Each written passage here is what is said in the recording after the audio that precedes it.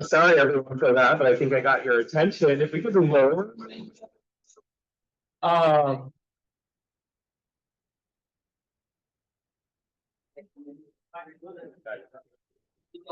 Good morning, everyone. I'll be calling this meeting to order. So if everyone can grab their seats, a nice unity clap, I can sure feel.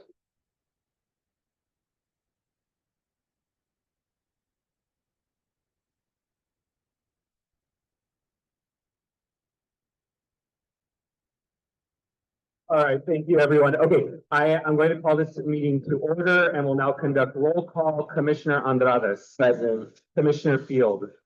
Present. Commissioner Fuentes. Present. Commissioner Lewis. Present. Commissioner Mack. Present. Commissioner Murray.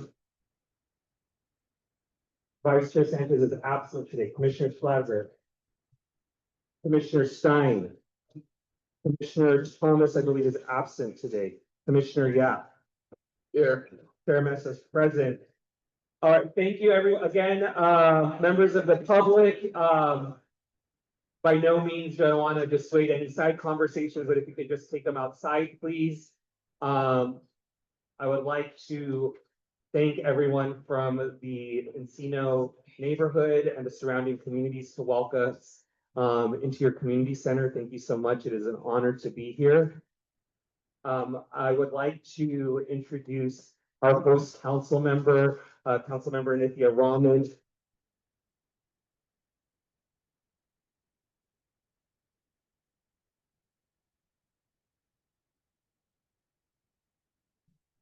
Everybody else. Hi, can you guys hear me? Yes. Okay, wonderful. So thank you all so much for having me. Thank you to the charter members of the Charter Reform Commission who are here doing their work. I guess now week after week, right? Weekly meetings. It's a lot of work. And these are big questions that are ahead of you. So I'm really grateful for the time and effort that you're all putting into this. And I think from my time on the council, many of you know that governance reform here in the city of Los Angeles has been a focus of mine. It was my motion and efforts that created an independent redistricting process for the city of LA. Along with our past council president, Council President Krikorian. So I'm really, I think the city can do big things when it puts its mind to it, even when there isn't national attention on us because of a scandal. And I think this is part of that effort. So I'm hoping that you all will think big and think boldly about the changes that are needed ahead. I don't want to take up too much time up top because I think you have some really great presentations ahead of you. But I do want to say that a couple of words as you consider what's next and what's before you. When you look at the history of charter reform in the city of Los Angeles and the past couple of discussions that have happened around charter reform, some of the big questions that animated those discussions and that animated the initial creation of the structure of Los Angeles came about from a desire to avoid corruption, like what was there in Midwestern cities like Chicago and in East Coast cities like Boston. So the structure of Los Angeles was hugely decentralized in opposition to that corruption. Today, I think the question is less about creating a structure of city that can avoid corruption.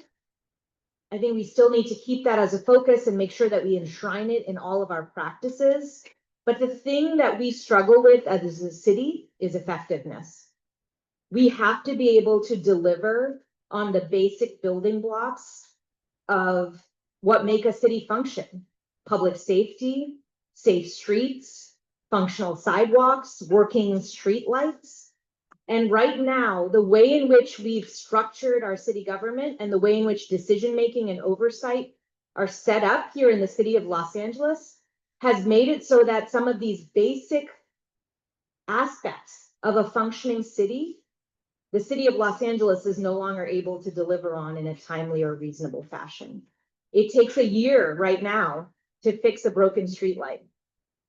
That's what the head of the Bureau of Street Lighting told us in a meeting recently during the last budget discussions.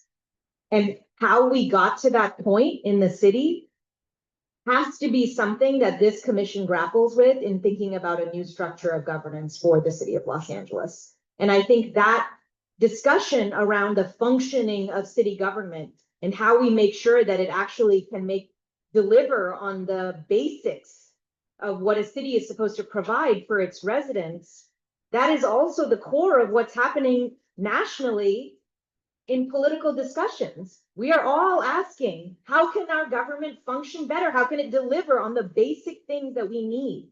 And now we have an opportunity to look at the structure of our city government and think about how it's failing to do that. And so I encourage all of you to really grapple with that question. One or two of the things that you've already heard about in this process, I think, are key to that. You've heard a lot about a multi-year capital planning and budget infrastructure investment plan, making sure that dollars for essential city services are protected year after year in the city budget. That it has to be an essential question that you grapple with as you move forward. So I've seen the impacts of our lack of having this in our city budget for a long time. The city invests dollars in planning and engineering for new projects, like, for example, an effort that started to decarbonize some of our buildings and upgrade them, where we spent money in planning and design, hundreds of thousands of dollars in planning and design for those buildings, and then abruptly stopped that process because we ran out of money. And that happened because we didn't have a long-term capital infrastructure plan that was protected year after year. And I think that kind of infrastructure planning and governmental infrastructure is really important to make sure that our physical infrastructure is protected. You've also heard from the planning director, who talked about one of the things that I think is so important in addressing the needs that we have as a city moving forward, depoliticizing the planning process. We have in the city of Los Angeles, because of the way in which it developed from this decentralized neighborhood model, created numerous veto points for every piece of infrastructure. And you saw that play out in the last mayoral administration. For example, Mayor Garcetti had big dreams for Los Angeles, including building more bike lanes, putting in more covered bus shelters. But because every single piece of infrastructure could be vetoed by neighborhood councils and by council members, at every point, almost none of those goals were realized. Ambitious, important goals for the city of Los Angeles were realized. The planning director talked to you about how we can change our planning process. Some of those changes are enshrined in the charter right now, appeal points and decision makers, and those things are actually embedded in our charter and need to be changed. Again, this is because our charter was designed around a city that was essentially conceived of as a set of decentralized neighborhoods, as opposed to what it is now, which is an incredible regional metropolitan center that deserves and demands to be thought of as a single city that is grappling with big regional problems that need to be addressed in a more centralized way. And finally, I just want to say that you're today going to be talking about council expansion, something I really support. I represent a district that is 260,000 residents. I drove from my home in one end of the district to this side of the district to get here. It took me today a half an hour, can take me an hour and a half or more, depending on traffic. I represent a district that goes from northern Silver Lake to Reseda. It's enormous. And we are the largest council offices in the entire country. And I think that sometimes when people feel like council members are not representative of their neighborhoods, or not speaking or present in their neighborhoods enough, it is purely because we are physically, the time and space don't allow us to be as present in our neighborhoods as we want to be. Like, I want to be in every neighborhood as much as I possibly can, but with 260,000 constituents in a neighborhood that stretches from Reseda to Silver Lake, it's hard. And I think we want to be able to have a much more representative city government with smaller districts that are responsive to the needs of local officials. However, and I really, really support council expansion. We cannot replicate in council expansion the same failures of accountability that currently prevent us from being able to manage and hold accountable our departments for their functioning that exist right now. Right now, and I'm telling you this as somebody who's in City Hall, departments feel like they have 16 bosses, 15 council members and a mayor that pull them in 16 different directions at times. You see this play out on every single issue. And so if you do not pair council expansion with changes in decision-making and oversight over our departments, and I think Rick Cole will be talking to you about some of those potential changes as we move forward, including creating a real, chief operating officer for the city or a city manager. CAO is not a city manager. And we need to have a true city manager. We need to have somebody who's really concerned with operations. We need to have departments that are accountable clearly to one place and who are held accountable to outcomes through clear data, through clear lines of accountability. Unless we can create that through this process, council expansion will only deepen the problems of governance and accountability that are here. So I really want council expansion. So please do not take this as a vote against expanding the council. I think that's an important goal, but it has to be paired with the work around real governance reform and accountability. How do we make departments accountable to clear goals and outcomes? How do they know who's the boss? Unless we can answer that question through this process, I would be very wary. And my final comment I just want to make is, I think you're going to hear a little bit about kind of roles around city attorney and city controller today and how they interact with our elected council members and mayor. And I also just want to say, we need to think about depoliticizing city functions overall. Right now, we have a city attorney who is an elected position, who tells us repeatedly that she is not our policymaker. Mike Fewer said the same thing when he was our city attorney. But that individual is elected on a policy platform. And sometimes that policy platform seems to play out in city functioning, right? In how we make decisions around departments or what they're doing and how we do approvals around changes to land use, for example, where the city attorney in their campaign has expressed different priorities from what the council is putting forward. You need to separate out those functions. You can have an elected city attorney, but you need a general counsel for departments, somebody who's overseeing contracts for our departments and agencies, someone who is advising the council and acting as a general counsel for the city and for our elected representatives and for our departments. That is not a political position. We have to depoliticize the role of a legal advisor to our departments so that there is no confusion about whether a city attorney who has a policy platform is somehow politicizing those roles. I think that can create a lot, and it happened in multiple city attorney administrations. And I think we have to be careful about how we think about that role. So that's, I think, an opportunity for change. The county has a general counsel position and an elected district attorney position. And I think thinking about that is very important. And finally, I just want to say our city controller right now plays a very, very important role around accountability. They hold us accountable. They're supposed to be doing audits. They're supposed to be kind of really telling the council, elected officials and departments how they're supposed to be doing their work. And you may get different perspectives around the role of the controller as we move forward. But that department also contains within it some functions that are not related to accountability and oversight. including paying payroll, making payroll, or contracting. And in, for example, in homelessness work or housing work, contracting often has to go through multiple offices or departments before contracts and funding can be released for all of the contractors that we work with here in the city of Los Angeles. I think we need to have a strong auditor, or public auditor of some kind, a really strong public auditor who can be political, who can be out there fighting for the people, representing the voices of the public and holding the city accountable.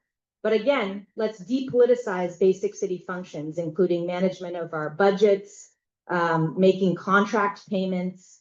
So similar to what I would say about the city attorney, I would say the same thing about our city controller's office, that let's think about that, the good of that position and the spotlight that that position has brought on city functioning. And we've seen multiple city controllers really hold us accountable in ways that I think are really important for Los Angeles.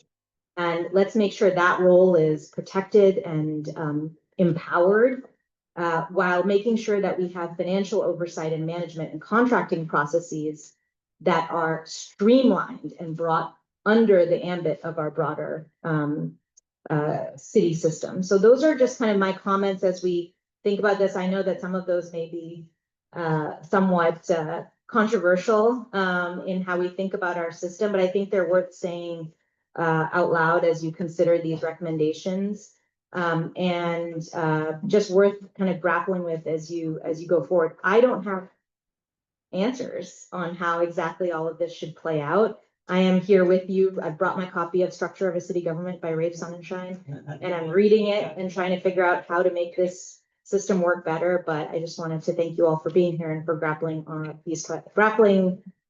these with us, because this is really important work.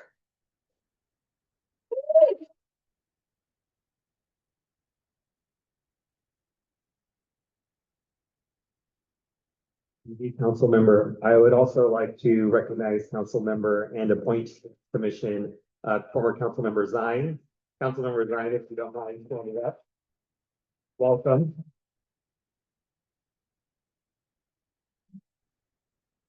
We now move on to multiple items of public comment. Speakers will have up to 2 minutes to speak on items related to the agenda and 1 minute for general public comment, a maximum of 3 minutes. Spanish interpretation is available, and I'll ask the interpreter to come up and speak to that.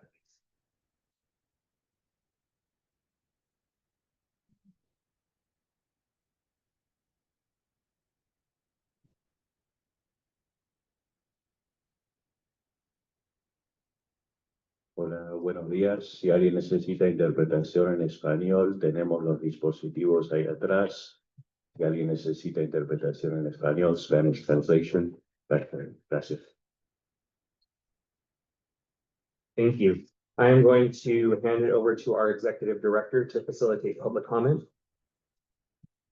Thank you, Mr. Chair. I'm going to call a few speakers at a time. We do have a sign-up list. We have about 14 folks who have signed up. At the end of the sign-up list, we'll do one more check, but we already have 14 people, so just want to let everyone be mindful of our busy agenda after this as well. So in order, Aaron, Austin, and Mike Feinstein, please come up.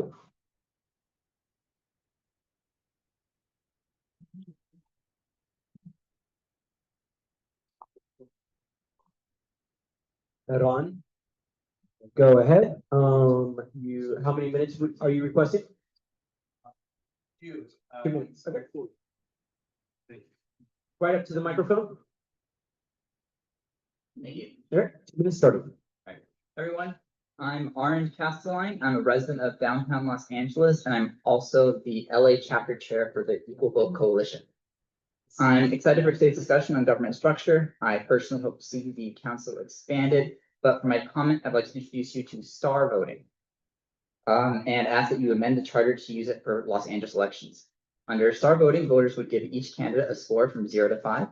This way, voters get to express their full and honest opinion on their ballot, and that allows them to have equal influence in the election, regardless of how many candidates are running under their party. I believe fixing vote splitting is the most impactful single reform we can pursue because of its many positive knock-on effects, including mitigating the influence of money in our campaigns and reducing the polarization in our politics. When I started as an advocate, I was a fan of ranked choice voting, but then switched to star voting after learning more. Both STAR and RCV offer an expressive ballot and encourage positive campaigning, but RCV still has many problems from the current system. In particular, there's still vote splitting and spoiler candidates, and we've seen this happen in real elections. RCV also introduces new problems. It's easier to make errors on RCV ballots, and that leads to RCV races commonly having 3 or 4 times the error rate of non-RCV races on the same ballot. This hits low-income and marginalized communities the hardest, and we see the trend continuing even in jurisdictions that have adopted RCV for many years. STAR lets you fix the voting method without the deal breakers, and it's compatible with all the election structures that are under consideration today. Whether you opt for single-member districts, proportional districts, whether you keep the primary or not, STAR would be your best option. I've also submitted written comment with more details and citations, and we at Equal Vote are available to consult as subject matter experts on this in case you have questions. Thank you so much for your time and for your service to the city. Thank you, 2 minutes. Next, we'll have Austin, and behind Michael will be August, Kathy, and Wayne, so please line up. Austin, how many minutes? 2, go. Hello. Thank you for your time and thank you for having these important discussions about the structure of our government. Our democracy influences every aspect of our lives, but it's one that's becoming increasingly polarized. Our current voting method heavily incentivizes that polarization as it pushes voters to strategically vote against the candidate they dislike most rather than voting honestly for the candidates they best align with. That's why I'm here to ask that you amend the charter to use star voting ballots for Los Angeles election. A star voting ballot allows voters to show their honest opinions by simply giving each candidate a score from 0 to 5. And importantly, when the ballots are counted, the entirety of that voters' opinions are taken into consideration. More information can be found at starvoting.org, but the key takeaways for me are that star ballots fix the issues around spoiler candidates, vote splitting, and strategic voting, allowing the diverse voices of Los Angeles to be considered and have representation in our government. I'm glad to see Fair Rep LA here to present options for increasing representation in our government. Star ballots are compatible with all their presented structure options. My personal ask here today is focused on star voting, but our collective voices are aligned. I believe there are many ranked choice voting proponents adding their voices here today too. Ranked choice voting, also known as RCV, is a different voting method, but the spirit and goals of RCV are aligned with star voting. Both provide a more expressive ballot for voters and aim to eliminate vote splitting. However, star ballots are able to achieve those goals more fully. Under RCV, each elimination round only considers the voter's highest ranking candidate. The rest of the ballot is ignored. So a candidate with the overall most widespread approval can nonetheless be eliminated early if they fail to achieve enough first preference votes. Also, RCV ballots only show the relative ordering of the voters' preferences, not the absolute strength of the voters' approval. Adoption of STAR is one of the most practical and effective next steps Los Angeles could take to better represent the voices of the people. Thank you for consideration and your time. Thank you, Michael. 3 minutes. Probably Yeah. now 3, yeah. Hi again, good to see you. Mike Feinstein, former San Marcos mayor. I want to talk about council expansion and comparing multi-seat districts versus single-seat districts and arguing in favor of multi-seat districts. The Fed tape scandal showed the problem with single-seat districts, even if you have more of them, because inevitably it forces different communities in LA pitting one against another for zero-sum single seat representation. So even if you increase council size, that dynamic is not going to go away.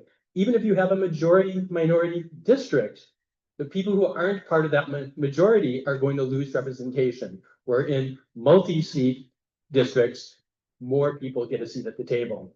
There's polling data in one of the presentations you're going to hear about how large the council should be. And as we all know from polling, it goes with the question of what you're asked.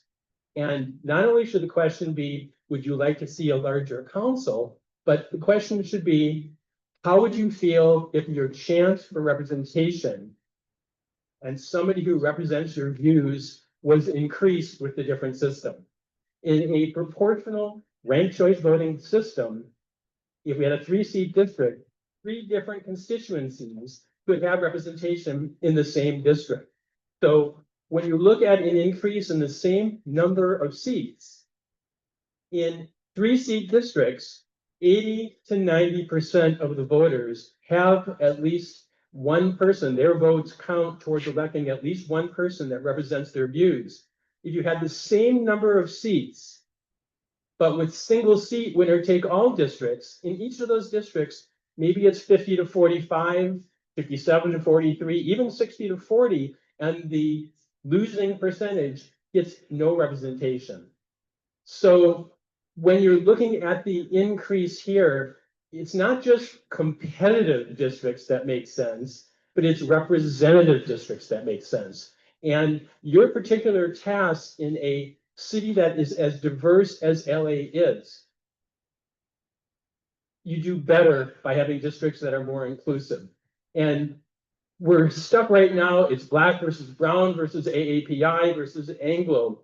And one of the reports that go to you particularly says if we have too many districts, it may be hard for Koreatown, for example, to get representation. Specifically, when we're looking at AAPI, what if a community isn't geographically concentrated and it's more spread out? In a 3-seat district, normally you need about 25 to 30% of the rankings to be elected. So you don't have to have a community concentrated in one area. Michael, time. Thank you.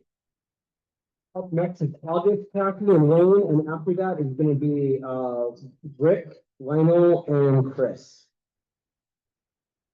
Good morning, Commissioners. I'm August Stoyer, appearing as myself, even though I've been part of the NC system for 22 years within the Woodland Hills Warner Center Neighborhood Council. Last year, that NC submitted a CIS for CF 23-1027 with a proposed draft for an improved Article 9. Now I represent a citywide group of neighborhood council leaders who are reviewing the draft and will submit our comments at a future meeting. NCs are struggling to survive what analogically amounts to organ transplant rejection. 25 years ago, the city underwent a transplant grafting 99 community organs onto the body politic, but the city surgeons never appropriately connected the blood vessels or nerves. A little later today, you will see, as our LA's presentation shows, the patient is still dying, and now instead of healing the transplant, some want to attempt another transplant again. Neighborhood councils aren't just failing, they're dying from deliberate neglect. The lack of blood supply, NC funding has been cut at least 70% in real spending power, while bureaucratic demands increase. We're asked to operate on a $25,000 budget while managing the same compliance requirements as multi-million-dollar departments. We have a lack of nerve connections. The mayor, city council, and city departments treat us as perfunctory appendages, not vital organs. NCs connect the establishment to the community. The city at large communicates poorly and ignores our input, bypasses our warnings, and dismisses our diagnosis of community illness. There's a lack of nutritional and hormonal support. More than 5 different gut Thank you, 2 minutes time, Pardon? 2 minutes. Thank you. Thank you. Next speaker is Kathy. Good morning. I'm Kathy Schreiner. I'm Hi, president for the Kathy. Van Nuys Neighborhood Council. How many minutes? I'm sorry. 1 or 2 minutes? Oh, I'm sorry, general public comment. Just for one. Okay, go. Thank you. So Kathy Schreiner, president of the Van Nuys Neighborhood Council. Wanted to welcome you to the Valley and thank you for coming. We have not started to discuss charter reform, so I'm not here to discuss an issue. I would like to ask you, in terms of zooming your meetings, if you could come with the technology to be able to have the pictures as well, it would really be helpful. I think you probably know how hard it is to just listen to a Zoom, this audio only. And since I think you want a big audience for this process, I would just really encourage you to add that to your to what you're providing. Again, welcome. Thank you. Thank you so much. Wayne.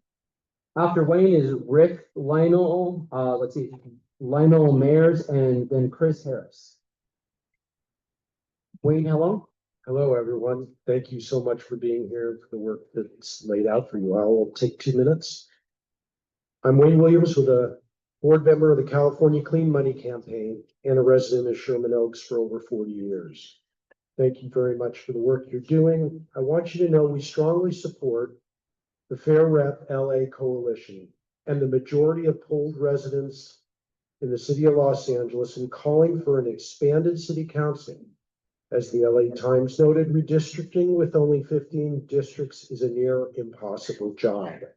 And it's just as impossible for one council member to effectively represent 250,000 residents.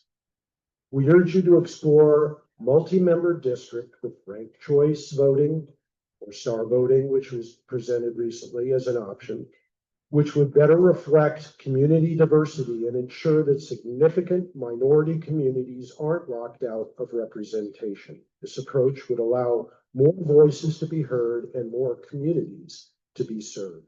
We also encourage consideration of a hybrid model that adds regional representatives, giving the city broader leadership without limiting council members to narrow geographic interests. And finally, we urge the commission to consider charter amendments that allow for alternative public financing systems beyond the current matching funds model, which we helped develop. While matching funds have benefits, the city should be free to explore newer systems like democracy vouchers, full public funding of clean election systems, or a hybrid democracy voucher model that we propose and have submitted to you. Thank you again for your thoughtful work on these critical issues. Thank you, Rick. Rick has a presentation today, so I think that might have been a mistake. Lionel? After Lionel, again, is Chris Harris and then Nick Caputo. Good morning, commissioners. Good morning. How many minutes? General public comment, please. A minute. Go. Okay, good morning, commissioners, members of the public. Lionel Myers speaking as an individual. I am a long-term resident of City 6 and a budget advocate. Speaking for myself, regarding civil service reform, I believe that civil service reform is important. The current hiring process in the city of Los Angeles takes an awful long time to hire someone. It takes to get a job in the city. And when the economy improves, the city will have to fill in those vacant positions, and they will have to start hiring those people again. And I think it's very important that we hire and expedite those hires. For example, the targeted local hire program and Bridge to Jobs is a great alternative to city employment, rather than the traditional civil service exams that are, in my mind, they're tend to be hypothetical, because some of those questions are like, very difficult and not reflective of person's experience and knowledge.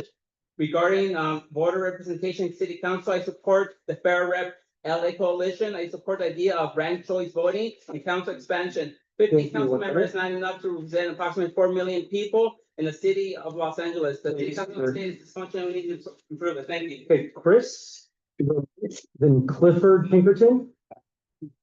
Hi, I'd like 2 minutes, please. Go. Hi, my name is Chris Harris, and I want to thank you for giving me this opportunity to speak. I want to talk about a reform, an electoral reform that has been successfully implemented in Maine, Alaska, San Francisco, New York City, Portland, Oregon, Redondo Beach, and successfully implemented in about millions of voters across the United States have used it, and that's ranked choice voting. I don't think star voting can say that about any place been successfully implemented in a whole city. Currently, Los Angeles City Council members are elected through a plurality system, meaning that the candidate with the most vote wins, even if they don't have a majority. With RCV, voters rank candidates in order of preference instead of choosing just one candidate. If no candidate receives a majority of first choice votes, the candidate with the fewest votes is eliminated, and their votes are reallocated based on the record choice, the second choices of those ballots. And this process continues until one candidate receives over 50% of the vote. This could lead to candidates needing to appeal to a broader base of voters beyond their core supporters to secure second and third choice votes, potentially resulting in more consensus-oriented politics. This also eliminates the need for separate runoff elections, which often have lower voter turnout and are less representative than general elections. RCV can help to ensure that winning candidate has the support of a majority of voters rather than just a plurality. This can lead to more reflective representation, where elected officials are more aligned with the preferences of the broader electorate.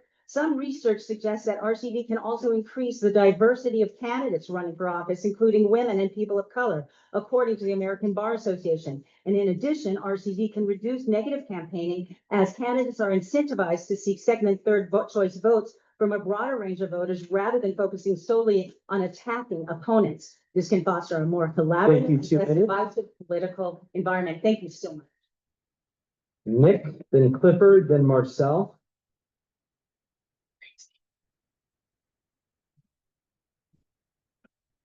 Also, my public impact. Close to the mic. Thank you very much. Can everyone hear me? That's right.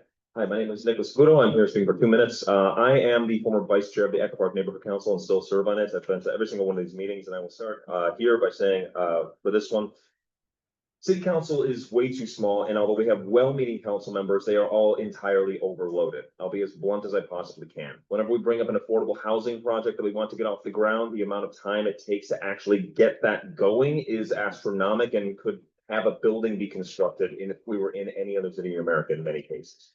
Los Angeles City Council is, I'm not kidding, the most constituents per capita council member of any major city in America, and also any big city in the world. We're 1 for 266,000. I would advocate for council expansion, but not just to a set amount. One where after every census, every 10 years, we have an automatic resizing of the city council to the lowest odd number, where no council member has more than 100,000 constituents. This would not only create a council as of this current size, would be about 41 people. It would also create geographically much smaller districts, allowing areas that are very, very distinct from one another to actually have their own representation and own dedicated office to go to. We're talking downtown, we're talking Hollywood, we're talking North Hollywood, we're talking a lot of different areas for it. Moreover, when we talk about council expansion, it absolutely is correct that we have to bring in anti-corruption measures and also streamline and also specialization of what each office does. So for example, council needs not to also be a quasi-legislative and executive body. It needs to just be a body that creates laws and relies on other offices to enforce those laws. We are powering up other offices by taking veto power away from council members. So there should be a way to council members to come together to impeach or remove a future office holder that wields their power irresponsibly. And moreover, strong anti-corruption measures are absolutely necessary because there is no, Thank you. 2 minutes. Clifford, then Marcel, and after that we have Barbara and Steelman and Bruce Klein. Clifford, I have you as 2 minutes. Yes, sir. So I am Cliff Pinkerton. I'm Speak a little more directly. Yes, sir. Mike, but okay. I'm Cliff Pinkerton, the Los Angeles RCV supporter, all over the Facebook page and such.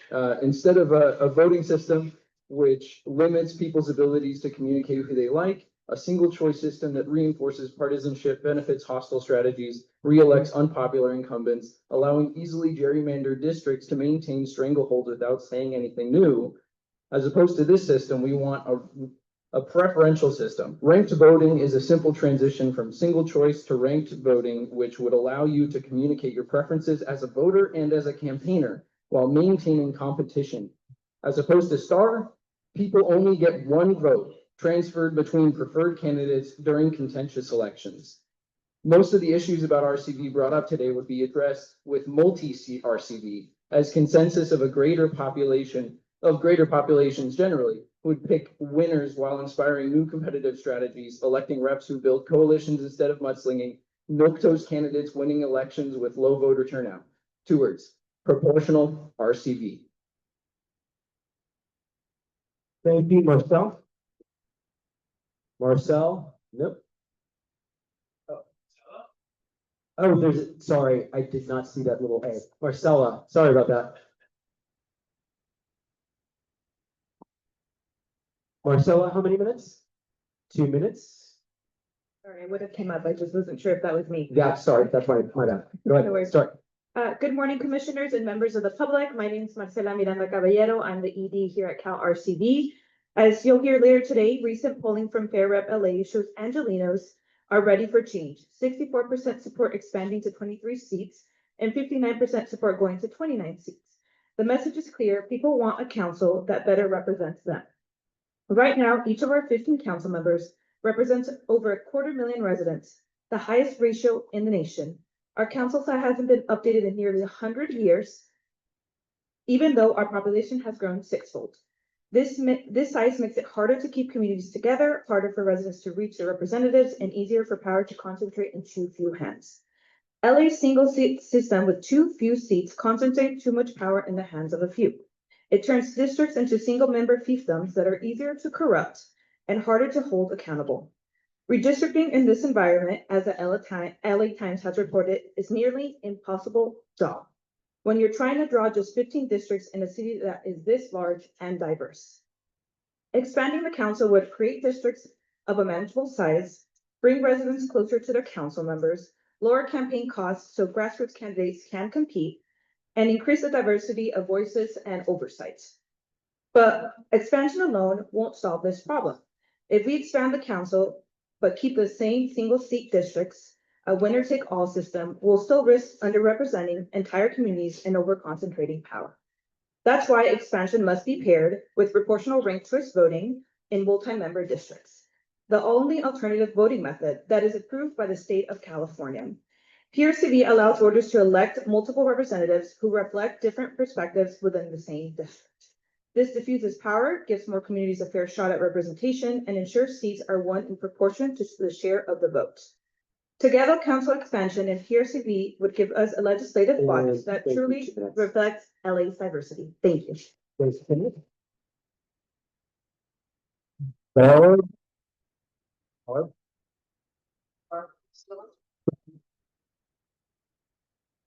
How many minutes? Please. 2, go. Good morning, commissioners. My name is Bart Steelman. I'm a resident of the city living in San Pedro. Feel it's important to express my concerns regarding the governance at the city of LA. Well versed in this area, holding an MBA, a CIA, which is Certified Internal Auditor credential, and currently the Director of Internal Audit for the Port of Los Angeles. My career with the city started at the Controller's Office, Audit Services Division in 2012. I was there 7 years. On one of my early audits, the department I was auditing told me that the mayor's office had the data we needed. When I told my boss that, I was told emphatically I could not talk to the mayor's office. This was because of a lawsuit that had happened years ago between the city attorney and the city controller. We could no longer audit elected officials. That's alarming and contributes to a lack of transparency and accountability. While auditors do not always uncover fraud, their presence can thwart financial malfeasance. And as you know, at least one former council member has been imprisoned. Council members are only accountable to the Ethics Commission, which basically is focusing on campaign contributions, not the operations of the offices. The city must have an appointed independent city auditor with a CPA or CIA credential. Have the charter that gives them access, authority, and independence, and report to an independent standing audit committee. The city charter should require a qualified and independent watchdog, not a politician vying for higher office. Which now, fortunately, we do have a qualified controller who has a CPA. But when I was in, there were all politicians. Corrected. Bruce? Bruce, how many minutes? 2 minutes. Great, go. Morning. Thank you, commissioners, for holding this meeting. All right. Thank you, commissioners, for holding this meeting and giving us the opportunity to speak here. I came also to support ranked choice voting, and I thank the prior speakers who've already explained how it works and how successful it's been in many jurisdictions throughout the country. I would just like to add to that it fixes two of the biggest problems I think we face with in our current democratic system. One is that we often face elections where we have the choice of the lesser of two evils. The other ranked choice voting fixes that because it gives us more choice. The other problem we often face is that our current primary process often leads to, two candidates on extreme ends of their respective parties, while, in fact, most Americans lean toward the political center. So ranked choice voting helps address that because it makes it easier for centrist candidates to win elections.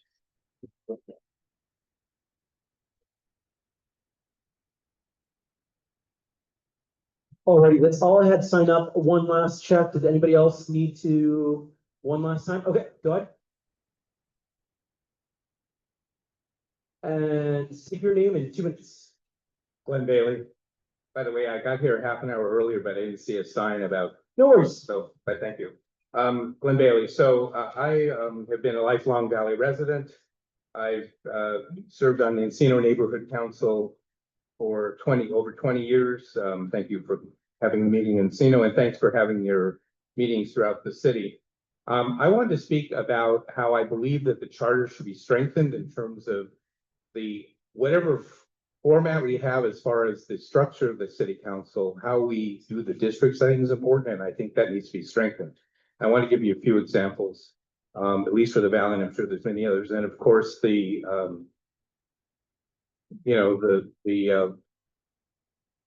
disclosures on the tapes certainly indicate reinforce that for this last redistricting. So in 2010, following the 2010 census and redistricting, Encino was connected to the rest of the 5th district by a single point up at Mulholland Drive. Nothing else in that district was in the Valley. That is not what I would call compact. That's not what I would call community of interest, and it certainly doesn't respect some of the other. So that needs to be strengthened, I think, in after 2020, and certainly in terms of political considerations from the former council president. You know, and you've heard from Councilmember Rahman regarding her district, the E4. Reseda split in two, and it's not the closest part of Reseda that's there. It goes all the way out to Northridge. You know, it includes Northridge Hospital.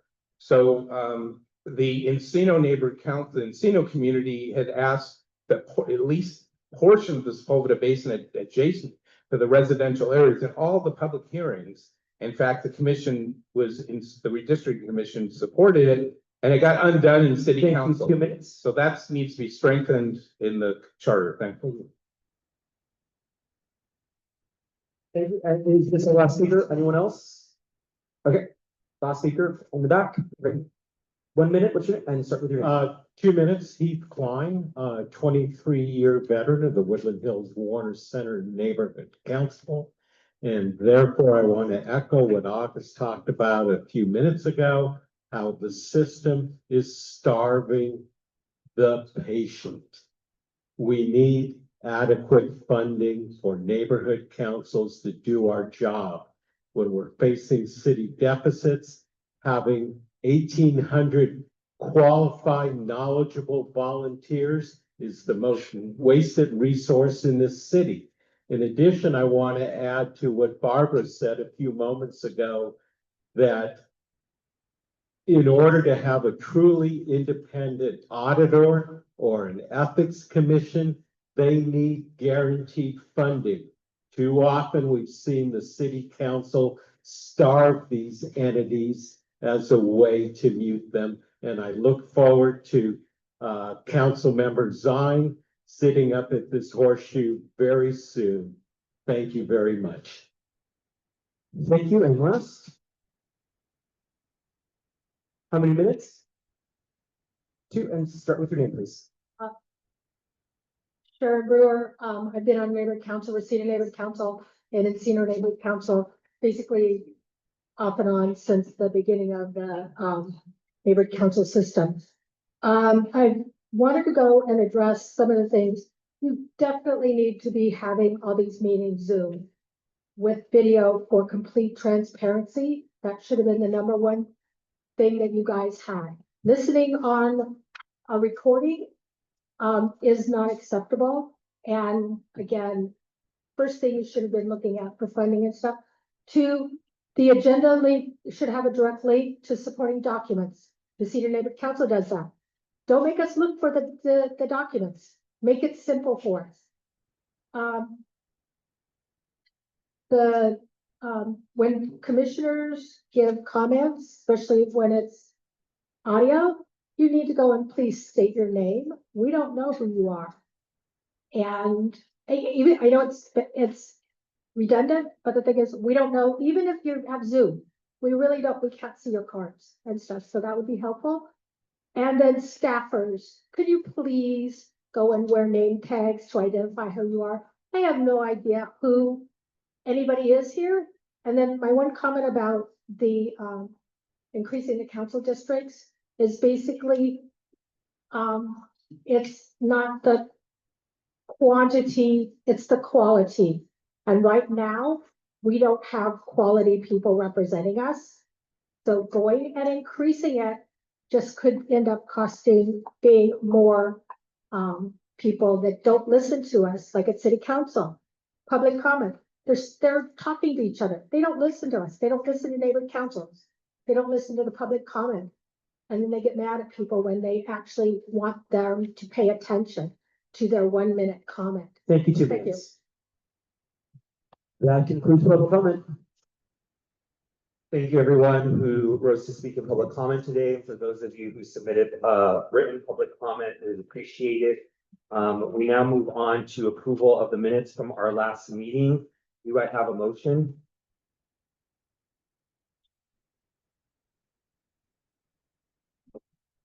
So moved. Second. Motion from Commissioner Field, second from Commissioner Schlatter. Is there discussion? Yes, Commissioner Fuentes, I wanted to amend the minutes to reflect that David Levitas spoke on behalf of ACT LA. In that agenda there, it's a different name, so if we could do that. Is there a second? Second. I second that. Is there objection to the amendments? All right, seeing no objection to the amendment is approved. Is there any further discussion on the motion as amended? All right, seeing no discussion, the motion is to approve the minutes from our last meeting with the amendment from Commissioner Fuentes to make that correction. Is there any objection? All right, seeing none, the minutes are approved. We now move on to neighborhood council comment / community interest impact statements. Are there any present that have approved community impact statements relevant to today's proceedings? Okay, seeing none, I am going to hand it over to our executive director for a brief report. Thank you, Mr. Chair, and thank you, commissioners, and thank you for all that have come today to the public. This will be just a couple brief updates. Some of you might have noticed that we are shifting some of our city meeting times at future meeting times at City Hall to 4 p.m. instead of starting at 2:30 p.m. First round of applause I've gotten so far in this job, so great, thank you so much. But I will note some of those times will get shifted to 6 p.m. in order to ensure even more people have access to our meetings. Okay. We are in, also, I just want to update everyone that we're in the final steps of the contract process with our external public outreach and engagement team. Almost there. It's been a harrowing, task to get done, but we're in the final steps. They're making their last pages of the contract, and then hopefully we'll have it at our city hall meeting. That's what I'm really hoping for. And just want to make a note that a couple of speakers spoke out about our Zoom meetings. We are broadcasting this week, and our last meeting have had video. Some of you might notice my laptop in the corner over there, but the audio is broadcasting video now. We're happy to add that. We'll probably get one of those video conferencing cameras in the near future to further augment our broadcasting as we continuously improve. That concludes my report. Thank you. I have a couple questions, if I could, Mr. Chair. I'm Ted Stein, following the request of the last public speaker to identify themselves. One, is there a city attorney here present today? Right behind you, sir. That's he knew one. I'm kidding. Yeah, he's not gonna be there. Second, on the contract, what has taken so long? I mean, it seems to me that in this city, we give out through various departments outreach contracts all the time, whether it goes from Public Works to the airport. Yeah, I mean, What is so difficult about this particular contract that we don't have our team engaged to increase public participation in the future? sure, I just want to make a point of order, just because this isn't agendized, I don't want to have, too much of a discussion. We have the city As- attorney as- behind us yeah. that can overrule us. I know, but I am also being cognizant of that, the Brown Act does want to limit discussion on non-agendized items, and, that's on agendas.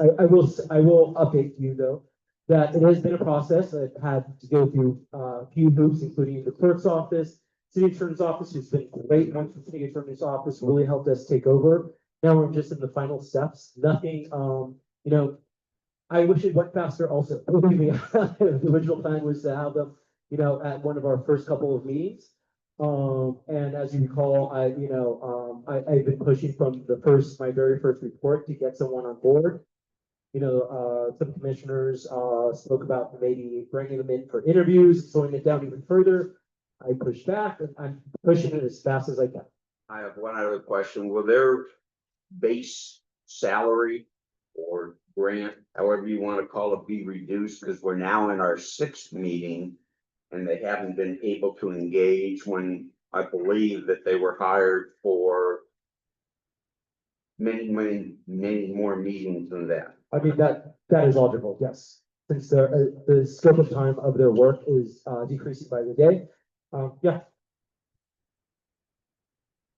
Thank you.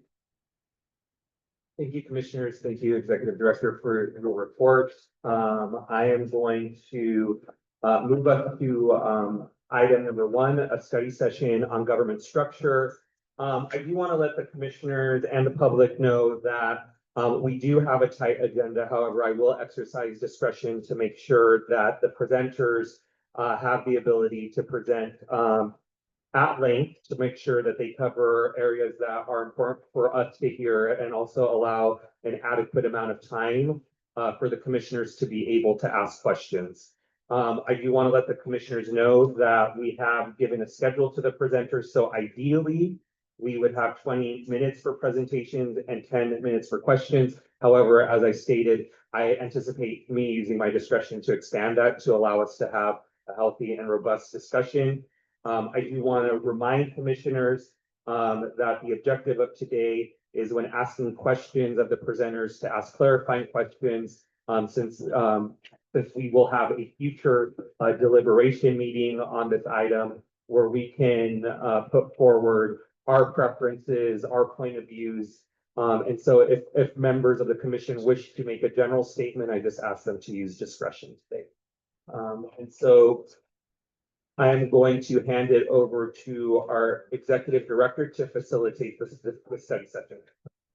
Thank you, Mr. Chair. We're excited to kick off with our first presenter, who's Jeremy Payne from RLA. Jeremy, it's all yours. All right, thank you. Let me figure out how to get this mic and screen in a good area. All right, there we go. So, good morning, folks. My name is Jeremy Payne. I have been at each one of these meetings, so I feel like the commission may know me very well now, but to the audience, I just want to introduce myself. I'm a representative of Catalyst, California, and a member of the Organize, Unite, Reform Los Angeles Coalition, also known as RLA. I'm going to be joined actually by another RLA member, so I want to just kind of quickly invite Hector here to introduce himself, and then I'll get us started our presentation. Good morning, everyone. My name is Hector Sanchez, Deputy Political Director at Community Coalition in South LA.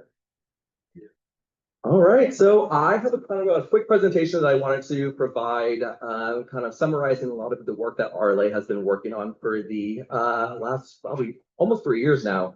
Following kind of the trajectory of when that council audio leak came out and the need to bring community members together to respond, understand, and heal from that moment. So I will be doing kind of a brief overview of RLA's mission and purpose, because I know I've been sharing that out in terms of who I am, but I haven't been able to really dive into the details. And then I'll present our recommendations, primarily on council expansion. And then we'll just highlight some supplementary reforms we encourage the commission to study beyond council expansion that really gets to the kind of core issue about how do we improve representation in Los Angeles, both the quality of representation and the quantity of representation, trying to kind of marry those two ideas together. So this is our agenda. I will do the kind of a quick introduction about RLA. So again, RLA stands for Organize, Unite, Reform Los Angeles. It is a coalition of community-based organizations and racial justice advocates who formed in response to the kind of corruption, systemic racism, and abuse of power that was revealed in the audio leaks back in October 2022. The audio leak caused some deep wounds across our communities and revealed some of the inequities in how city government operates and some of the lack of opportunities for the public to really intervene and be a part of some really important discussions that will impact their lives. RLA is composed of multiracial, multi-generational, and multi-intersectional organizations. And so we came together again in response to these audio leaks, trying to find a way to bring in Black and Brown communities, the AAPI community, other low-income communities, as well as other BIPOC communities, into a collective conversation about how do we move out of this together rather than having this kind of zero-sum game that redistricting usually results in, which is what the audio leak was in reference to.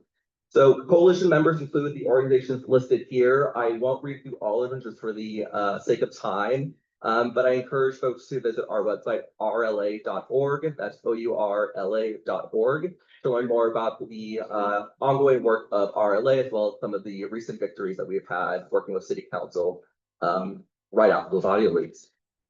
So the goals and outreach of RLA is really about creating kind of a new vision of governance. We heard from a number of speakers about kind of the need to rethink about how the city operates, not just in terms of the functionality of it, but in terms of the quality and kind of merits of democracy in Los Angeles.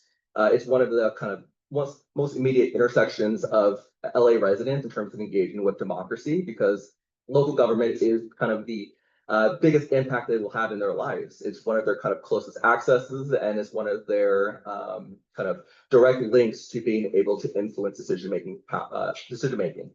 So our goal was really focused on how do we kind of communicate with low income individuals and communities of color who are often the ones historically left out of these decision making processes, even at the local level. And so to do that, we surveyed more than 2,500 Angelenos in 8 languages and convened more than 600 residents across Los Angeles. We had 11 in-person convenings that we were bringing folks together, similar to rooms like this. We would have a multitude of things to make accessibility easier, which I'll have Hector speak on shortly.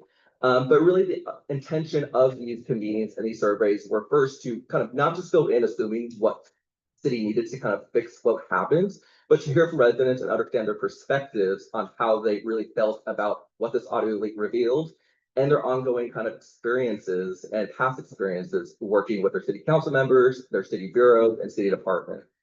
So that helps us understand the challenges, issues, and solutions for strengthening their political representation, really trying to create kind of an interactive experience where we could just kind of listen and learn rather than talk and just kind of preach our intentions towards them. So the solutions that we were able to gather back in 2022, 2023 led a lot of our advocacy work with City Council. So we were able to collaborate with much of the city departments and much of the City Council to work on some of the reforms that were instrumental to moving us away from some of that corruption and systemic racism that was revealed. Our work was influential in kind of the creation of the Independent Redistricting Commission that we now have in the city of Los Angeles and in the LAUSD. And it was also part of the conversation that the Ad Hoc Committee on City Governance Reform, kind of like the pre-Charter Reform Commission that City Council had, talked about council expansion. And ultimately, the design and development of the Charter Reform Commission that you all now sit on. So that was really our ongoing work for a number of years. And the community survey is still available on our website if folks are interested in some of those kind of findings. But again, that was really focused on what does representation in LA City look like for you?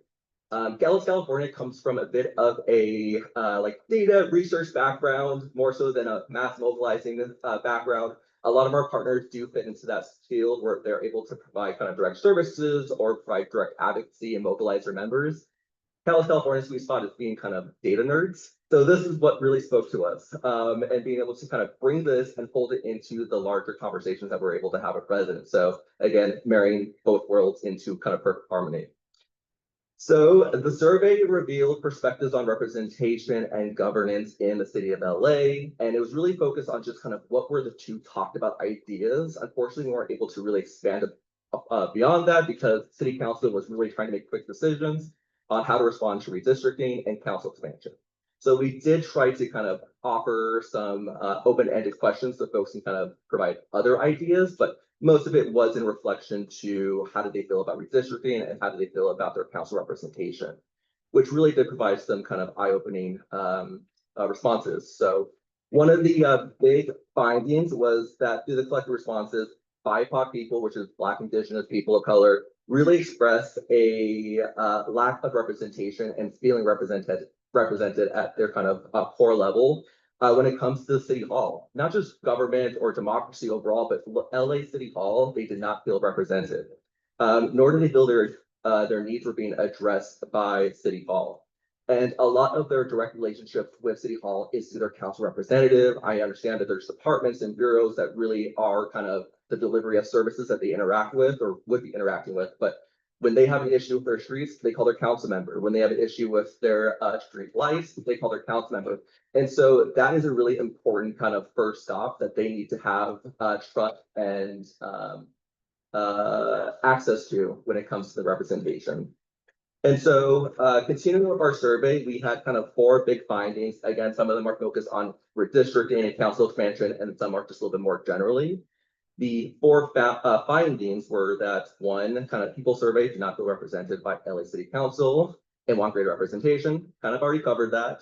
Finding 2, that people surveyed supported an independent redistricting commission. That is what an IRC is, just the acronym there, in the city of LA, and think could make a difference in the representation. And people surveyed for number 3, supported expanding LA City Council and are hopeful about the effects of representation or on representation. And before I move to finding 4, I'll just kind of say the interplay of redistricting and council expansion are really important.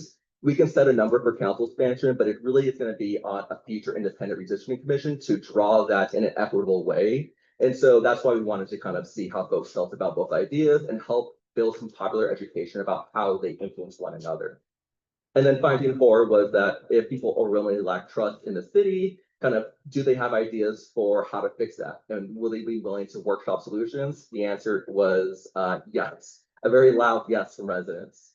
And so the graph on the right just kind of shows how more than half of the people that we surveyed supported expanding LA City Council. There are some kind of caveats to that, which I'll get into shortly later, but just wanted to kind of provide some just initial examples of data about what people were feeling.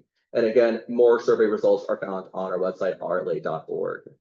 So I will turn it over to Hector to kind of talk about kind of the more relational conversation that we're having with residents. And a lot of that was through our in-person convenience, which Hector was able to host for us. So turn over to you. Thank you, Jeremy. So as I mentioned, my name is Hector Sanchez, Deputy Political Director at Community Coalition, an organization that's based out of South LA.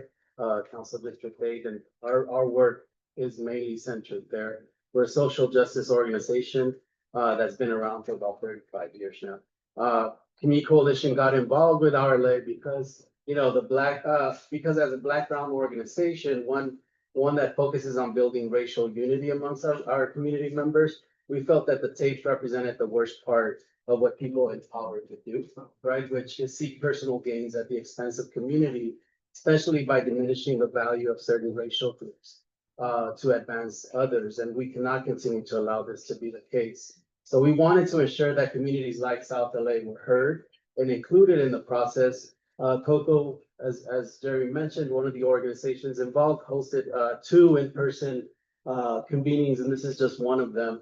And the purpose of these convenings were designed with intentional accessibility. So it was important to hear the meeting change, the times changing to make it more accessible.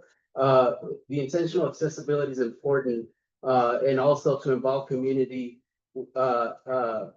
having community in mind as we're bringing people together who historically have been left out of the political decision-making conversations, and giving them the agency and the tools to craft solutions for change.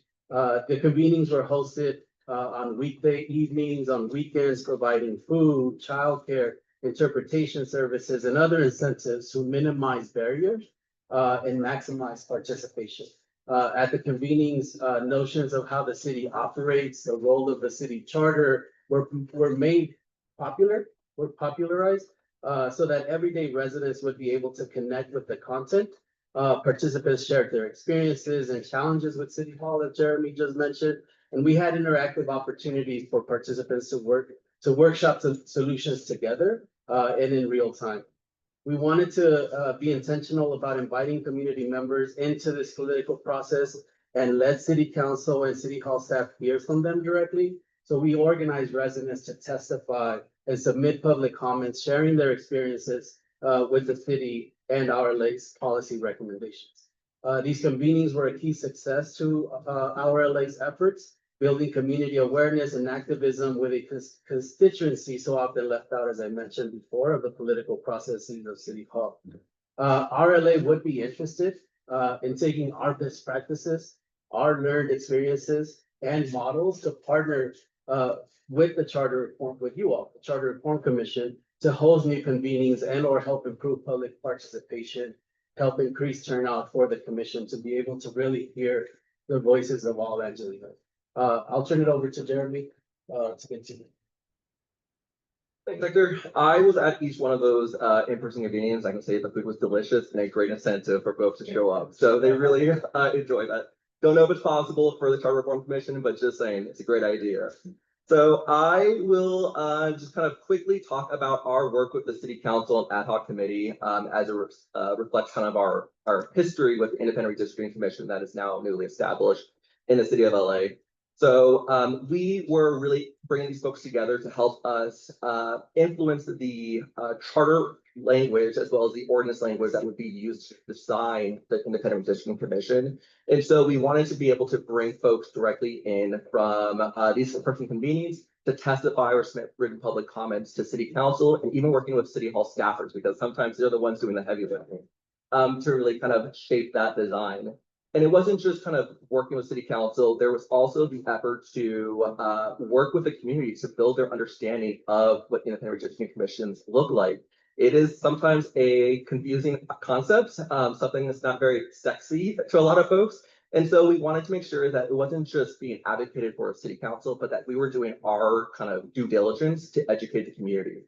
And that was instrumental in ensuring that it actually got past the finish line, which is requiring it to be voted on by the residents of Los Angeles. And so we played a very big part, partnering with some folks in this room here on the campaign to pass Measure C, D, and LL to bring independent redistricting commissions to the city of LA. But that wasn't a silver bullet to improve representation, and so we continued the work, and we again worked really focused on how can we work with the Charter Reform Commission to take on council expansion, which didn't reach kind of a verdict with council, and bring through some other ideas that could really help with this kind of these survey findings. So that takes us to council expansion, which I want to talk on. So I even want to bring up these feedbacks of how folks felt, and I just think it's important because it kind of reflects really the core issue that residents have. And so these are just some quotes from folks who took our survey. It doesn't reflect kind of direct recommendations, but just really what we're hearing from residents. And we want to make sure that we were responsive to that, so that we heard it, and that folks felt kind of valued in their comments to us. And so that's why we just wanted to be able to bring some of these here and show that when it comes to council expansion, folks are really supportive of the idea, but they wanted to make sure, which other people kind of spoke on here, that it really was equitable, that it was transformative to kind of the changes that they were hoping to see.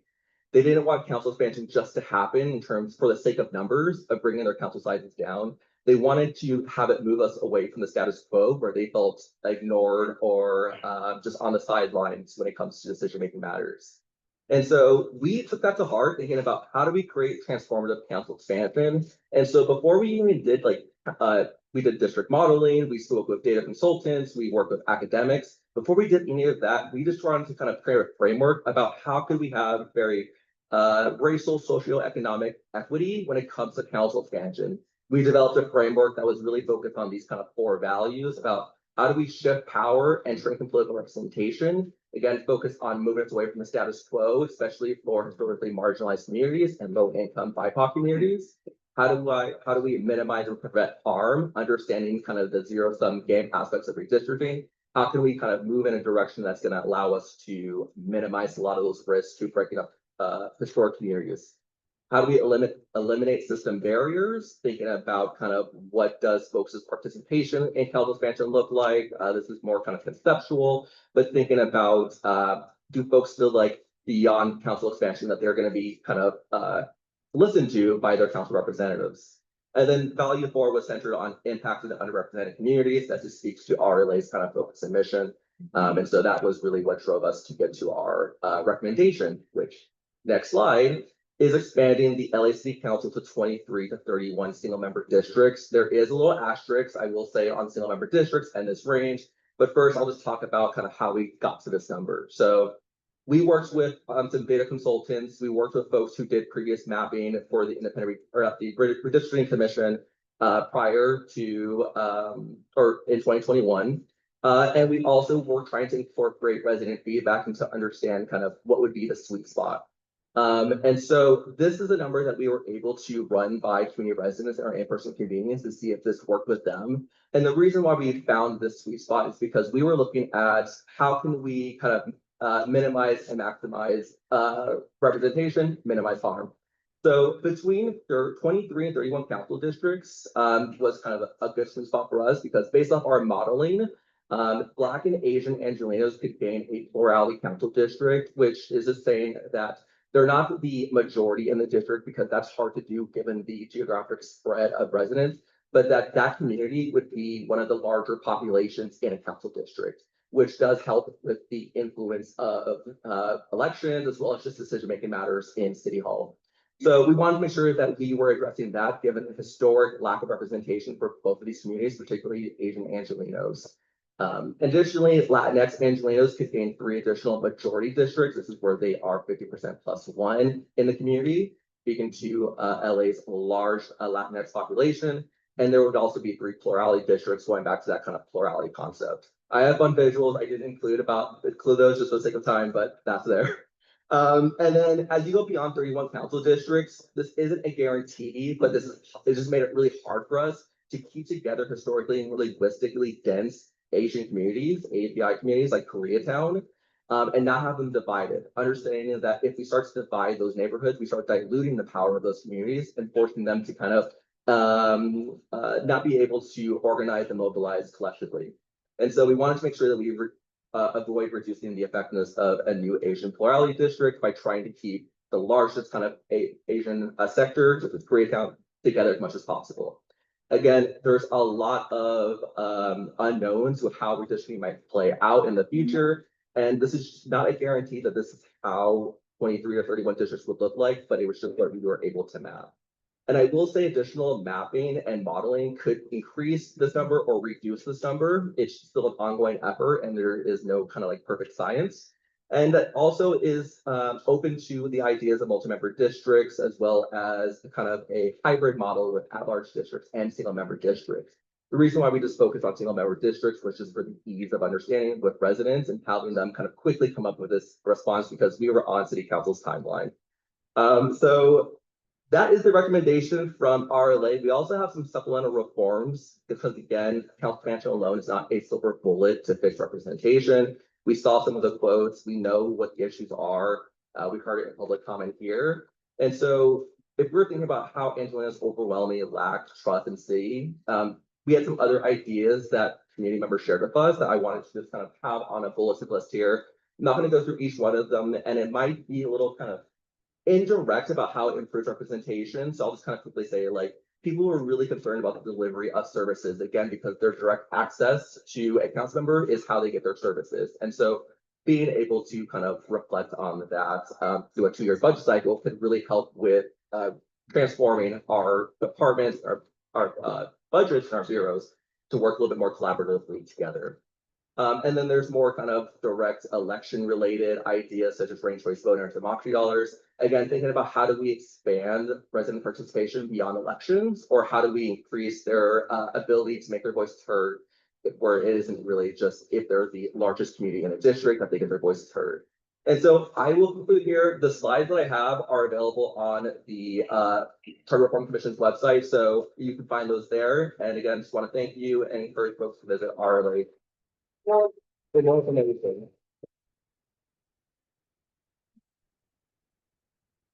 Commissioner Fields and then Commissioner Andrade. Thank you. Thank you to both of you for the wonderful work you do in creating such inclusive processes and events and gatherings. I'm gonna ask a hard question, okay? As you know, the recommendations of this commission go to the council. And whatever they're willing to put on the ballot will go to those who vote. So my question, and we're talking potentially a pretty low turnout relatively if it's the primary of 2026, or even if it's November 26, we all know this. Your surveys use the word people. Are you doing any surveying of these options of likely voters? Yes, so in terms of how we were getting at council districts, that was actually one of the ideas. The survey was a little bit harder to understand if someone was responding as a likely voter versus just an LA resident. But when we did our district mapping, we were using likely voters, citizen voting age population, as well as just general population to see the differences of what representation looked like. And so it is a aspect that we would be able to kind of get at, but it is a little hard to survey folks and have an online survey and understand some of the integrity of how folks may choose to respond. So yes, that is really important because it does go to the voters and they will ultimately decide. And so I just encourage the way that we were able to work with city council and the IRC is bringing them in early so they're not kind of blindsided by these charter reform ideas when it shows up on their ballot. If they feel like they were listened to or included and there are trusted messengers to say like, oh yeah, I worked with the council to get this on the ballot. You can trust that it's a good measure. That goes a long way. And that's something that we were really intentional about doing. And so yeah, having as many kind of public meetings as possible for the Charter Reform Commission, allowing folks to kind of listen about the development of the policies you're developing, I think would be a great way to kind of minimize opposition to whatever comes out. And I think City Council might be very responsive to that as well, if they know that you've been being very diligent about bringing public input and into your recommendations that go to them. Hector, did you have anything else you want to share? Okay. Commissioners Andrade, Yap, and Lewis, and Commissioner Andrade. Yeah, my question is relative to your range. So as you probably know, if we have too many council districts, we risk adding more majority white districts, which would actually decrease the ability that representatives from majority minority, the power that they have in city council. So you said that we could get 3 majority districts of majority minority and then 3 plurality, but you gave that in a 23 to 31 range. So is that 6 number on the lower bound? Is that on the upper bound? Like in your mapping, I know that there are a lot of different options, but just generally, where was that falling in? Which one was on the lower bound? I'm sorry. Both of those together. So the 6, the 3 majority and 3 minority, but you gave a range of 23 to 31 districts. Is that overall, or is that the lower bound? That was kind of like the overall average. We did kind of like permutations to see like running a bunch of different council maps randomly, as well as being very intentional about what that would look like. Yeah, so like if it was 23 districts and it's 6, that's a big increase in majority minority population. But if that's 31 districts and it's 6, that's not. So was it in that, like literal numbers, where was that falling? Oh yeah, so it was able to kind of be sustained where it would again be 6 at the lowest, and then it would increase as you got closer to 31. And so yeah, it's all just kind of, we didn't have like the data to show like what is 23, what is 24, 25, that would be very messy. But yeah, the understanding is that as you have more districts, it would be easier to kind of be very intentional. Again, all dependent on the redistricting commission, and they may do whatever they want, but it could be possible to increase that number. So it's not just the 6, but we get higher communities of color having their representation in their districts, plurality or majority. So helpful. As we get closer to unpacking this question, I would definitely recommend submitting at least some of those preliminary maps so we can understand the data that drives, 23 versus 25. Yeah, absolutely. I think some of the other presentations will show some of the mapping that they've done, especially for FLA. They created a great modeling service that was just publicly available so folks could draw their own maps. It was a really great idea and I think that they'll be able to present and we would be happy to also show ours as well. Commissioner Yap. Yes, Commissioner Yap here. Thank you so much for the years of work that you've been doing on this. It really helps us to have the credibility of the engagement. And we look forward to partnering more. My question follows a little bit of what Commissioner Andrade had focused on, which is the number of districts. And I noticed that in the slide, once we go beyond 31 districts, there is a deterioration of the Asian American community representation. And I would just like to understand how that plays out and why that would be. Just, take me through a little bit more detail there. Yes, and so it's all based off the population caps that would come with those council sizes. And so if you are to have smaller sizes beyond what the population of Koreatown would be, which I don't have the number on me right now, but at 30 or beyond 31, you start to have to break up Koreatown. And when you start to break that up, you do have to fold in surrounding neighborhoods that may not have the same kind of Asian population or API population. And so there is some greater risk dependent on the redistricting commission about what other communities of interest they would put into a Koreatown and put into 2 districts or 3 districts or 4 districts. And so we were just trying to see kind of what is the largest urban population that's close together. And then at what point would that start to have to be broken down, where it would be great if there was just 2 solo Koreatown districts, but that is getting us 2 numbers that are just kind of very far out. And I don't think that would be the most well received by city council. And so again, that is just the kind of interplay of that. You can eventually get to that, but you're going to be reaching a very high number that exceeds probably other populations or other cities in terms of their council sizes. Commissioner Lewis and then myself in the queue, Commissioner Lewis. Thank you, Chair. Robert Lewis, thank you for the presentation, and you're right, very familiar with these doing good. And a lot of the organizations that are involved with RLA, I'm very familiar with most of them actually.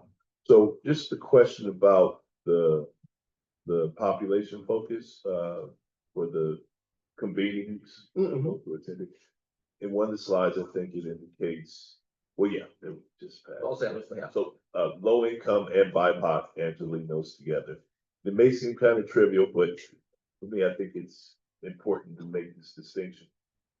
Did you engage what you consider to be low income populations that happen to also be BIPOC, or was BIPOC the focus, or? Yeah, so in terms of the in-person convenience, it was kind of a mixed bag. When we did our survey, we actually had respondents provide demographic information about their economic background, and that was able to be kind of pulled out to understand how our lower income communities responding to the survey versus more other incomes. And then that was also able to be layered with their racial ethnic background that they listed. And so it was something that was able to be figured out through the survey, which was like a data survey than the in-person convenience. We tried not to ask those questions for folks to show up, understand that it might be kind of an uncomfortable question for them to respond to in person. But folks were very willing to kind of respond to that on an anonymous survey to us.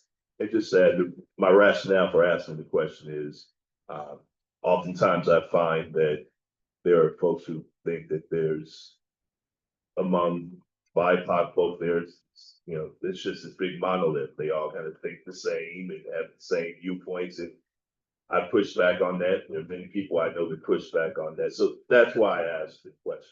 Absolutely. We are very much aware of that as well. And that's why we were very intentional about, we kind of bring us the RLA space in terms of our coalition members, because they do come from other communities that show that there is such a difference in what the BIPOC community is working towards. And that was what was reflected in our framework for council expansion. That's why we tried to kind of create subsets of who we were looking at when it came to our council expansion recommendation. We know that's not inclusive of all the populations. And so what was spoken earlier from, I think, the public comment was just like, how do you include geographically or not displaced, but sparsed out communities like our Native American, American Indian communities into this kind of consideration of what representation looks like. And I think there was a quote on that from one of our respondents.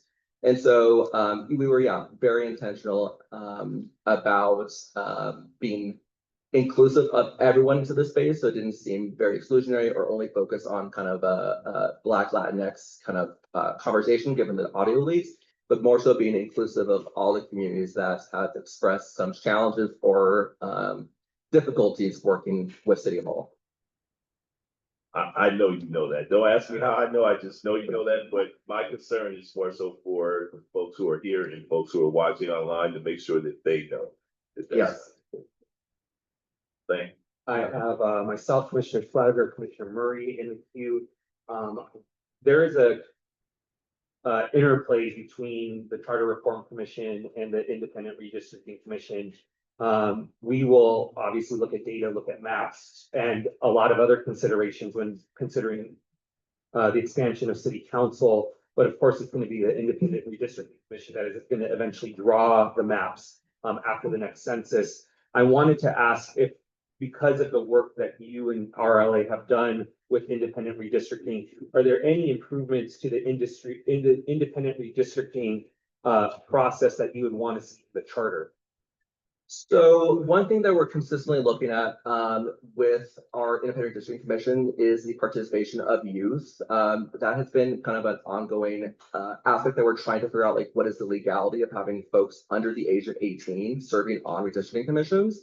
They are heavily impacted. And with the LUSD having its own redistricting process, how do we get students to be involved? That's not just an advisory role, but more of a commissioner on the commission making decisions. And so that's something that we are continuing to work with. We were having conversations with CLA on the original kind of ordinance and charter language around this. And that's still just an area of improvement that we can always look at.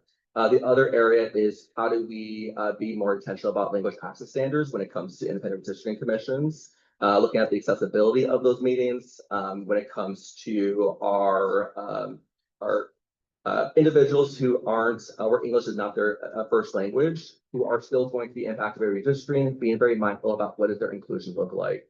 All these meetings are conducted in English. I know there's Spanish translations, but still just being very mindful of the diversity of language in the city of Los Angeles when it comes to the redistricting process is something that we're looking at.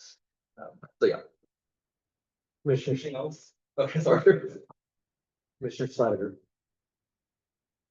Thank you. You sort of preceded my conversation, my question, but let me just make a note for staff. I think the work expressed here, and thank you for the work, is valuable lessons to be learned for our outreach consultants when they do get up to speed. So there might be an opportunity for a conversation there. I just want to build off of the chairman's question here. You answered some of it with respect specifically to the redistricting commission, but in terms of some of these supplemental reforms that you're recommending, I want to take you up on your offer to partner with this commission and to understand further, and it doesn't have to be expressed solely in an answer today, but could be follow-up. You know, what specific charter specific elements would help propel some of these supplemental recommendations here? I heard it in response to the chair's question about redistricting commission, but perhaps there's other specific charter elements that you're keen on, and we would like to know about that today or otherwise. Yeah, I would say just kind of like what's near and dear to RLA's heart is really thinking about not so much what our individual as organizations kind of priorities are, but just letting folks who want to be more civically engaged in this process, how do we kind of expand that? And so the expanding the electorate conversation was really something that resonated with them in terms of like voting age, non-citizens being able to participate in democracy, thinking about ways, again, for them to participate in like this democratic process beyond elections.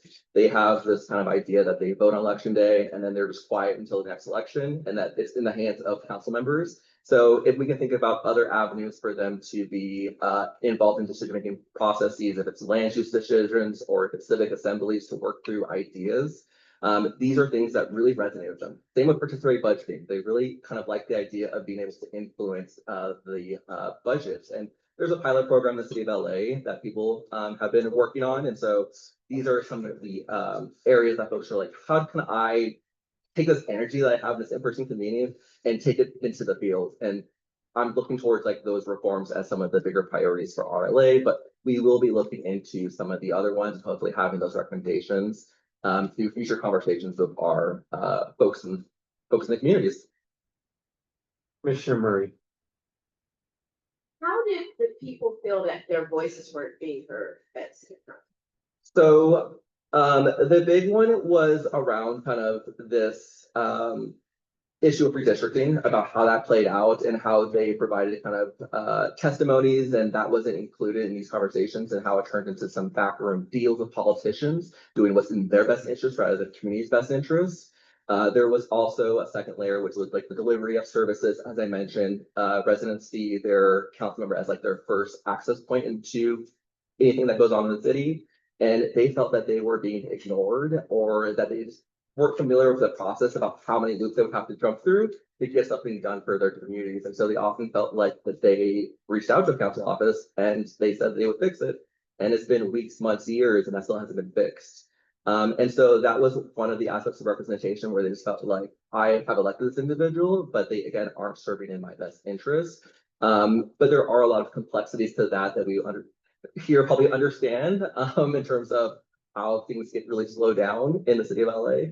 But yeah, that was some of the big responses that I picked up. And Hector, yeah, I want to bring you in as well. I think that the issue, especially around listening to people's voices, so hundreds, if not thousands of people on a daily basis when the redistricting process was happening were voicing their ideas. And we heard some of it in the public comments of how communities of interest need to be stayed together and so on and so forth. Maps were drawn, maps were agreed on, presented, and then, yeah, this doesn't work for us, and so we're gonna change them. And so that's one, I think that's really spark individuals kind of notion of like, well, they're gonna do whatever they want at the end of the day, which then builds on the apathy that's already, been kind of concentrating in specific communities where they just, don't feel like their voices really matter at this. And so I just wanted to hone in on that because there was a lot of people that were involved in the creation of those maps. Hey, let's give our presenter a round of applause, please.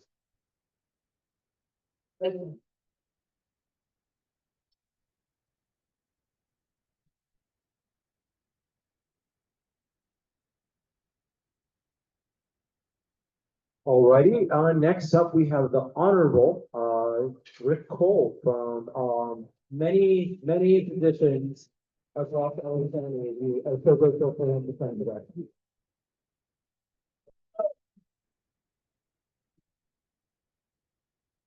Thank you. I think this may be the most concentration of government flunks in the city of Los Angeles at this time. First of all, let me make a suggestion.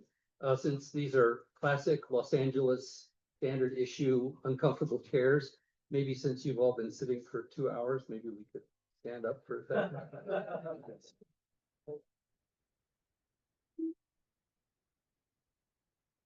All right.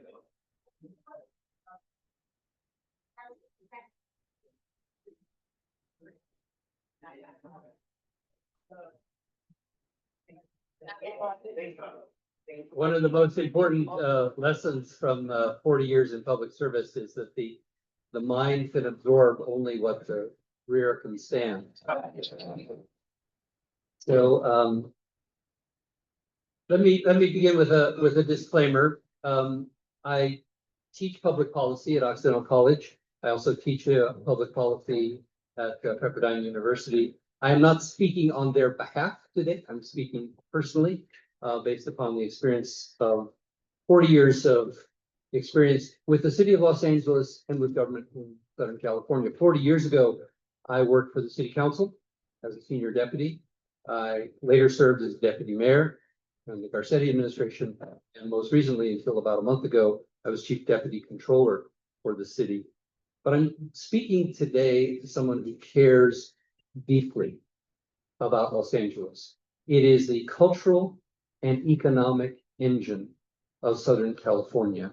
And it's not just Angelinos who need to care about the future of Los Angeles. It's everyone in Southern California, because you are the engine that drives the train. You are the ones with the airport. You are the ones with the port. You are the ones with the Dodgers. You're the ones who are the central axis of this extraordinary region, which is one of the most interesting, diverse, and dynamic in the world.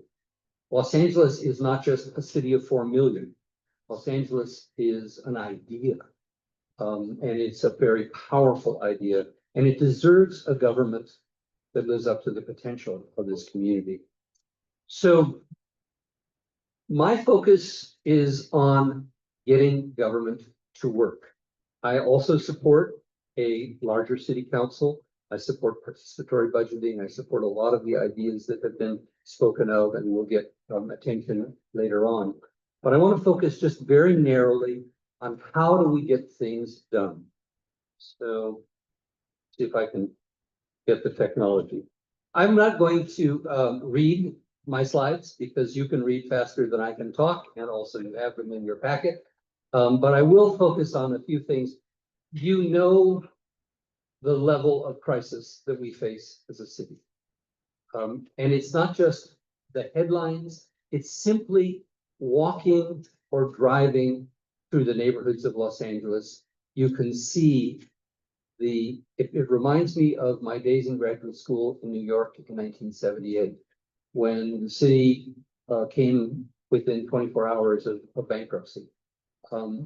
Los Angeles services are in deterioration, and we're only 3 years away from hosting the world.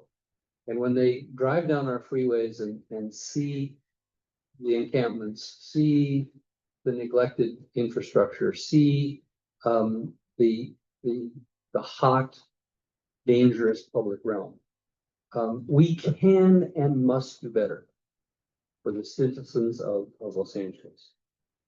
So I think Stephen Covey talked about the 7 habits of highly effective people. I think that applies to government as well. And one of those principles is begin with the end in mind. What are we trying to accomplish? Are we trying to accomplish a bigger city council? That's a means. What we're trying to do is to have a government that works, and not works for the people who know how to work the system, but for the vast majority of people who are not familiar with the system. And I'll touch on that some more later. But these are just some things that I hope you will keep in mind as you look at all of the recommendations that you hear. Are they going to result in a government that works better and costs less? Are they going to result in a government where you can walk out your front door and see a healthier, more sustainable, and greener Los Angeles? Is the city able to withstand the ups and downs and cycles of the economy? Or do we stumble from crisis to crisis, laying people off and leaving people in a state of constant insecurity, of not knowing that in 18 months you can go from record high reserves to $1 billion surplus? And that's before the fires and before the ICE raids and before tariffs, right? So we are living in uncertain times. So we need a fiscally and organizationally strong government to ride out those headwinds. I think that Los Angeles should aspire to be the best run city in America. Why not? Why would we settle for less? Do Angelinos, are they not as smart? Are they not as deserving as people who live in other cities, in Denver or Phoenix or Austin? I believe we should have the best run city in America. This is not a criticism. This is a historic fact that Councilmember Rahman made reference to. 100 years ago, the people who sat in your chairs, first of all, they were all white, they were all male, they were all Protestant, and they were all conservative. And they all believed that that's the kind of people who should run the city of Los Angeles. And they should run it in a non-political way by having commissions. This is the Department of Water and Power Commission from the early days of our city government. They thought these are the people who should run the city government because they were the people who knew how to run government. And we still have the shadow of that system that they designed 100 years ago. The Board of Public Works, right? The Board of Public Works has no reason to exist other than the fact that it's embedded in the charter. Every other big city in America has a Department of Public Works, a Director of Public Works, and we give 5 political appointees the job of running the infrastructure. And as good a people as they are, you can see the results. I'm not going to spend a lot of time on this slide, but I would ask you to take a look at it. Some of these words may sound like buzzwords. I'd like to unpack just a couple of them to give you a sense that Los Angeles doesn't live in a bubble. We live in a global and changing economy, and government has fallen behind the corporate sector and is getting its ass kicked by the Amazons and the multinational corporations and the banks, because people have begun to believe that we're the DMV. So even something as appealing as universal health care, people say, well, I don't want the DMV running that. And so we have predatory insurers, we have private equity companies driving the economy. Why, when I was growing up, if we wanted to put a man on the moon, and it was of course a man at the time, we didn't hire Elon Musk. We created the National Aeronautic and Space Administration. We believed that government could actually put someone on the moon on time and on budget. And we did that ahead of time. Government is not inherently inefficient and bureaucratic. Los Angeles government is inherently inefficient and bureaucratic, and that needs to change. So we need to go from providing services, 44 departments who think about, well, this is my job is to do this, to delivering outcomes, right? Safe Streets is not just the police department or the Department of Transportation. Safe Streets includes not only the government functions, but all of us in the community partnership. Line item budgets, right? The Budget and Finance Committee, and I've sat through 4 of these, and I've presented in my career 21 balanced budgets. That's been my personal responsibility. And they have 3 weeks of hearings in the city of Los Angeles. It is an exhausting process because they go through every single department, all 44 departments, plus the other offices in the city. And at the end of the day, they pat themselves on the boy, that was exhausting. That was a really exhausting process. And yet there's almost no focus on what do we get out of that? What are the results of how we've allocated those resources? We look at the line items instead of the data of what we're actually producing. I'll talk a little bit more about that later on. I want to tackle 3 insidious myths that are inherent within the bubble of City Hall, but which are absolutely like, fairies and unicorns. There's no basis in reality. It's just that people have come to believe in these myths. The first myth is that Los Angeles is unique. Well, it is, but we're a big city. We can learn from Tokyo. We can learn from Paris. We can learn from London, not just in what they do, but how they do it. But people say, oh no, Los Angeles couldn't possibly learn from them because those are foreign countries. I chose this slide. This is a creek in the middle of Seoul, South Korea that was daylighted by the city government. Compare that with the progress we've made on the LA River, right? So here's a giant city of 10 million people that's able to do big things. And our vision for the LA River is on the back burner. Maybe 10 years, maybe 20 years, maybe never. And yet other cities are able to do this. But people think, well, Los Angeles can't learn from them. They're foreign cities. So, okay, what about other big cities in America? Oh, there's no one except Chicago and New York in our league. And they're so different. They have different climates, different histories, different geography. So we can't possibly learn from them. Okay, what about cities here in California? Oh, they're so dinky. They're so small. You know, you Pasadena's, you Santa Monica's, you Long Beach, Long Beach is 1/10 the size. So we don't learn from, well, Long Beach is the best run city in LA County. It's 1/10 the size, but it has all the urban issues and diversity of Los Angeles. It's a microcosm of Los Angeles. But it's run far better, not just internally, but they've turned the city into a really bike-friendly city. Just because they decided they would do that. Now, you might like that or you might hate that, but they were able to do it is the point. And we seem to be unable to translate our ambitions and our visions into reality. So we need to learn. The reason I left the city of Los Angeles the second time to work when I was recruited for the Santa Monica government is I loved my job at LA City Hall, and I felt I was doing important work. But Santa Monica kept harassing me about applying for that job. And so I said, Diego, let's just get in the car, my son. Let's just get in the car and drive to Santa Monica. We've been there as a tourist. I want to think about it as, should I be considering being city manager? I made the decision when I crossed La Brea, because we drove out, I was living in Los Feliz, and we drove out Santa Monica Boulevard to get to Santa Monica. And when I crossed La Brea, I saw the difference between the city of Los Angeles and the city of West Hollywood. It's like going from hell to paradise.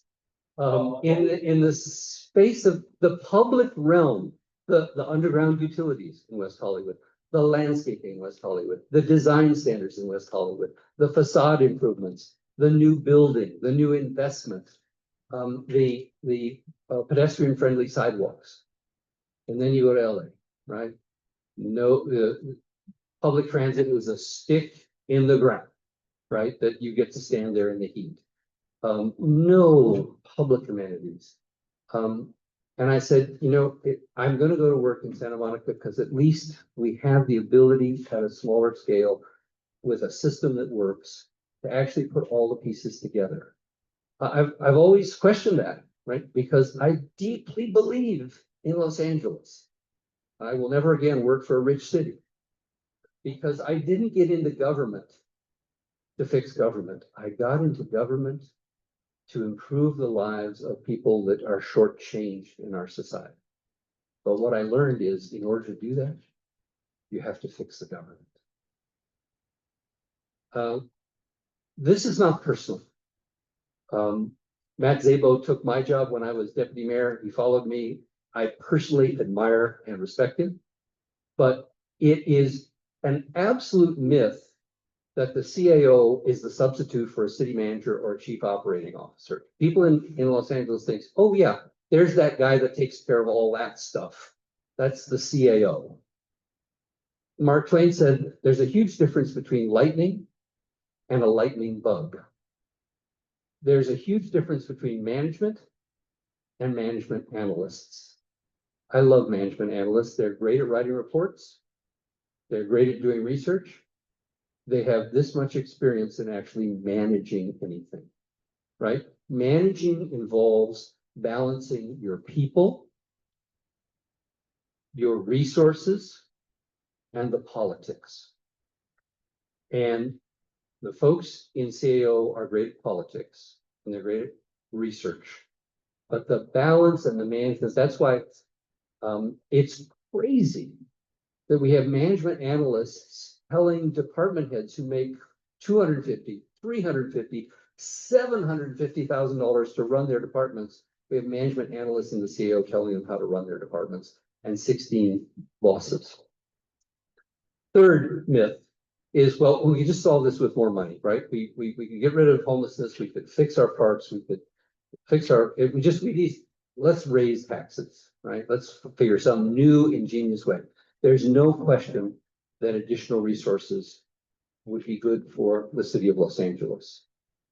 It would make our system more equitable to fix our tax system. But putting more money into an inefficient system is not the best way to do that. And you're not going to get the support of the people because they're not going to vote for more taxes until they see reform. Okay, so I think it's time for bold systemic reform. This is not just about electing different people. This is about making it possible for the people we elect to get the job done. Mayor Bass has acknowledged the need for this in her State of the City address this year. The problems are systemic and cause us to make short-term decisions with long-term consequences. So this is a pivotal moment. Sitting in these uncomfortable chairs, you have the most important roles in the next 30 years of city government, even more important than the folks who are sitting in those very fancy chairs downtown. I don't know if you're familiar with Atomic Habits. It's one of those bestsellers that you see in the airports, but this is absolutely true. You do not rise to the level of your goals. We hear at campaign time and at State of the City time, all these grand and glittering visions. And then we walk out our doors and we see the reality.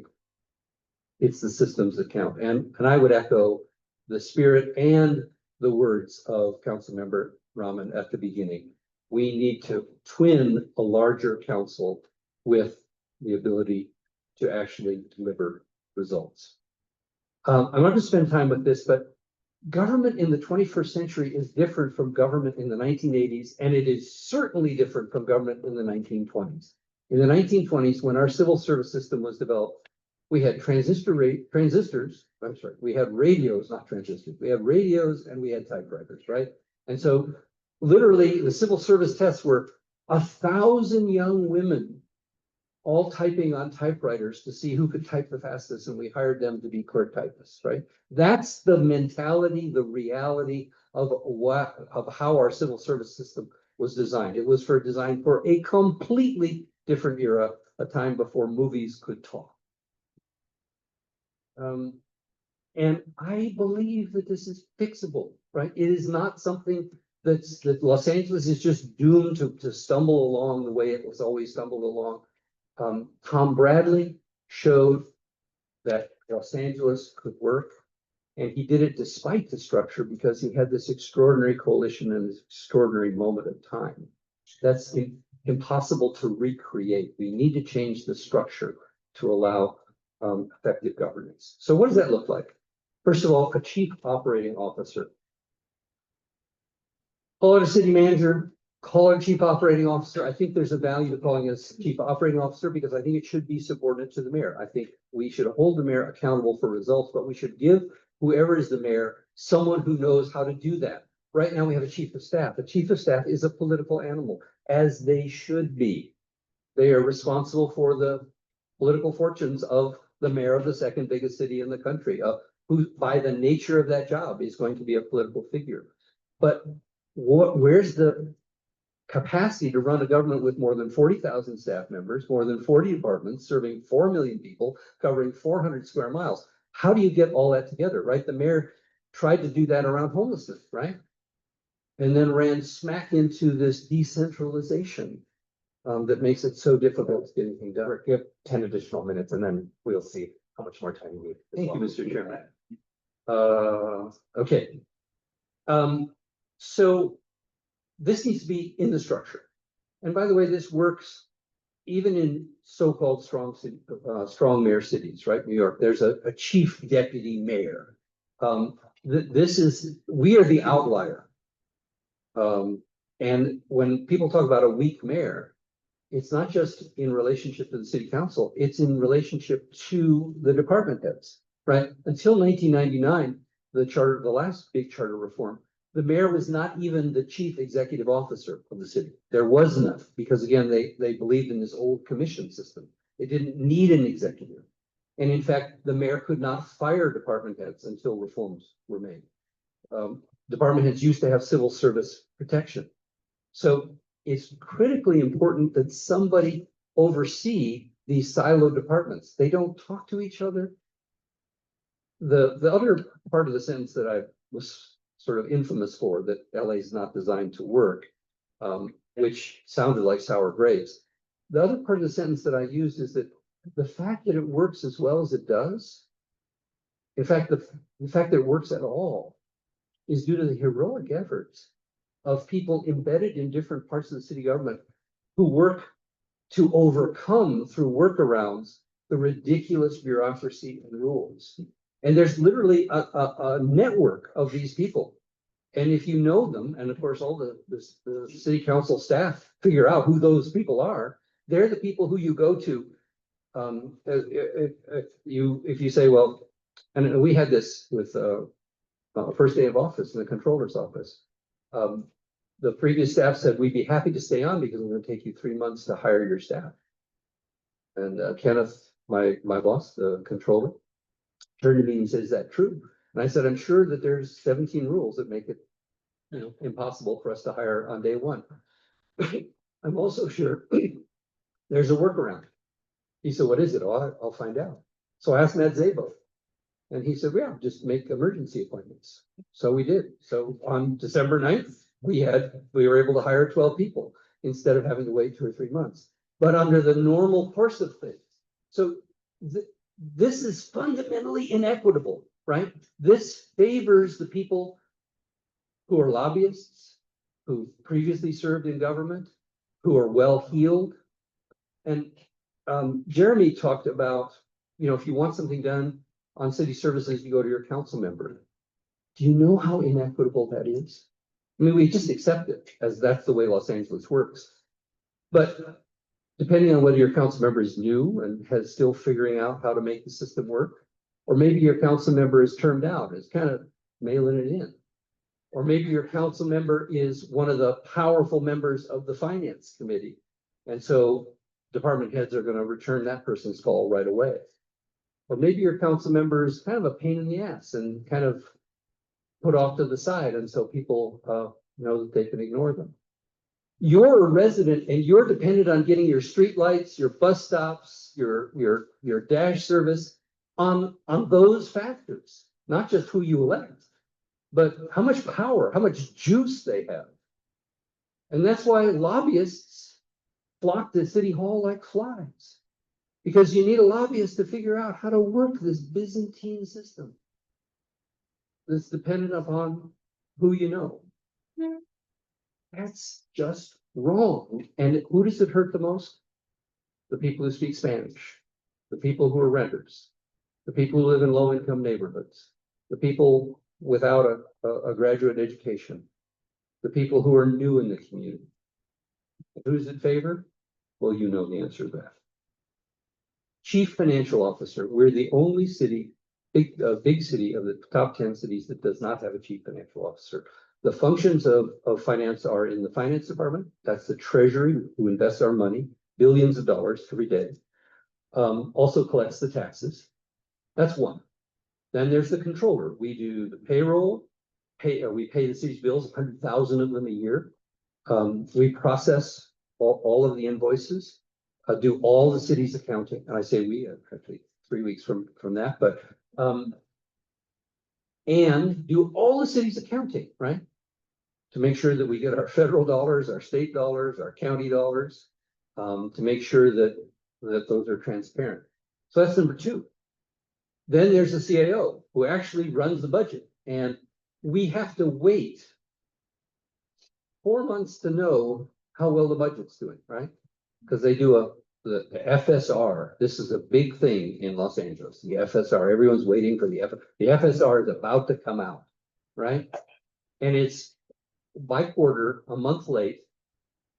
In the corporate world, they know today how well we're doing, right? They don't have to wait 4 months, but we have non-finance people doing the city's finance in the CAO. And finally, then there's the mayor's deputy mayor for budget and finance. So 4 different people are in charge of the budget. And who really thinks they're in charge of the budget? The council. Exactly right. So that's really 9 people that are in charge, plus the council president. So let's make it an even 10. That's why you can go from record high reserves within 18 months to $1 billion deficit, because no one is actually minding the story. I strongly believe that the controller is the logical person. That's the way it is in New York. That's the way it is in Houston. It is not the only way. It is critically important that we have a chief financial officer. There are at least three different options for that. One is to have the controller be the chief financial officer. But if that's true, then then the controller needs to have qualifications in the charter, right? We can't just rely on once in 100 years getting a CPA. Two, the controller, if you don't trust the elected controller, could appoint the chief financial officer. That would maintain some independence. And the third is for the mayor. But if it's the mayor, I would think it should have similar protections like the police chief, a 10-year term, for example, which is the case in at least one other big city. So that there's some independence. The mayor can't wake up one day and say, I don't like your budget numbers, you're fired, right? There should be some independence. The best way to do that is with the elected controller. Dedicated funding, this came up from Councilmember Rauman, this came up from our LA.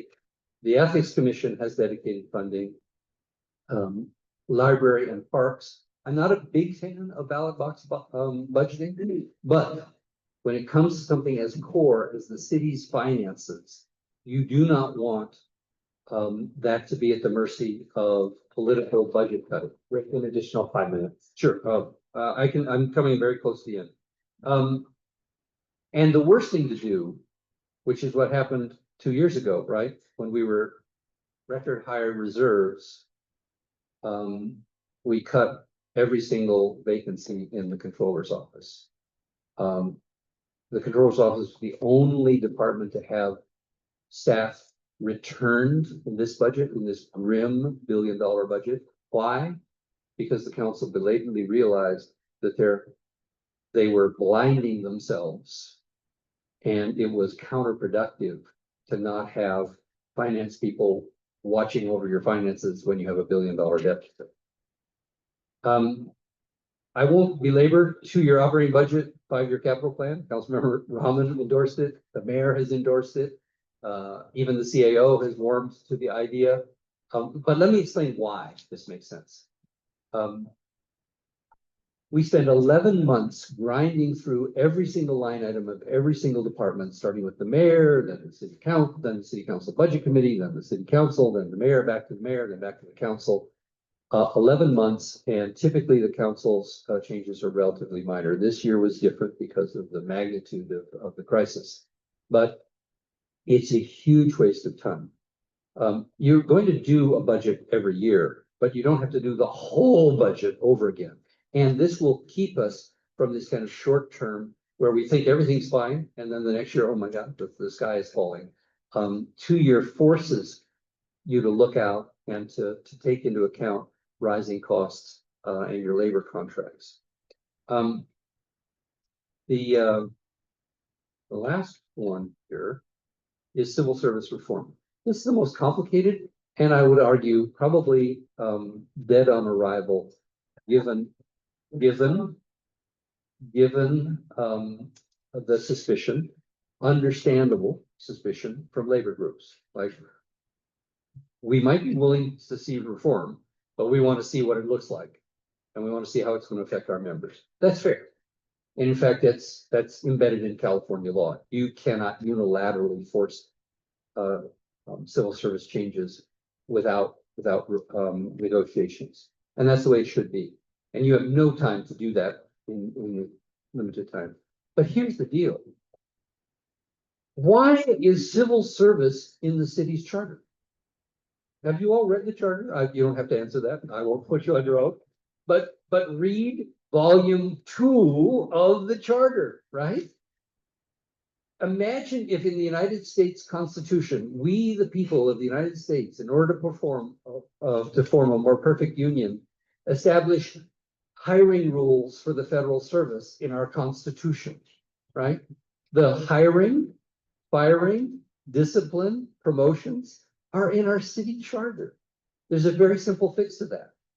Take it out of the charter, just say that the city will have a civil service system, take every word of it unchanged, put it into law, and then negotiate with the unions over time to change the ordinances to bring about reform.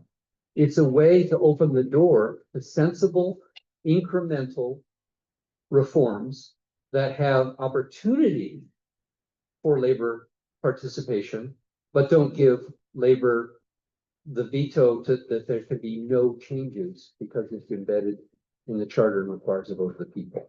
It's a simple reform and it doesn't change anything in the first instance, but it opens the door to actually fixing this broken system. So that's my presentation. I want to repeat my incredible respect for each and every one of you for taking on this intellectual, political, and frankly, physical challenge of sitting through all of these meetings and trying to make sense of it and then trying to come to conclusion. But I want to reiterate what Councilmember Rahman said. Expand the city council, make our government more representative, but also make it work. We don't want to have more people on the city council trying to figure out how to get Mrs. Garcia's light fixed. We want to make sure that everyone's lights are fixed on a regular basis. We don't want to have Mrs. Garcia have to know the phone number of her council member and be able to speak English to the staff member and get the staff member to get the attention of the Department of Street Lighting. We want the Department of Street Lighting to have enough staff, enough competence, enough training, the right equipment, the right organizational culture.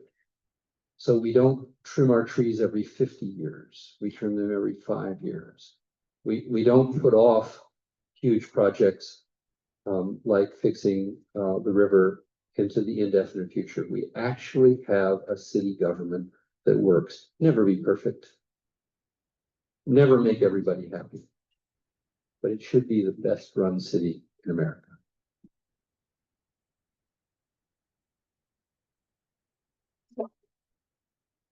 And then I got Commissioner Stein with the first question.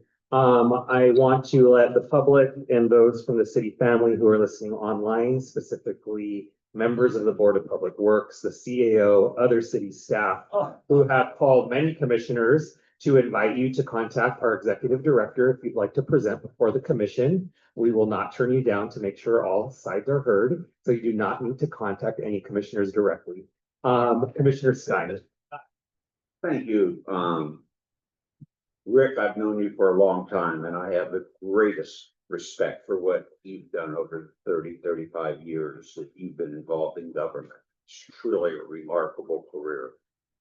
Having said that, my question is, we danced around expansion of the city council, and I'm asking you now as the chief deputy controller. According to this CLA, each council office receives $2.15 million per year as of 2023. It may have gone up from then, plus other discretionary money that the council Which amount offices to millions of are getting. dollars. Pardon? Which amount to millions of dollars. Oh, I know that very well.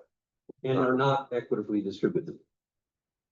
My question is, if, in your opinion, if we expanded the council, whether it be by 2 seats or 23 seats for the purpose of this, you anticipate cutting the budgets for each particular council office, cutting the council members' salary for each of the new council office? Because we do have $1 billion budget, and in my humble opinion, it's only going to get worse. It's not going to get better for the foreseeable future. So what would be your recommendation concerning those two items? Well, Commissioner Stein, I want to not leave the focus of fixing the operational side, but I'll take your question. It goes to my sense that we put too much responsibility on the council members to fix what's wrong with the government in their district. And so if we fix what's wrong with the government so that it reliably delivers equitable services, and equitable isn't always equal, right? Equitable is meeting different needs in different neighborhoods, then you don't need to have 35 or 40 staff members for each council member. And, you know, as in the controller's office, we see the payroll and it's different from the website. You see about 25 on each council member, but we're actually paying about 35 to 40 for each of the council offices. That's an awful lot. So frankly, an awful lot for one elected official to manage. So I would see there not being a need to have that size of staff for a larger council. And council persons, would their salary remain the same regardless of the number of people that we expanded or recommended to expand the council by, or would you suggest a different solution to that? You know, we're grappling with that. As you know, I'm a Pasadena council member. We get $20,000 a year. And I wouldn't recommend cutting that, but that's a really tough challenge. You want to have the salaries high enough that that in a city like Los Angeles, people can devote full time and you can attract people who have the educational background and the life experience to perform well. But you don't want to pay it so much that people run because it's a great gig. That's a hard one, and I think I would defer to the wisdom of the folks. We're really paid to ask the hard questions. You're the one who has to answer. Yeah, that's a hard question for me to answer. Chief Operational Officer, COO. Mhm. Should that be appointed? And if so, who should do the appointment and such? It absolutely should be appointed by the mayor, in my view, with council approval. And I think, again, there should be some level of protection, right? They shouldn't be untouchable, but they shouldn't be able to be fired just because you got up this morning and you disagreed with your COO. So I think there's a balance there, and the language could be crafted, but the mayor is the chief executive officer. And I think the mayor and the COO have to be, they can't be fighting. But the chief operating officer needs to focus downward into the organization, whereas the mayor is focused outward into the community. Same question on the CFO. Again, I think that given the state of the city's finances and decades of financial mismanagement or lack of management is a more accurate description. I think that having an elected controller who had qualifications, right? We have qualifications for city attorney. We do not have qualifications for controller. I think there should be. And so that would be my first choice. My second choice would be, if you don't trust an elected official to be the chief financial officer, have the controller appoint a non-political professional chief financial officer. My third choice would be to have the mayor do that. And then again, council approval. During your presentation, and I gave you a heads up before the meeting that I was gonna ask this question in order not to embarrass you or not give you time to think about it. You replayed when the word controller came up and you said, quote, "we do." Yes. Such as you were still in it. Yes. How many of your recommendations are influenced from your time in the controller's office, where if you were still the city manager of Santa Monica or a council person in Pasadena as you are, how much is that clouding your presentation when you talk to us to vest all of these responsibilities in the controller's office? Well, I would reject the word cloud, but I would certainly acknowledge influence. Look, I have been a mayor. I've been a council member. I've been an aide to a council member. I've been a city manager. I've been a city commissioner. I've been a deputy mayor, and I've also been a chief deputy controller, and I'm a professor of public policy, right? So all of those experiences, plus just paying attention, is really what shapes these recommendations. 40 years of trying to make government work so that at the very basic level, when people walk out their door, their quality of life and their standard of living is improved. But what I learned in the 2.5 years that I was in the controller's office, is just how diminished the financial capacity of city government is, right? With a $13 billion budget, we vastly under budget to run the city. Now, that's true of animal services, that's true of the zoo, right? It's not unique to the controller's office, but it's uniquely it's like, teenagers that cut themselves, right? I mean, it's self-destructive to have the very basics of financial health shortchanged. Because that means that everything's inefficient, right? And Councilmember Rahman made that point, right? If you have to call somebody to get a bill paid, and they have to call somebody to call somebody, that's counterproductive to the whole functioning for our police, for our fire, for our libraries, for all of that. So what's been really impactful for me is, having spent 2.5 years trying to pay the city's bills, pay the city's workers, and do the accounting for the city, is that's one of the sources. There was a bank robber in the 30s who used to rob banks, and they asked Willie Sutton, so why do you keep robbing banks? And you may know his answer. He said, that's where the money is. So I've seen up close the value and the need for us to get control of our city's finances. Without that, we have a very grim future for the city of LA. Rick, I don't have any other questions, but for Thank you, myself, Commissioner. I want to thank you for a very thoughtful presentation and well thought out presentation. Again, speaking on for myself, we owe you a great deal of gratitude for you coming here today and letting us know your feelings on these important issues. Well, I'm deeply honored. Thank you.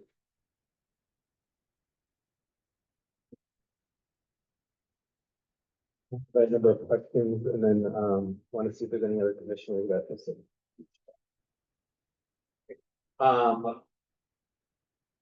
I'm really glad that we are having like the discussions about the real issues before us, which is extremely nice. I want to ask you, I fully understand your presentations on the chief financial officer, the chief operating officer. I want to talk more about the role of the mayor as the executive in the city of Los Angeles, vis-a-vis the powers that the council currently has, which some are executive in nature. For example, the pay of general managers. I think the extreme example is that the police chief's pay is set by the police commission and then just transmitted to council for an up or down vote. There is no mayoral authority, and at that point, there's even no authority really other than an up or down vote from the council. It would be helpful for me, is because we are going to engage in this topic, if you have any charter recommendations to clarify the role of the mayor as an executive. Excellent question, and I'll answer it directly, and then a coda to it. Again, this is a part of the embedded commission system that's really embedded in the charter, but really is no longer aligned with how reality works. So I support greater executive authority as long as the executive has under them a chief operating officer, so that they have the capacity to do their job. To give people more power without the capacity, I think, is dangerous. But if you twin the two, then I do think you have accountability. Now, the trouble is that people say, well, then if you give more power to the mayor, what if you get a bad mayor, right? Well, that's democracy, right? That's accountability. To have authority so spread that you can't, they used to say that I was a mayor in a weak mayor system, and my predecessor told me before I took office, he said, the good thing The bad thing about, I'm sorry. Let me get this right. The good thing about being a weak mayor is you can't do much damage. The bad thing is you can't get much done. And again, I made the point about Bradley. Bradley transcended the written charter because of this broad coalition that he had that really transformed Los Angeles. It was a historic pivot. And so he was able to go beyond his paper powers. I think you should, if you have a bad mayor, you should get rid of him. But that's not a system to not give the mayor accountability. You should be able to point to the mayor and say, fix the animal services, fix the zoo. And if they say, all I can do is try to fix homelessness, that's not enough of it. So I support that. The coda is this.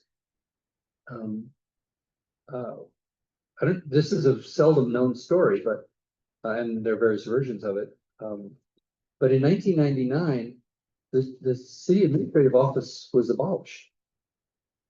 It was the charter says, or it did, that on January 1st, 2000, the person holding the office of city administrative officer shall be the director of the Office of Administrative Research Services. That was an intentional pulling in the horns of the CAO and making them really more research, which is what they're set up to do. That never happened, right? Instead, the CAO continued on, and it's actually gained more and more power because of this vacuum. And that's not a slur on the people who've held the office. They've gained more power because they see the vacuum and they try to fill it. But it's filled with the wrong, it's a square peg in a round hole. We need management capacity, not research capacity. Research is great, and the CAO can continue to be the folks who do independent analysis, but you actually need management capacity, and that comes from a chief financial officer and a chief operating officer. Commissioner Schlatter. Thank you, Martin Schlager, and I think you and I, Mr. Chair, following one another's questions here today. I wanted to follow up on this discussion about the CAO versus the chief operating officer. And I really appreciate how you've presented that. But I am wanting to understand practically how, as you just indicated, charter changes can reflect the ideal we're pursuing.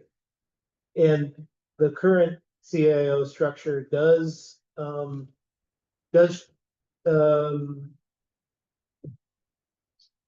highlight some micromanagement issues of the general managers of departments, limitations on hiring and the deployment of resources and the resources themselves, even when budgeting.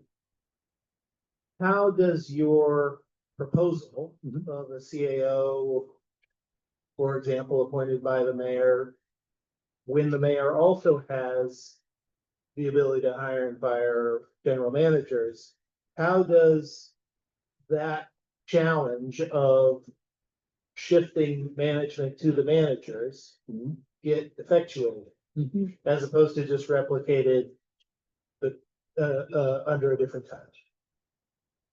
Extraordinarily thoughtful and pointed question. And so I'm going to use the C word, which I have not used so far. Culture, right? There's such a thing as an organizational culture. And Los Angeles has, as most longtime entities that have been around for 100 years, has a very strong culture. And the culture is different from the stuff that's on paper, right? Some people have more power than it appears. Some people have less. Some people get written off because of one thing or another, even if they have powers on paper, and vice versa. Some people are able, who've never known and never met, have an enormous amount of power. So culture shapes that. And so the culture will need to change. But that's where a chief operating officer differs from the CAO, because, and frankly, we should change like everybody else, from personnel to human resources, right? Personnel are in charge of enforcing the rules. Human resources are in charge of getting the best out of the talent that works for the city. It's a word change, it's semantic, but it's a fundamentally different way of looking at the 40,000 people who work for the city of Los Angeles. As I said, when I spoke to the council, no amount of money can compensate our workforce for working in a mind-numbing bureaucracy. So the culture needs to change. And that's where the chief operating officer or the city manager, whatever title, they have to work on that culture of not just following the rules and complying with my narrow job, but rather, are we achieving outcomes out there in the real world? And that's a different culture. The culture of Los Angeles is really about following the rules and staying out of trouble, not about actually making life better on the ground. That's no slur. When the people that I work with in the controller's office, in my whole career, I have never worked with a more dedicated group of civil servants than the people who work in the Los Angeles City Controller's office. They will do anything to get the job done and the job done right. It is not the quality of our workforce. It's the culture that does not promote excellence, does not promote innovation, does not promote getting the job done, but promotes staying out of trouble and getting promoted. Thank you. Commissioner Matt. Yeah, thank you for your presentation today. I had a quick question. We heard from a couple of the members of the public today talk about the need for neighborhood councils to be improved. I was just wondering, what are your thoughts on that, given that the last round of charter reform neighborhood councils were created with the intention, begin with in the mind, to increase representation from community members and be a governing body that is closest to residents of Los Angeles and the neighborhoods that make up Los Angeles. And so curious to hear what are some changes you might believe would be good to consider for this round of charter reform. Well, it's always been a strength of mine and my downfall that I can't avoid telling what I think is the truth. And I think what's the truth is that the city council and the mayor never wanted the neighborhood councils to work from the day they were adopted. And I think they've gone through the motions, and that's not every mayor and every council member, and it's not intentional, it's not evil. It's just that they never took the neighborhood councils seriously as partners in governing. And guess what? The neighborhood councils therefore don't have the kind of gravitas to be truly partners, and so it's hard for them to get folks involved, etc. So what reforms? Again, I think it goes to culture. I think seeing the potential of having, as someone said earlier in the public comment, 1,800 motivated volunteers who are willing. I mean, we're doing this Shine LA, right? We're asking people to roll up their sleeves and sweep up the parks and clean the place up. We have 1,800 volunteers who really could be much greater partners. But that I don't know that there's a reform because it's in the charter, right? But the charter has not been the spirit of the charter has never been welcomed. And I think a larger council will actually help in that regard. I think that it's hard when you have 250,000 people or 260,000 people, and how many neighborhood councils in your district, 15 or something. I think smaller districts will help with that. But I don't have any structural reforms. I really just think there has to be a spirit of seeing the neighborhood councils not as something to be put up with, but as something that can actually contribute to better governance. Commissioner Yap. Hi, Commissioner Yap. This question is going to build a little bit on the themes that Chair Meza and Commissioner Schleicher touched on, and that we heard in some of the presentation. There's a drift towards more efficiency, which looks a little bit more like private sector corporate governance. And I know that we talked about COO and CFO. The members of the C-suite would be CHRO, or maybe some other positions rather, that would significantly change how we operate public works. So would your recommendations also include those types of positions reporting to the mayor? And how would public works change, for example, or the example of Chair Mesa of the police commission deciding compensation of one of the most important positions in the city? Would that now then flow to a CHRO? So, as the officer in the last two cities that I worked in, I changed the focus of the human resources director to be the chief people officer. And so I am open to that vocabulary. I don't necessarily think that that needs to be embedded in the charter, because that means it can't be changed, 10 years, 20 years down the line. I think that the two key that need to be in the charter are the chief operating officer, chief financial officer. But I think that the chief operating officer, in consultation with the mayor, could think about some of that restructuring. In terms of the Board of Public Works, I would abolish that. Maybe there should be a Public Works Commission, but there should be a Public Works Director with the clear responsibility beyond just concrete, but really thinking about 21st century infrastructure, which is stormwater management, not necessarily, concrete channels to flush the water out to the sea. Needs to have a more of an environmental focus. So those are things that can evolve over time. I just put this up. I didn't put this, but these are books and thinkers that have influenced me over the years, and that I recommend to think again. Start with the end in mind. The end in mind, it should be government that is really first class and doesn't run like a business, runs as well as a business. And I think there's a big difference. One of the things among my colleagues in the city management world is they will make excuses for poor performance by saying, well, yeah, but here in Pasadena, we actually beat Glendale. Or here in Glendale, we beat, Inglewood or whatever. Folks in the real world out there, they do not compare Los Angeles to Glendale or Burbank or Pasadena necessarily. They compare us to Amazon or Nike or Toyota. And they look at us and they say, our customer service compared to Toyota, not great. Our ability to get something done quickly compared to Amazon, not great. That doesn't mean we copy Amazon.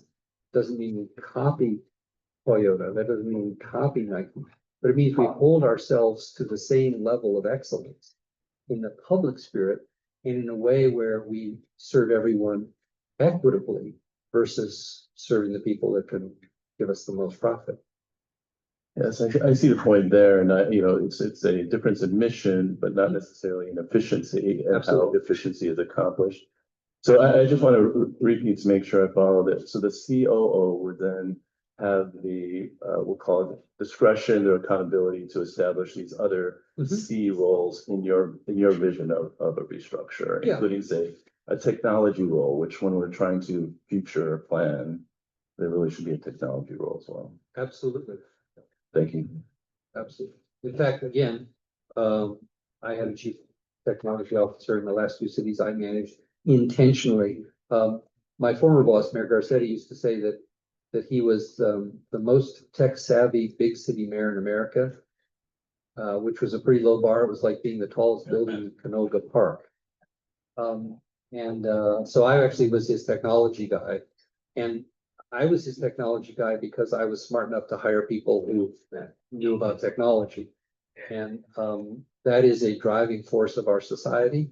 And we are way behind. We have a great ITA director, but his hands, are tied. And technology could save us hundreds of millions of dollars and improve service.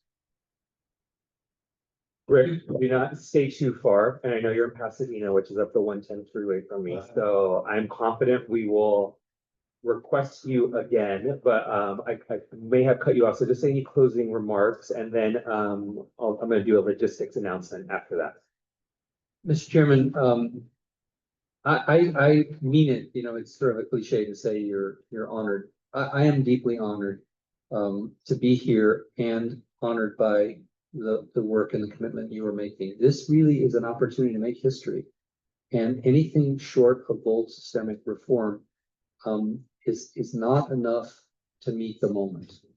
And it's hard, it's complicated, and you're at the mercy ultimately of the city council buying off on some, and you might say, oh, you know, say this, do this. That's democracy. But the fact that you are driving toward this goal, I'm deeply honored. I cannot emphasize too much the need for systemic reform.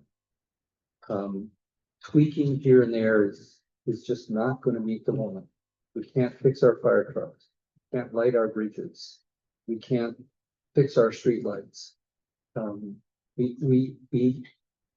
How can we be a progressive model?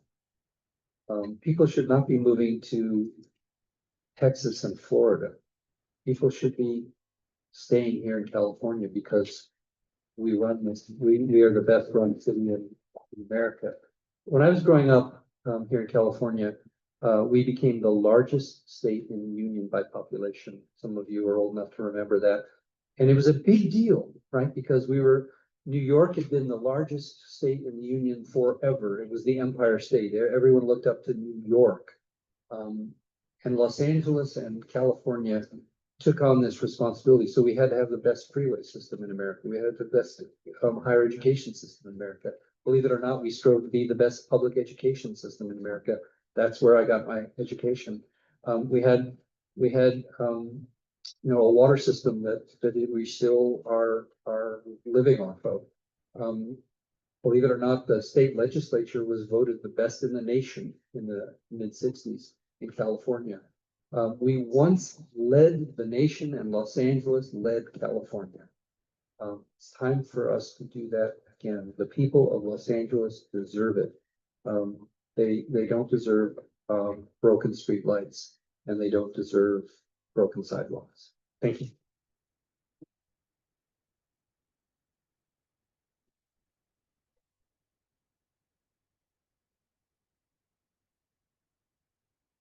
Commissioner, we have two presentations and an additional agenda item.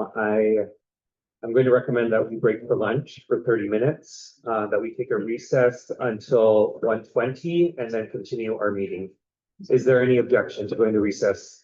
Okay, we will convene at 1:30. Thank you, everyone. 1:20. 1:20.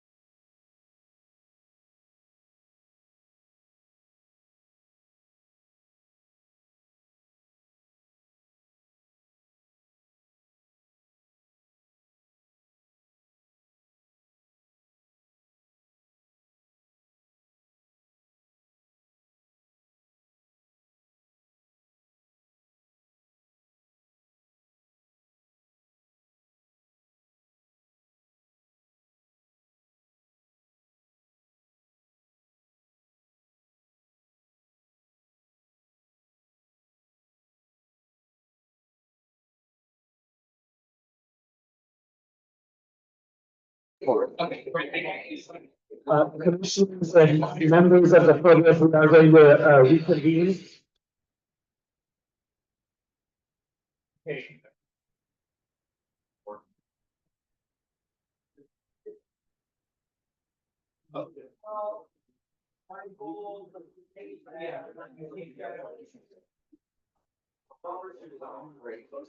Okay, commissioners, I am going to reconvene the meeting and do roll call.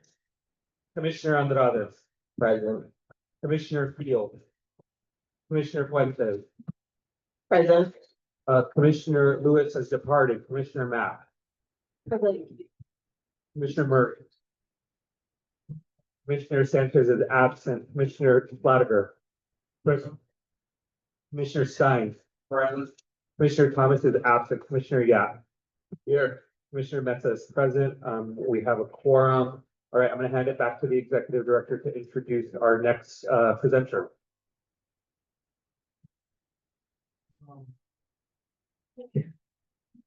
I think we're doing, sorry, Fair Rep LA is, I believe, next. And you got a few, I'll let each presenter, introduce themselves, name and title. Is this working? Yes. Okay, great. Good afternoon, everyone. I'm Carolina Goodman with the League of Women Builders of Greater Los Angeles, and I'm a member of Fair Rep LA. Ross Weisbroffer and Rob Kwan will be joining me for this presentation. The slide that you've been staring at shows our charter's preamble that was approved in 1999. Just before the final vote, the word equitable was removed from the preamble. You could imagine that some of the commissioners at that time had concerns about the implications of the word equitable, even though the preamble has no legal force. But you will note that the preamble does reference fair representation, and that is at the core of our coalition. Fair Rep LA began organizing in 2021 around LA City districting. We advocated for the council to adopt policies that ensure greater public input and disclose off-the-record conversations. We also organized to get the commission to include 2 recommendations on their final report: support for independent redistricting and increasing the size of the council. Drawing fair maps was a challenge for the commission with just 15 districts. The leaked audio recordings provided a textbook case of why we needed independent redistricting. More people began to debate the issue of council size and the need for more checks and balances at City Hall. On the left, you will see formal members of Fair Rep LA. We also have informal participants, organizations, neighborhood council members, and individuals who care about good government. All participate in decision-making regardless of membership. Today's presentation is not about making recommendations, but we do have suggestions for further study. At this stage, the goal is to provide context for the issues. There's a diversity of opinion about these subjects. Ideas presented here don't necessarily reflect the views and preferences of our individual members or our affiliated organizations. Be sure to check the resources and links at the bottom of this page. Keep in mind, a lot depends on variables. What council size is being considered? There's an enormous difference between a 25-member council and a 50-member one, which New York City and Chicago have. What form will the districts take? How will expansion be implemented? The details really matter. Some people push back on the idea of expansion. Why would anyone want more politicians? Well, Fair Rep LA helped support a poll conducted by FM3 Research in the summer of 2023. They surveyed 826 likely voters in the city of LA on a number of reform issues. The survey found that 64% support a 23-member council and 59% support a 29-member council. Now I'm going to hand it off to Ross Weisstrapper.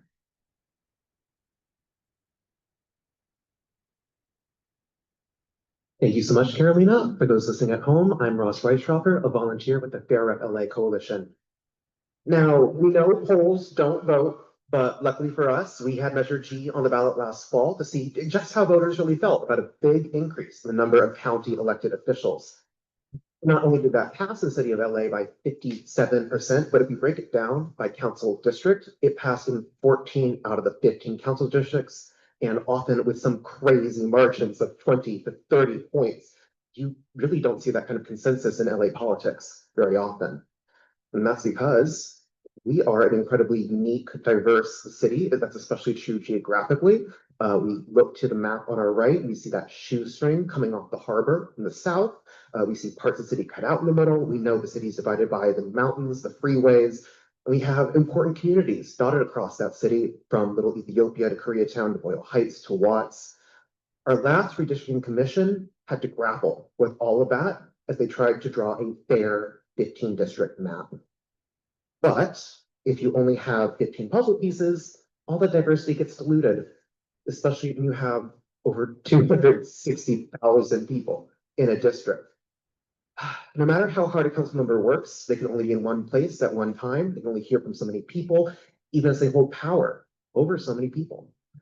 The best check on the corruption that power offers is competitive elections, but it's hard to have the money and time to run competitive elections in districts that size, especially if you're up against an incumbent. Because of this environment too, most of the city council votes are unanimous, and the mayor's veto isn't really much of a threat. Instead of holding each other accountable, as a result, we see the mayor and council president hashing out their differences behind closed doors, while council members' individual authority pulls departments away from the mayor's authority. And finally, with so few council members in 19 committees, the council is just stretched thin. Members juggle multiple committees on the same day as council meetings with overlapping schedules, and half of our regular committees actually only have 3 people on them. With only 3 districts having conversations for the whole city on important issues, it's hard to say all our city is fully represented in city business. And because of the Brown Act, it's also hard for committee members to be able to talk about their work with people who aren't on the committee. Council size addresses all of these issues. It's easier to avoid dividing communities during redistricting when there's more ways to draw the lines. It's easier to have communities be represented when they have more opportunities to get elected. It's easier to represent people with less people per council member, easier to get access to council members and their staff. Running for election requires less resources, and it's also easier for council members to whip votes to remove a council president. That helps the mayor more openly check the power of the president and speak up on their legislative priorities. And it also means more electoral competition and less corruption, and a reduction potentially in the number of committees per council members, making those committees easier to schedule, easier to collaborate on, easier to get more representation from all of our city communities on important committees. And I say that means more responsive, well-functioning democracy. So what's the magic number that will get us there? Fair Rep LA does have a ballpark. We previously advocated for a minimum of 25 council members, but beyond that, preferences vary and the maximum depends on that familiar word, the system. But before we get into system options, we have to think about power. What powers council members can and should have over their districts to actually deliver effective services. And I mention this because during 2021 redistricting, there was a very important conversation about assets in a district like LAX, downtown, USC. But the reality is that each asset in our city affects way more than just one district. When we're thinking about these systems, we might want to think more collaboratively and regionally to make sure we're capturing the whole value of our community's assets and everyone they affect in their region. Okay, so now thinking about systems, the first option we want you to consider are single member districts, one council member per district. That's the same system we use now. We think it works best with around 21 to 31 council members, which is a range we've come to as a result of the realities of redistricting. Council District 15, which you'll see on the right, is the most geographically constricted district, and there was a really big push in 2021 to move Watts out of CD 15, but the commission gave up because they realized they'd just be putting other communities into CD 15 instead. Moving Watts out of CD 15 requires at least 21 districts, and even then, you leave those living in that shoestring hanging. We have a maximum of 31 districts because as you add districts at a certain point, and to speak to Commissioner Yap's questions earlier, you have to start to trim parts of communities such as like Koreatown or downtown LA to keep the equilibrium, the equal population between the districts.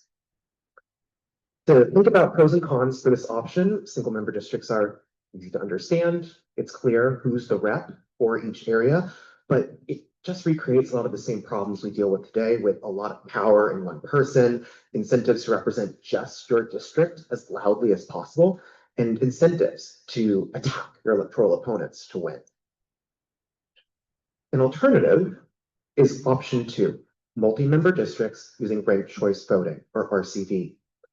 With RCV, voters rank the candidates in order of preference on their ballot to elect multiple council members for their district at the same time, which we did also poll with 71% of likely Angelino voters in favor.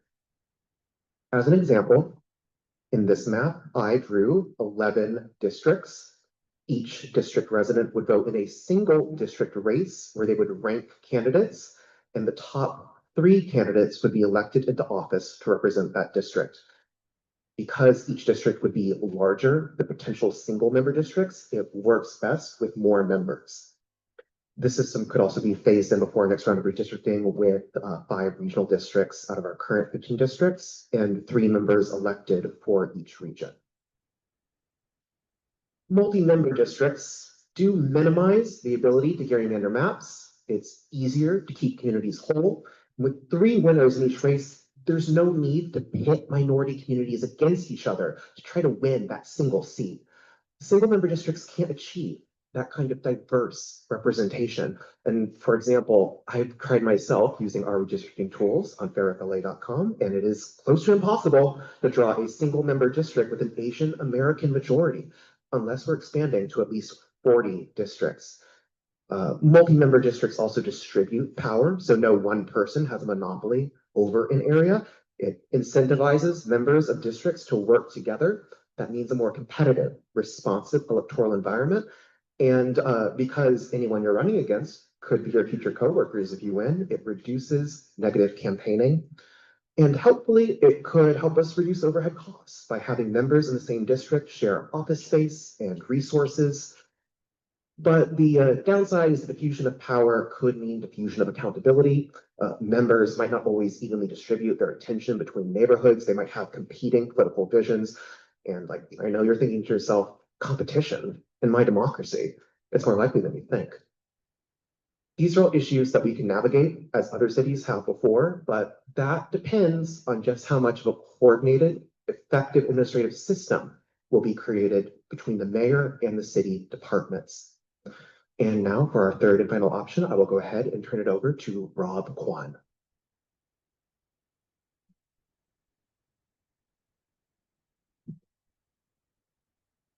Afternoon, Rob Kwan with Unrig LA, and I will talk about the third option. This is a hybrid. If you think that the first one maybe isn't enough, go cool on it. You think the other one was a little too hot, Goldilocks, I got a treat for you. We are looking here at keeping single member districts, and this kind of has a mix of elements of both of the options we talked about previously.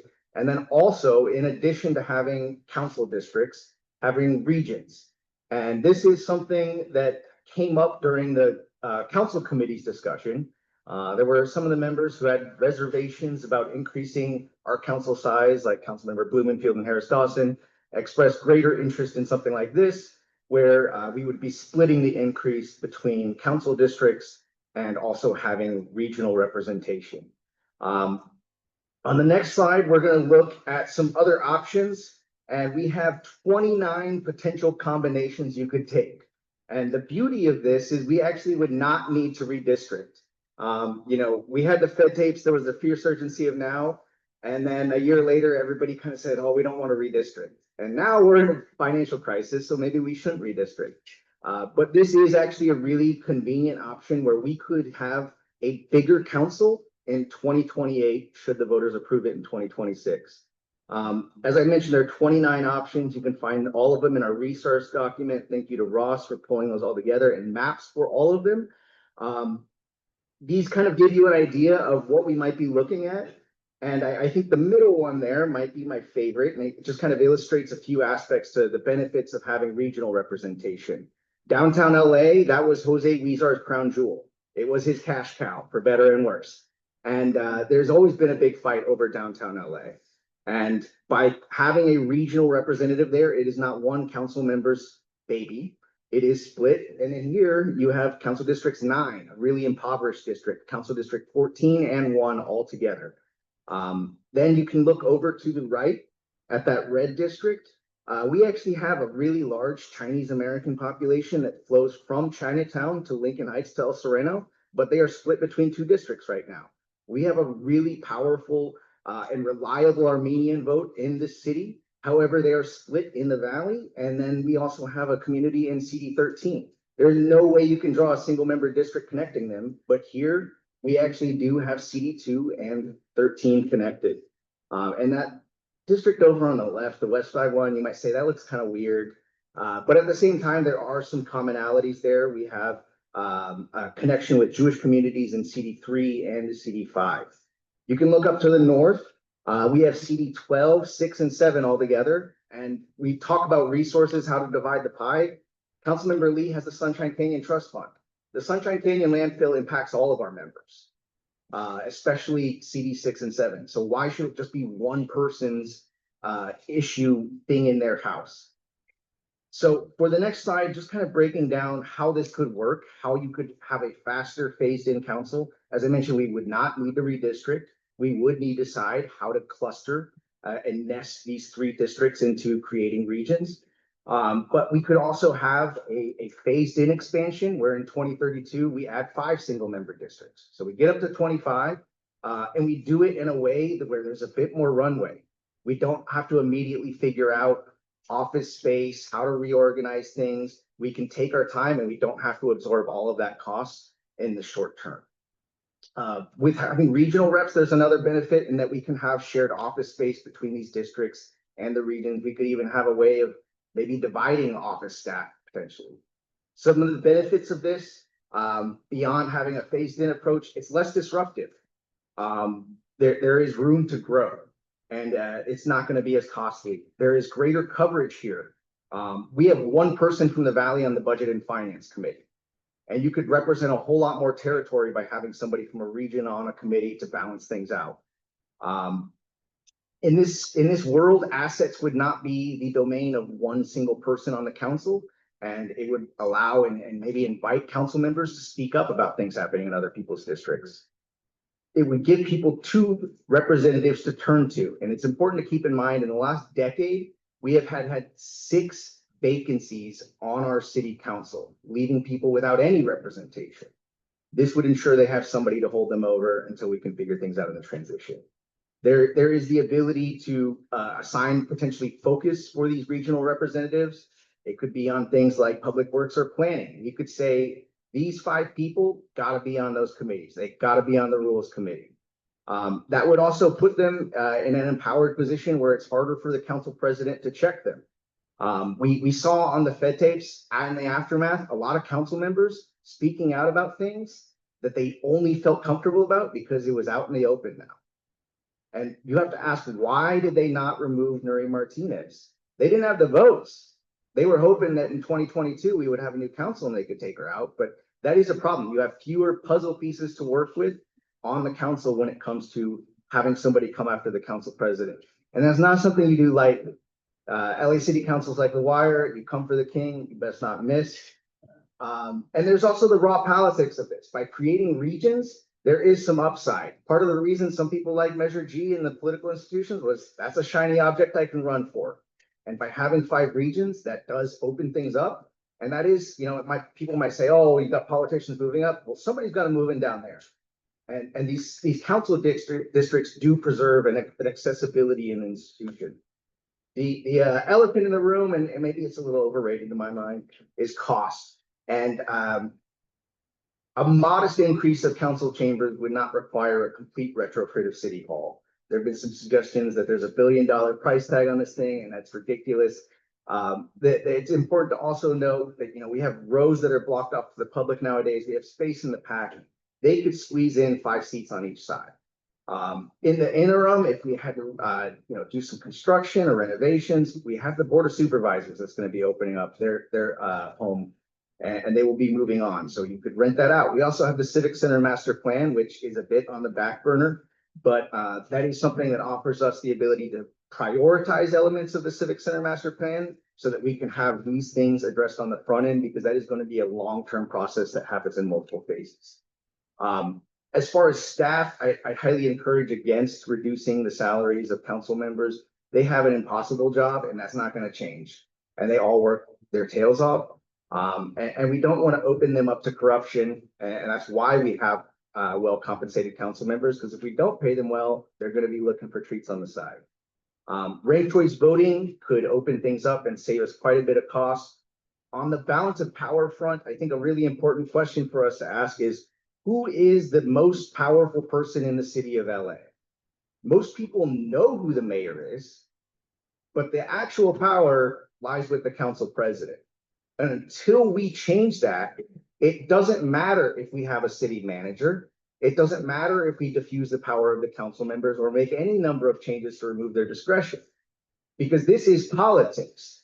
Why do these departments follow up with those council members and answer every beck and call? Because the council controls their budget. Yeah, the mayor introduces it, but the council controls it. So if you don't change that dynamic where the mayor is weakened, they will always tend to the council. So I think it's really important. Council expansion is not a silver bullet, but it's a necessary element if we're actually going to get a more effective city.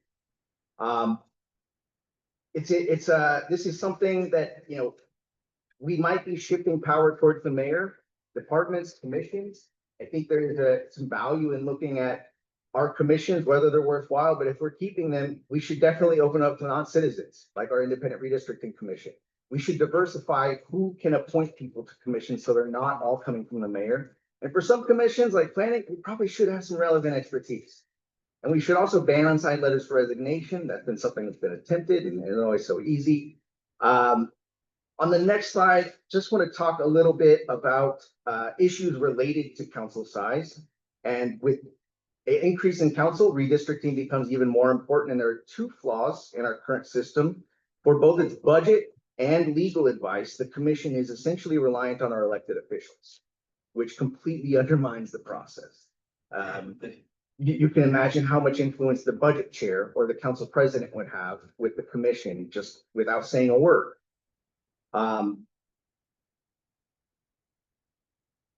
The City Data Bureau is something also created as part of the redistricting package, and council had a lot on their plate, so they kind of punted on it, knowing that it wasn't something we needed to get off the ground.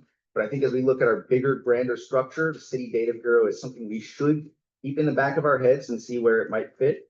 And ballot access. It's actually way harder to qualify to run for city council in Los Angeles than if you were running for governor, sheriff, Congress, board of supervisor. It's effectively easier for somebody to run for mayor than it is to qualify to get on the ballot for city council, because you have the same number of signatures, but you have a smaller number of people you can draw them from.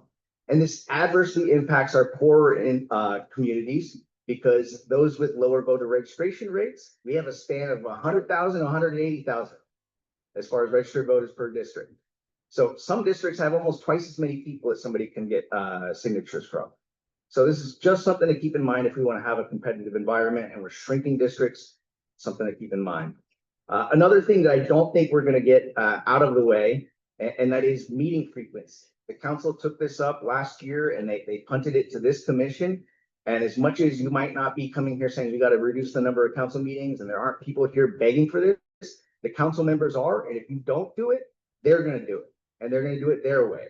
And I don't have a single problem with reducing the number of meetings. It is 2025. New York City's got a big council and they meet, I believe, every 2 weeks. There is a concern about the workload. Is this gonna create a situation where we have meetings like the Board of Supervisors that go from 9:30 AM to 6 PM? Probably not what we wanna do.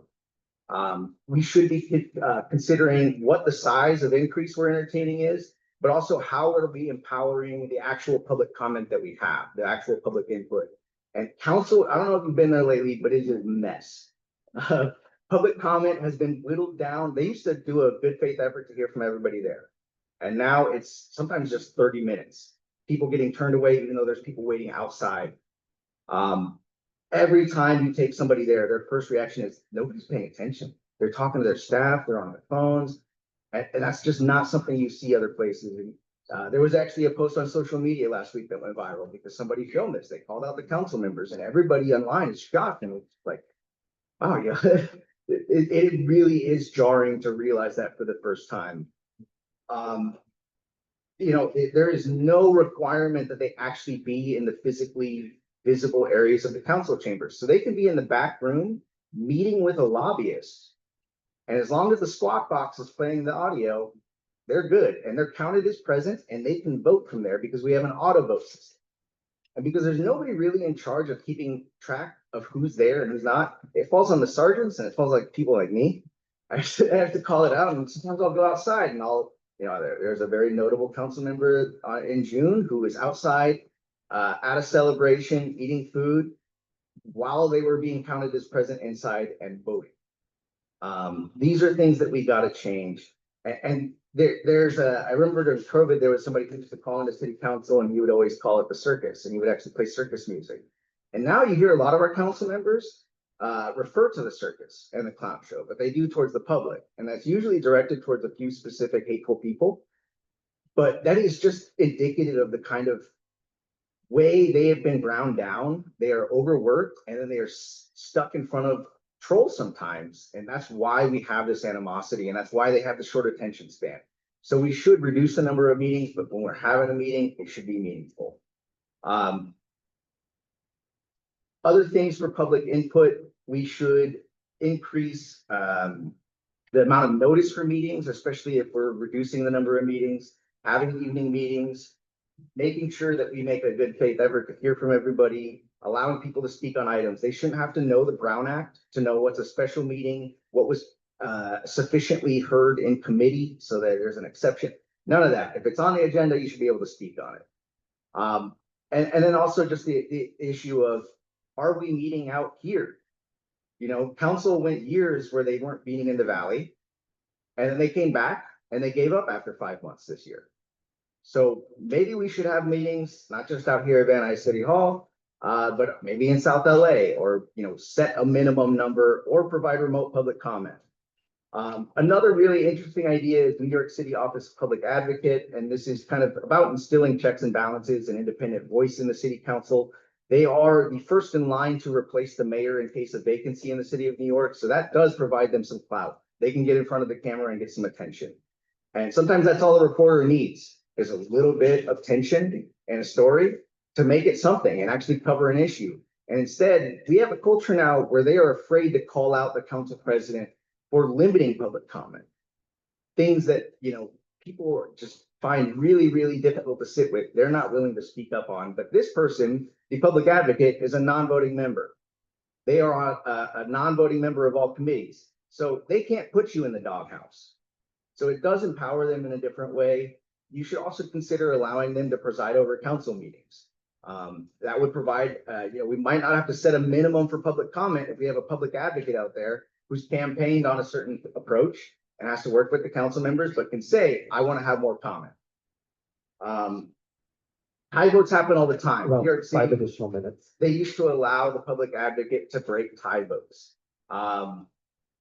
Even though we have an odd number of council members, you have somebody missing, 14 votes. We've had 7-7 votes. There's nothing to stop a tie vote, even if you have an odd number of council members.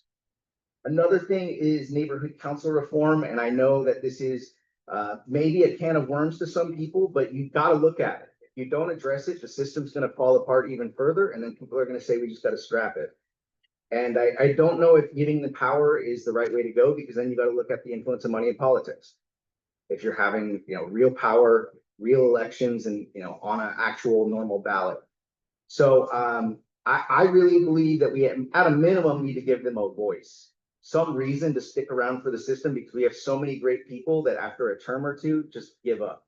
And we can make it easier for them to give community impact statements at City Hall, but I also think we have to give them a better voice as a whole across the city, because there have been a number of issues we've worked on for reform where we whip up CIS statements because it takes a lot of effort and it takes a long time, and you don't even know when it's going to come up on the agenda.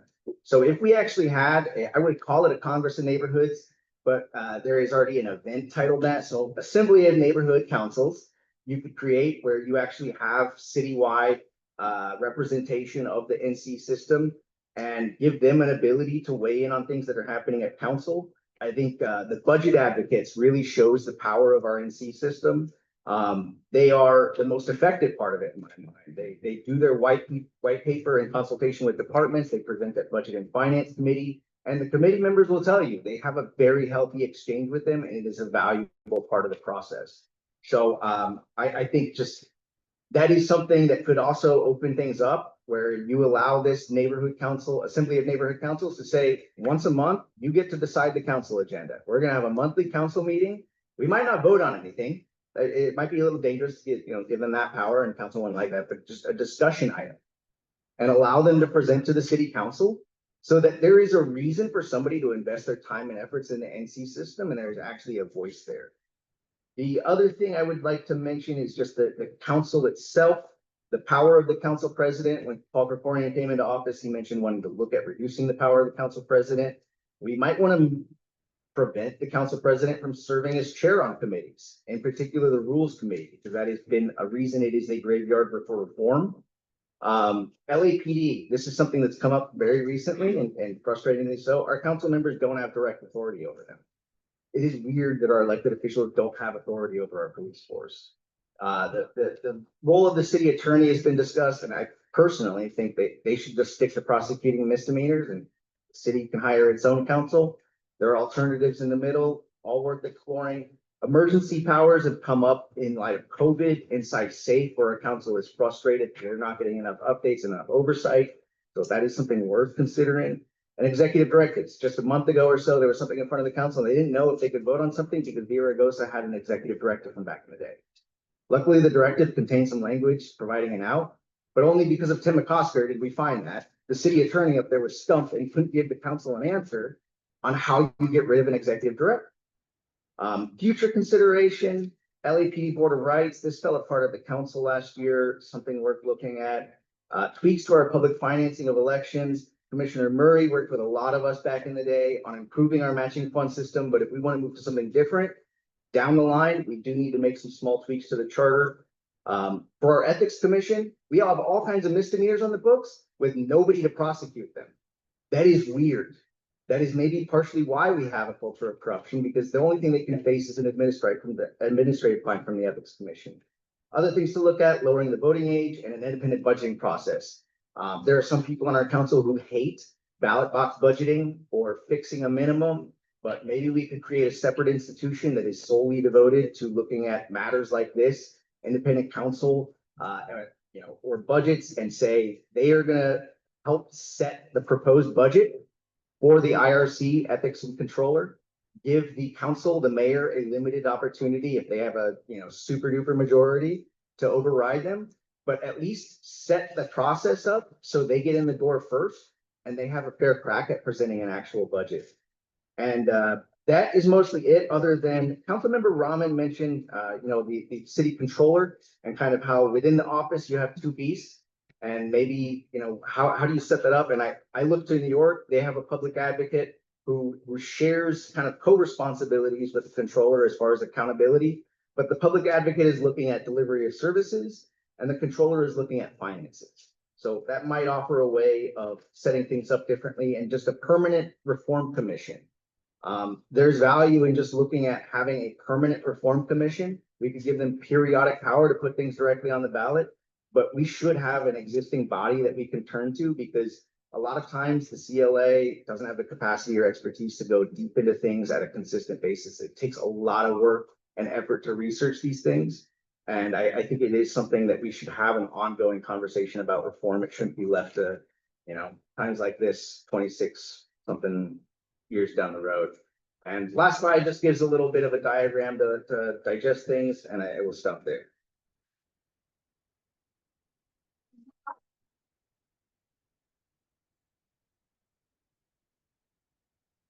Commissioner Yap, Fielder, and Andrade. Commissioner Yap. Thank you for taking us through all that. There is a lot in there. And I'll say that I have two questions, one about the neighborhood councils, one about the hybrid. Just to understand the proposal, or at least the analysis. I think the second one first. On the hybrid model for districts, we've been hearing that council members already have a lot more territory to cover than is practical or feasible. So to give another council member what would amount to be 3 times that amount of space, understanding that there would be overlap, how would they work together in a way that would create efficiency in that vision? Yeah, and I think one, that there are a chunk of cities that have, single member districts and they have at-large representation. Looks like Boston, they've got 9 single member districts, 4 regional or 4 at-large members. Jacksonville, which is not necessarily a place to study for other reasons, but they have an interesting setup where they have single member districts, but they also have at-large members chosen from regions. Because the city is so large, that's kind of why the committee said we don't want to go with that large because of CVRA concerns, but also just the ability to tend to a whole district, understand it, and also run competitive elections. So I think from the electoral standpoint, you do need to have enhanced matching funds. As far as the overlap, how they interrelate, I don't know. And that is kind of the beauty of this. Like you could take this in a ton of different directions. You could say that these regional representatives are more like the borough presidents in New York City, where they are more kind of regional advocates. They have a budget. They're there to engage with the community. It's really open-ended as far as how we might execute that. But I think ultimately what we're talking about is like 3 districts. Some of those regions that, out of those 29 are really long and stretched out, which is why I didn't throw them up there because, that's not what we want to go with. But I still think there is some value in having somebody that is looking at things beyond a council district perspective because, transit, bike lanes, like they shouldn't stop and start based on a council member's ideology. And we do see that a lot. And we have an approach where, USC's in my district, so that's mine. That impacts CD8 too, just as much. So I think at least opening up that system has some value. And I think there are definitely downsides to this, and we included in the cons, even if I didn't necessarily mention it out loud. And that's why we presented 3 options, because I can't tell you right now what the best option is for the city. It does depend on the size, the ballpark we're talking about, but it all depends on the details, and there is all the opportunity to spell things out. You could assign distinct roles to these 2 different types of people. Boston, some cities where they have at-large members, they basically just treat them like a normal council member, all the same. Okay, so it sounds like the suggestion is somewhere between the at-large structure and, board presidents in New York are a bit more of an executive role, a hybrid executive role, which I think would be different from what we're proposing. So I know we're not trying to solve that here. I just wanted to understand the concept that's being discussed. Yeah, and it's something that we have to think about and talk about a lot more, internally, but it's something we wanted to bring up now because I think there's just value in like the collective room of people here, but also on the commission and listening in as far as what this would be. And I think there is some reason to think about it a bit harder because there is the potentiality that this might be where our council wants to go with things, if they're willing to entertain council expansion. Just because there is a really uphill fight on that front. So having options at this point to kind of tease out what would work best is where we're kind of trying to wrap things. Then the second question is about neighborhood council. It's just again, to understand the presentation, the assembly of neighborhood councils would be we'll call it representative of all of the representatives of all the neighborhood councils, or some sort of additional layer that would provide, say, agenda items for the council meeting. Is that the concept? They would potentially be, coming up with statements, positions on an issue, like there might be a council file where they want to file a CIS statement, and instead of it just coming from one neighborhood council, it comes from this larger, more representative body. And the alternative, I suggested they would come up with things to put on the agenda. You would have to have some sort of deliberative process to do that. And it's open-ended. You could just say all of the neighborhood council presidents are able to vote as part of this body. I think the city attorney and clerk would say, we don't want to manage a vote among 99 people. So it would probably be good to just say either the neighborhood council presidents or the neighborhood council members all huddle up at the Congress of Neighborhoods and they vote for regional representatives. And maybe we have a 21-person neighborhood council, assembly of neighborhood councils. It is open-ended, but like the vision would be that we are creating a purpose and organizing platform. There are a lot of alliances in the NC system that have been very effective, but they are also limited in that they're kind of on an ad hoc basis and they're not necessarily in one house. They might be not okay with being put into this house, but it does offer kind of that broader organizing spirit and power to the NC system that we kind of have lacking right now. Okay, thank you. Commissioner Field. Thank you. Thank you to you and your colleagues. This is Mona Field, as requested. And I'm asking a question similar to Commissioner Yap. I think we both were focused on the difference in power between these regional reps, I think you called them, and actual council members. And you just said there's a lot to be fleshed out, which I appreciate. And I'm just going to give you an analogy if you can answer, because I think you've answered most of my question by answering Commissioner Yap's question.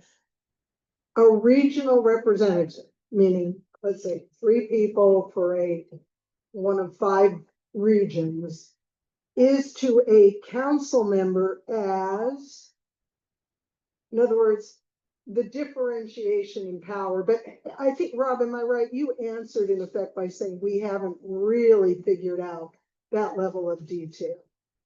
I ultimately, all of them, regardless of whether representing a district or a region, would have 1 vote on the council. I think there's a natural extent to which somebody representing a larger region usually has a little bit more clout and influence. But I don't know if that answers your question well. It's a good start. Thank you. Equal votes, even though. Yes, as far as institutionally, yes. And another benefit of this whole regional thing, if we're trying to reduce the workload for our council President Krikorian, when they were on the ad hoc committee, they thought out loud, you really don't need to be dealing with some of this stuff. There are all kinds of lighting district, REAP items, just all kinds of mundane things that maybe should not be going through the full council. And if you had this regional body, one thing you could do distinctly is have a separate body that can hear some of these things. And maybe you give people the ability to appeal it to the full council, but at least diverting some of the workload to a different body so that we can maybe get away with having 1 council meeting a week. So that would probably be the most unique kind of difference I'd envision, other than maybe, just maybe, deciding that you want to give them, designated committee assignments. My concern is, I have a lot of faith in power checking power, but we have to have a system that allows that. And I think by having some people that, have a little bit more clout, they're elder statesmen, but also maybe they can't have their committee strict. Maybe you only give them 3, but they can't be strict. That would empower them to be a little bit more open and hold their colleagues accountable, which is just something you don't see. Commissioner Andrade, Commissioner Murray, Commissioner, Stein. Yeah, thanks so much for coming in for the really comprehensive list of suggestions. Commissioner Diego Andrade here. I'm just wondering if you could speak a little bit about multi-member districts and their impact on minority voting blocks. I'm particularly curious because we've seen in LA County at large, when we have plurality districts in single-member districts, obviously, where you're putting two different minority groups together, you actually have a lot of impacts where one group overpowers the other. So I know that having multiple members does slightly solve that, but when you have really racialized polarization and now you're putting larger districts together, so there are even more minority groups at the same time, aren't you really diluting the impact that communities of interest have overall? And then also, if your group has tested this against the Voting Rights Act and the Voters' Choice Act of California. As for the latter, not done any kind of like California Voting Rights Act analysis. And I think it would really kind of depend on the system as far as like, are we doing proportional ranked choice voting? Because multi-member is a little bit different from that kind of setup. And I think it really does depend on the size. And I don't mean to cop out there, but if we're talking about a 21 member city council versus a 27, there's a world of difference in how big that district would be that's electing 3 people. If you get up into the high 30s, I believe you're getting, or not high 30s, around 30 or so. Top of my head, I think it's around like 460,000, which is larger than our current council district, but you're fitting 3 people into there. So I think on balance, you're not necessarily losing anything there. And ultimately, people are getting 1 vote. They're ranking, and it's not like the kind of at-large systems that we see that get shot down by the CVRA, because you ultimately don't need to get 50% to be elected in that district. Yeah. I would also just say if Ross wants to come up and say anything, this is not my area, and I know at future meetings we have people who are way more seasoned in this specific setup and those kind of analyses. I do know that the Haynes Foundation has engaged a couple of professors at Claremont McKenna who are looking specifically at the demographics of the city of Los Angeles and looking at the possible benefits or downsides to multiple kinds of setups as far as council expansion, ranked choice voting, and multi-member districts with proportional ranked choice voting. So I cannot say I have answers on that, but there are other people that will be before you and are doing a lot of research on this who will be able to give you a much better analysis. That's helpful. Thank you. And I would just say, like, part of the tension we have in the city is shifting populations. That's something that came up 15 years ago when the council was redistricting. There was concern about the shrinking African-American population in South LA, and how do we represent, continue to maintain that representation? And now we see CD9, we're going to have an open race there. Who knows how that's going to pan out? And the fact that we have in CD10 the Korean American community, we had the Latino community, and we had the African American community, all fighting for representation under a single member. No, yeah, it's already not helpful. So I totally understand that. Yeah, So I appreciate it. Just mean to highlight, that is probably the best example for why multi-member would be uniquely beneficial, is we're not just trying to get a single member to represent a district and its population. Commissioner Murray and then Commissioner Stein. Commissioner Murray here. How do you justify more representation by less city council? I mean, frankly, they used to meet 5 times a week, and we went down to 3. And I think, I really believe in, more than most people, believe in the value of public comment. I think it's a beautiful thing. It is like your Congress member, your senator, whoever, if you want to complain, like, you got limited options, and they're developers, lobbyists that can get a meeting with a council member real easy. And your average person can't. And maybe there are a lot of regulars and some trolls at these council meetings, but there are a lot of times when you see somebody come to a council meeting and say, I need help. And the chair says, I'm going to send somebody over to the ropes right now. Like that is the ultimate way you can, get something addressed, but also if you're talking about a policy issue, I mean, the reason I'm speaking to 13 commissioners. Like, what other world can I set up meetings with all 13 of you and talk to you about something in a focused way? So there is value to public comment. I just mean to say that if we are reducing the size of the council or increasing the size of the council, you are hopefully able to have a more accessible path to your council member. Your council member is maybe more likely to show up to your neighborhood council meeting. And, you could decide, we want to require you to do a town hall in every neighborhood council in a year. I don't know. But like there is a trade-off there, and ultimately, how many people are going to city council 3 days a week? It's a really, really short list, and it includes a couple of the people that the council members really hate. That are using most of their time to spew some of the worst things you've ever heard. So if we go down to 2 times a week, and we gain an evening meeting, if we get assurances that there's remote public comment, we get more notice for the agendas. A lot of times agendas drop and you got 3 days to organize. So it's all a trade-off. And I don't think most people view like their representation to be dependent on, those 3 meetings. Like they want to be able to reach their council member and get stuff fixed. They definitely want to have the ability to go do public comment and go to meetings, but I don't know if having 3 meetings is an essential thing. And if that's part of the trade-off to also give these members more time to be in their community, to, do events, talk to people and actually do, service in their community, the better. Because they really do have a lot going on, and everything is stacked in 3 days. So those days are just a blur.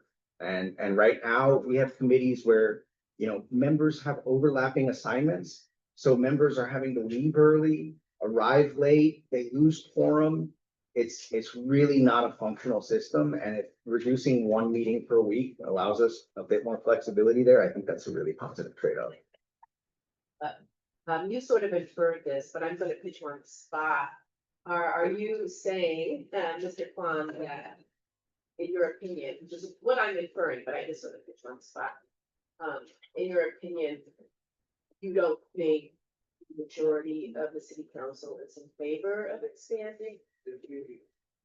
I don't know. I hear mixed things. I just know that we need more than a majority to get it on the ballot. And I felt really confident we were close a year ago, 2 years ago, sorry. Like we had a majority of the committee. But obviously to put something this big on the ballot, you need to have a stronger consensus on the council. I don't know if I think it all kind of depends on the bigger picture and package. When they were looking at council size, part of the reason they got overwhelmed is because we were talking about so many other things and they were realizing how interrelated they are. They were realizing we're concerned about service delivery and this only addresses part of that. That doesn't get to like the bigger structure. So I think having an expansion package that's part of the overall, bigger change is a positive. And I have a hard time reading the council members, at least some from what they campaigned on and what they have said publicly. We should have the votes there. But it's also just it's not simply about increasing for the sake of increasing. I think Paul Krikorian probably could have gotten council expansion on the ballot in 2024 with the council support, but it probably would have been 19 or 21 members. And why go through all of that effort so far out ahead of 2032 to do a marginal increase if we can spend some more time and figure out what the right ballpark is, what the right system is, how this fits into the bigger picture so that we're not just saying council size is going to fix our problems. It's not going to fix all our problems. Commissioner Stein. Thank you. I have 2 questions on issues that you raised in your presentation, but no commissioners commented on them. So I'll go to the more controversial first. And that is, what is the duties of the city attorney's office? And I believe you said, I don't have a problem with the city prosecutor, but litigation should be handled by outside counsel. Who is going to handle advice to commissioners? As the city attorney sitting here today to make sure that we do right by the Brown Act in other areas.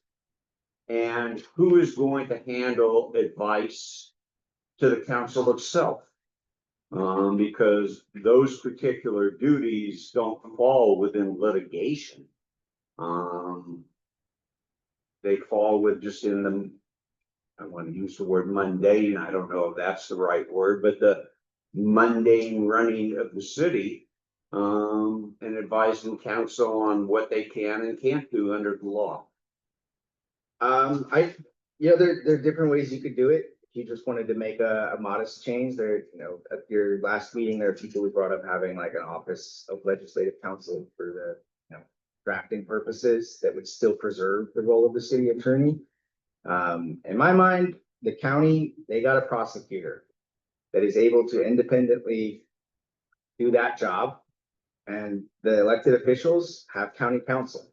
They have their, counsel they can hire and they're able to rely on them. So this is not a particular area that I proclaim like an absurd amount of expertise in. But I do know from the expert, like the ethics end of things, the fact that our city attorney can't go after, campaign finance violations or, elected officials, ethics stuff, that puts us in a very weird position. It also puts us in a very weird position with the Brown Act, things that might come up, things that our commissioners might raise, where you bring up an issue and the city attorney is not willing or able to speak publicly to confirm what you're saying. And like that leaves us with all kinds of murkiness. And I think that if you had, a city attorney that could call out Brown Act issues independently, and handle misdemeanors, but the council has their own lawyers, maybe it would be a mess, but I know that what we have now leaves us in a really weird place where we have an elected officials who says, who ran for office from the I'm just calling balls and strikes kind of thing. I'm not here to make policy. I'm here to be a lawyer for the Municipal Corporation of Los Angeles. And in actuality, we've seen the ideology spill out a little bit. And I don't think that's helpful. And I don't think it's helpful to have, meetings presided over where ultimately the city attorney has to muzzle themselves. One small follow-up on that and then my other questions. I'm not as well versed in county government as I am in city government. Same. Doesn't county council defend lawsuits? I believe so, yeah. Okay, so what is your reason for taking that to outside attorneys rather than having a equivalency of a county council in the city council? Different spelling of the word, to handle those. I don't have hard feelings on that end of things. And if there's a preference going one way or another, this is one of those issues that I know has been kind of on the minds of some folks and mainly just trying to elevate it here so you learn a lot more. I have a lot more that I can say with some grounding on like the ethics front, the council front, the size, the operations, the things that I pay a lot of close attention to. The city attorney, because of the way it operates, it is a bit murkier, and I definitely do not pay nearly enough attention to the county as I do the city, so I can't speak much on it. Totally different discussion. One of your recommendations or possible recommendations, I think that you put it, was having more than the mayor appoint the police commission. In addition, expanding the police commission, perhaps to 7 members rather than 5. Taking the expansion out for a moment. If we're trying to set up a clear delineation between mayor and council, and let the mayor truly be the chief executive officer of the city of Los Angeles, why would we do that? That's one. One last question. I'll give you 2 bites at the apple. And since at the end of the day, the mayor is going to be responsible politically for the safety or how people perceive the safety in their individual communities, why shouldn't she, in this case, be given the power to have 5, 7, pick your number, police commissioners to assist the police department to come up with policies that provide for more public safety? So I don't like the way we have things currently set up. We're waiting around for appointments that sometimes don't happen on time, and there are no real consequences for them. We have somebody currently on the police commission whose term ended last month, and for some reason, the city attorney is still allowing them to serve on the commission.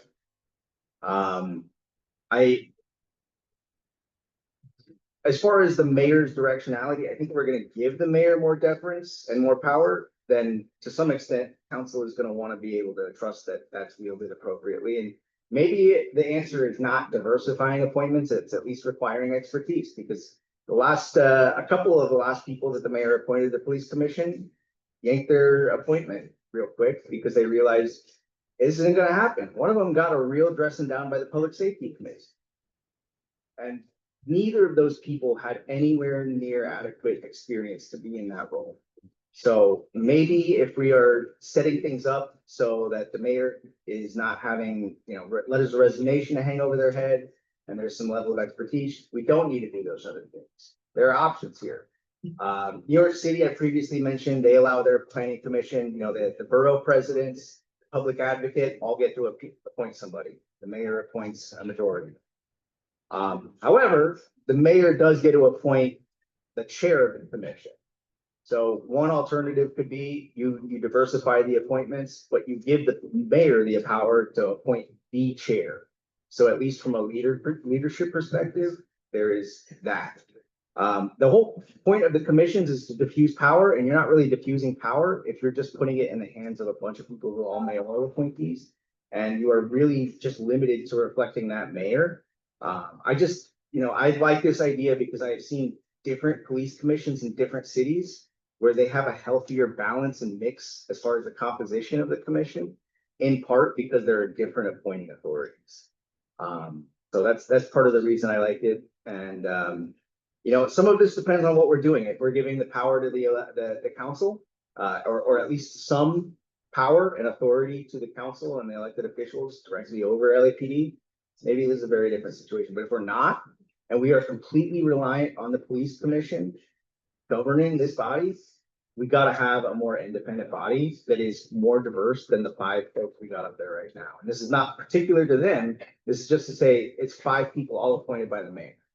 And the mayor has a very different kind of track in the career as far as what they're prioritizing and what their aspirations are. And calling out the LAPD is usually the last thing that what mayor wants to do, and they don't want to appoint people to the commission that are going to call them out. So, thank you. Let's give a round of applause for that, please.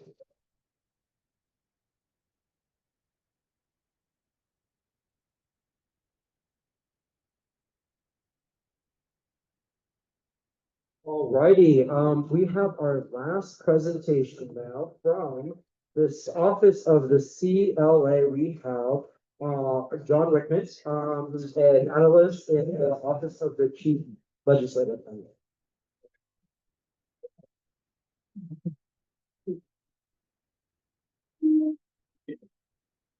I'm so sorry that you're here so late, and I appreciate you sticking around.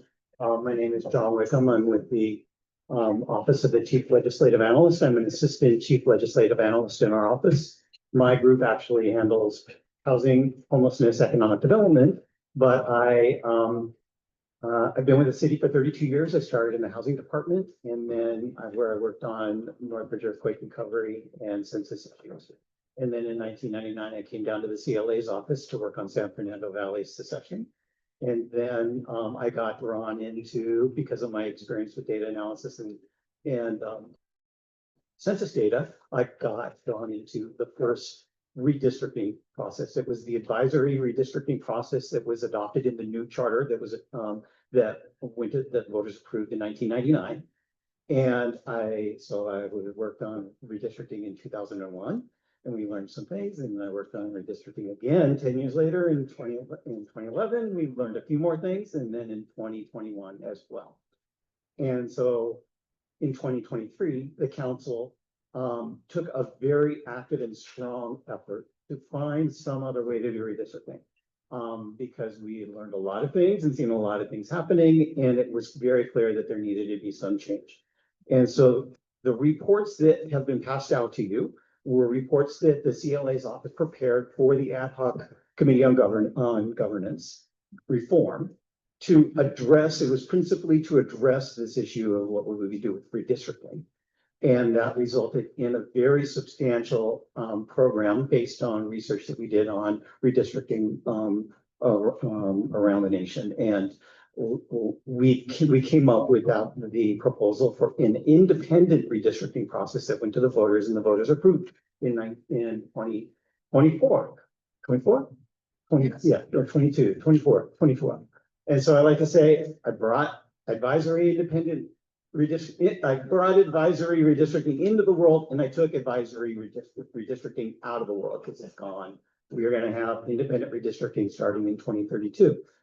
Redistricting happens every 10 years. And so we're not really going to know how that program works for 20 or 30 years. It's actually going to be well past my career at the City of Los Angeles that somebody else is going to have to pick up the reforms and look at that. And now that we've got this process in place where there's a reform commission that meets on a regular basis, they will be taking that into account.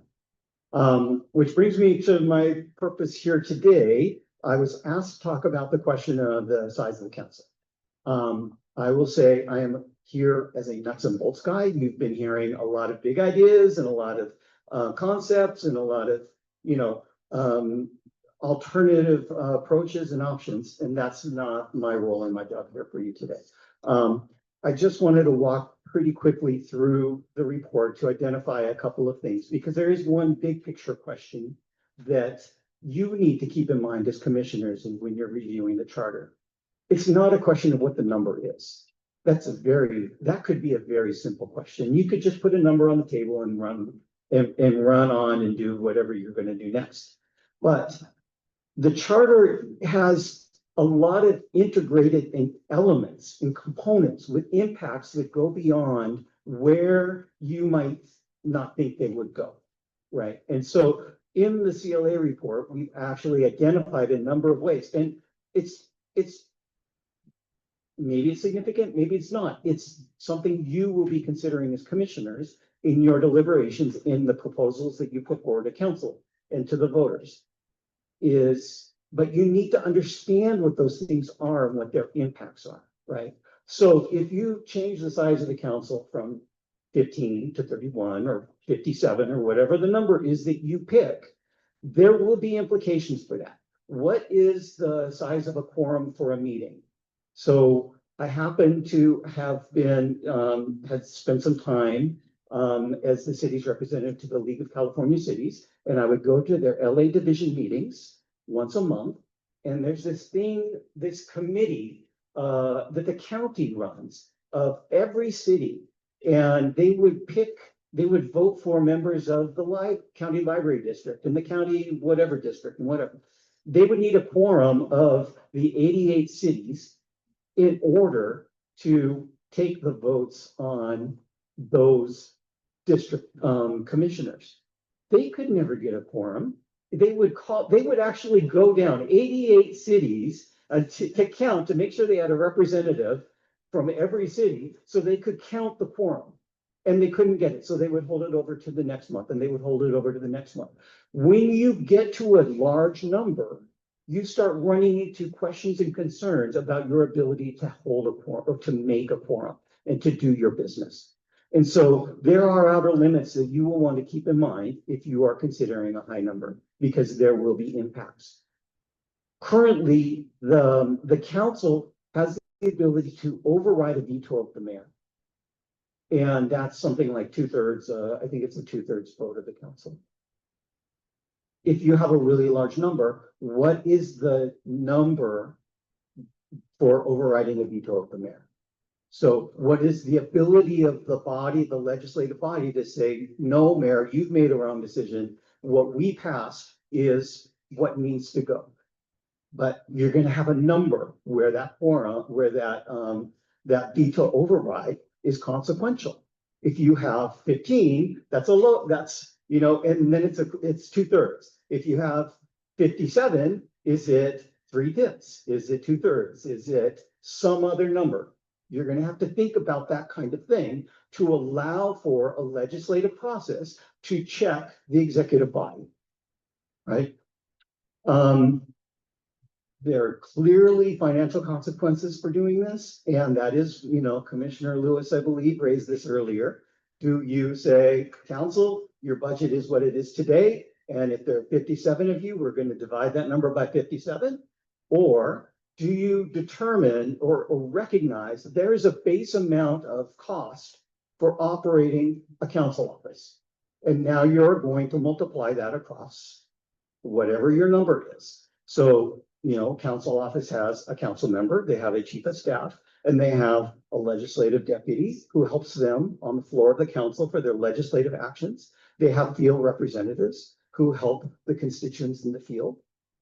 There are a number of people that you may not know that are working for you, but they are working for you as constituents and residents of the city. And so it comes to this fundamental question of what is the role of the city council? What is the work that they're doing? And how does that all tie into these reforms that you might be making in different parts of the charter? How do they all link up and how do they tie together? There's a word that you've heard a lot today. I'm sure you've heard it a lot in your previous meetings, and you'll be hearing it throughout your meetings and your sessions. And that word is power. That word, I saw that in an LA Times editorial and I thought, what actually does that word mean? And I Googled the definition. It doesn't, we all know what we mean by that word, but the definition is not what we think we know what it means.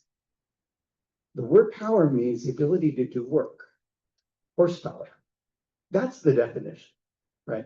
So when you're talking about power in the system of the city as a whole, in the governance of the city, you're going to want to think about who is doing work, who has the ability to do work, who do you want to have the ability to do work? And if you don't assign it to somebody, guess what? Somebody's going to take it and it will wind up someplace because it doesn't go away. Somebody will want it and they will take it and they will use it. And is that where you intend it to be? Will there be accountability for that ability to do work or not do work? Will there be transparency in the ability to, in the work that's being done or not being done? And so those are some of the things that you're going to be balancing in your considerations of a simple question of how many council members should there be? Right? All of these elements are linked in and tied together. A council member does have an office. So how many offices where they'll be? They will have computers, they will have phones, they will have vehicles. There are costs of these things. It may not be a relevant factor in your deliberations, but it's important for you to consider whether that is a factor or not. I'm going to run through the report just a little bit. I believe your staff gave you the reports. I think the report on September 15th is the one that has the most information concerning the question of the size of the council. We have a chart in there that shows, you know, based on the number of council districts there would be, how many residents they would represent. There's a chart in here that talks about just the base cost for funding that would be allocated to a district, We surveyed city departments and asked them about the impacts that they might encounter based on the size of the council. And they all work with all of the council members. And they all said, if we have more council members, we're going to have more people sending us requests, and we're going to be doing more work for the requests that are coming in from the council members. The city clerk handles the council meetings. And so if there are more committee meetings or if there are more committees, there will be more work in the city clerk's office in dealing with all of the work of the city council. CAO has identified a number of impacts on their work. all of the departments will basically have impacts on their workload and being responsive to requests and directions from council members. And again, depending on the work that they are given under the charter. Let's see, there were some, and you can go through the report and you'll see, for example, the Ethics Commission identified that there are, they would be processing filings for 31 council districts instead of 15. And so that's just an incremental, a significant incremental increase per election that the Ethics Commission will be working on. And so then from, I talked about the forum, I talked about the supermajority issue. The question, the question of the shift of balance of authority and, does this shift authority and power away from the council to the mayor? Is that your intention? Is that what you want to do? And then this, again, the charter says that all council members are to be appointed to a council committee.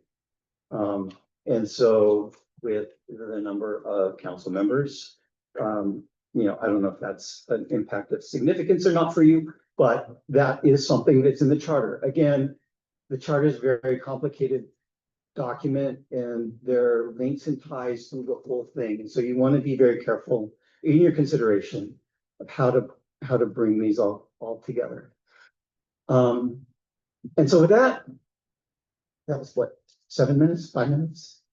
I think I covered the field in our reports, but I'd be happy to answer any questions you might have.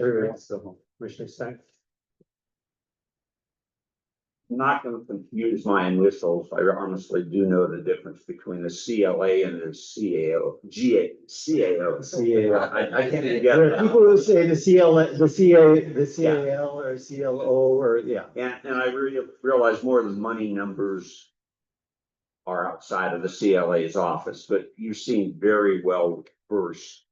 If we chose to expand the council, I'm just picking a random number, not trying to say that that's even under consideration, by 6, which would make it 21. What do you estimate that cost would be when you take into account salaries, building out of offices, member salaries, every additional computers, additional everything that is necessary in order to have those 6 additional offices with the same amount of staffing and the same amount of quality as what is provided today to 15 members? Yeah. So figure 2 in our September 15th report identifies that it's $2.1 million a year per council office is the base. Right. And so if it were an addition of 6, that would be 12.6 million to start.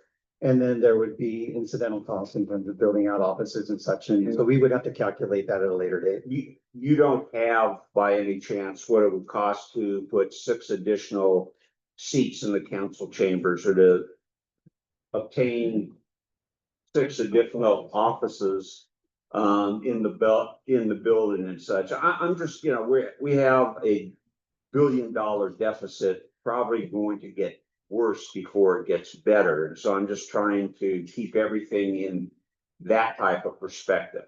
Yeah, it depends on when it would go into effect.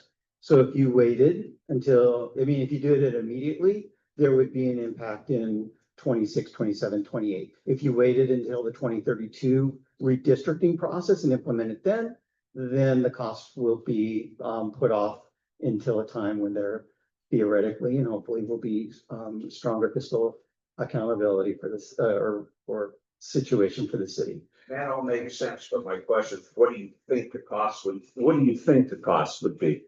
I know that the costs that they tell you when you make the first request and the cost that you actually pay will be different. And so it's just a question of, who's pushing and arguing and fighting and yeah, I can't tell. I really have no idea what it would be. Yeah, I think there would be some creativity. For example, we have a horseshoe that holds 15 seats. If we add 6, we'll put 3 more seats on either side.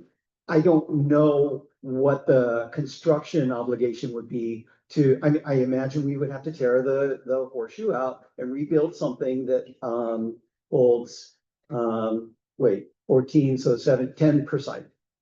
Is that a general services question rather than a Yeah. question to you?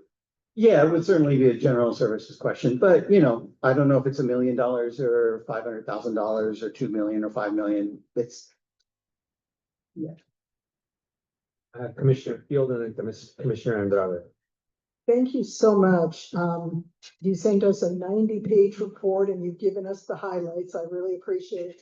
And I have a much simpler question. I hope it's okay to ask you. I'm not sure if it's part of your portfolio.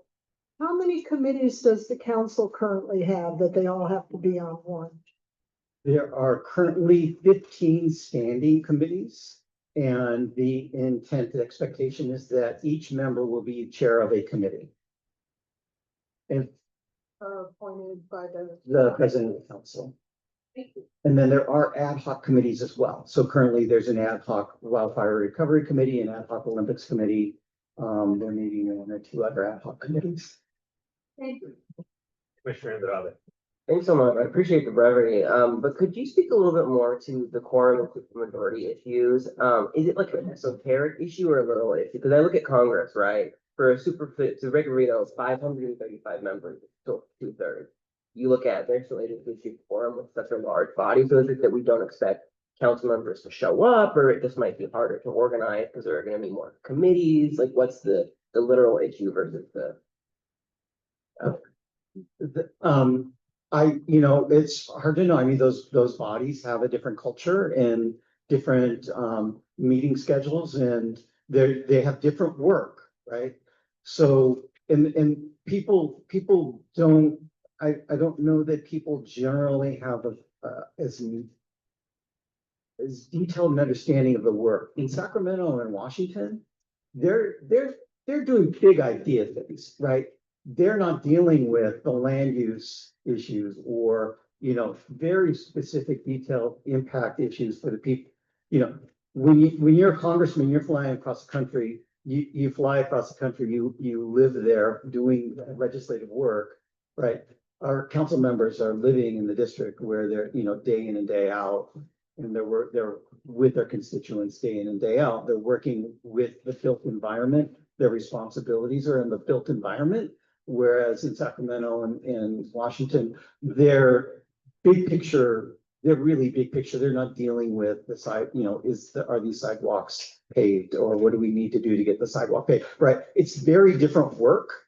And so there's a range of reasons why they do and do not, and so it's just a question of. That makes sense. But then my follow-up is, so we could change the quorum number if we had a larger council, we could change the veto, but we could also try to have cultural changes to the charter that don't necessarily have to change those things either. I would argue against putting cultural changes into a constitution. Changes, obviously, right? It's supposed to be a mechanical tool to the culture. The culture will happen outside of it no matter what. If you start putting your culture today into that document, then you may force the next commission 5 years later to. Yeah, but by culture, I mean, like, you could just say, you don't all have to chair a committee anymore, you don't all have to do X, Y, or Z. Those kinds of changes that think about the implications of an increase without actually changing, quorum. I'll turn that around, because you don't have to chair a committee. I want to chair a committee, and I'm not allowed to. Right. Yeah, I appreciate that. Right. So it's everything you got a 360 everything, right? Thank you. I had a question on the effective date or the date of the election, if there were to be a council expansion. There was a lot of discussion in the initial rack markups, and then in the final wrap up, I believe the August 25th one. There was a good chunk of discussing why why it should be in the 2032 election. So I just want to understand the intent behind the focus on 2032. Was it the CLA's intent to recommend, or was that just there was interest on the ad hoc governance committee to really dig in on that? We had, there was interest among the council because clearly it's a question of, there's an election coming up next year. There's an election coming up in 3 years. So what does it mean for me? Right? So what kind of a term am I running? What terms are on the ballot? And if we're going to do this, how do we implement it? Do you put all 21, all 35 council members on the same ballot? And some run for 2 years and some run for 4 years. It's just this question of if you're gonna bring it into being, how do you actually do it, right? I like where it landed in the document. My question was that the recommendation for the CLA, or was it just here's something for your consideration? Here's for your consideration. And then the September 29th report actually has this colorful chart showing different ways that you could do it, because some of the members were like, well, running for a 2-year term means a lot of cost in terms of, and the impacts on, fundraising and all of these things, which are, whether you think that's a good thing or a bad thing, that's something for you to decide. So they asked, what if we did it in there was a 6-year term to allow for that transition? And you can decide whether that's a good idea or that's a bad idea. But we were looking at for the council to make a determination of, if we're going to implement this, how are we going to implement this? Because I'll point to the 99 charter. They said, there's the second question about the size of the council. And if that passes, figure it out. Right? They didn't think about it in 99 on how to actually implement it. Well, And so, neither did LA County. what's that? Neither did LA County. It was cost neutral. They just punt it, figure it out, right? So that's a theoretical option, not one that I would necessarily subscribe to, but. So the council asked us to figure it out before we put anything forward to the voters. And so we gave them a number of options, and we had no recommendations on it because it was absolutely a policy call for them. All right, let's give a round of applause to our presenters.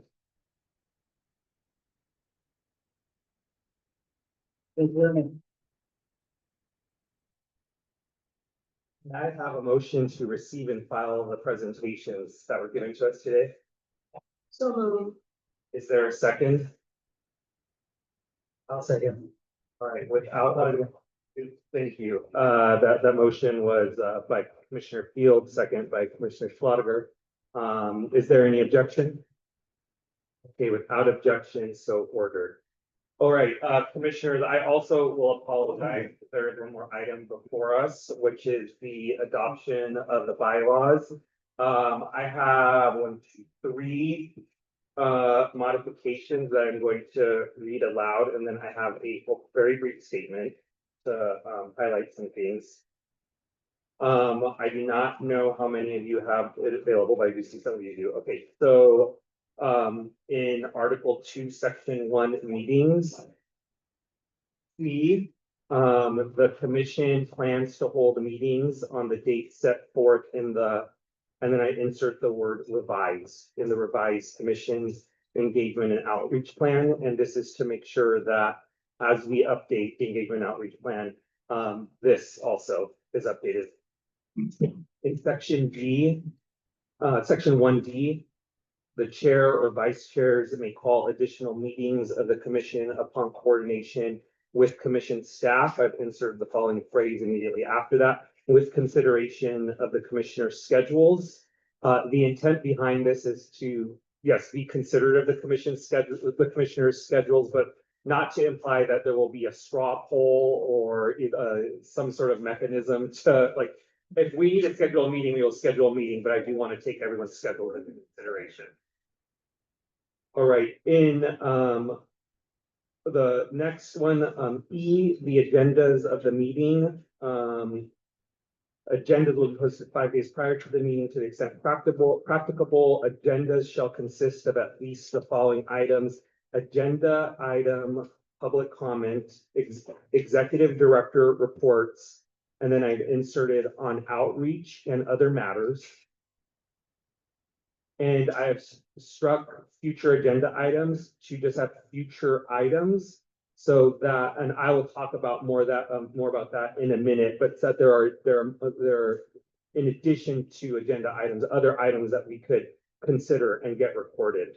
So those are the changes that I've made to the motion that I will make after this statement. All right. Very briefly, commissioners, before you are the bylaws for your consideration, most sections are fairly standard and will serve as a framework for the critical discussions and decisions that we will be taking on.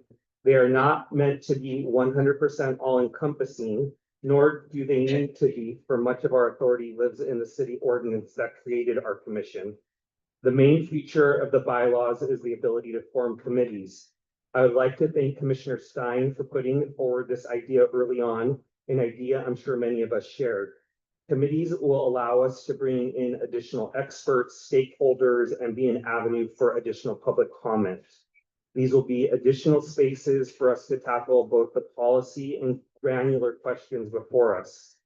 Discussions on where power lies in the city of Los Angeles and how it is shared, how to deliver city services for the residents, and how to ensure clear accountability for the delivery of those services and elected officials.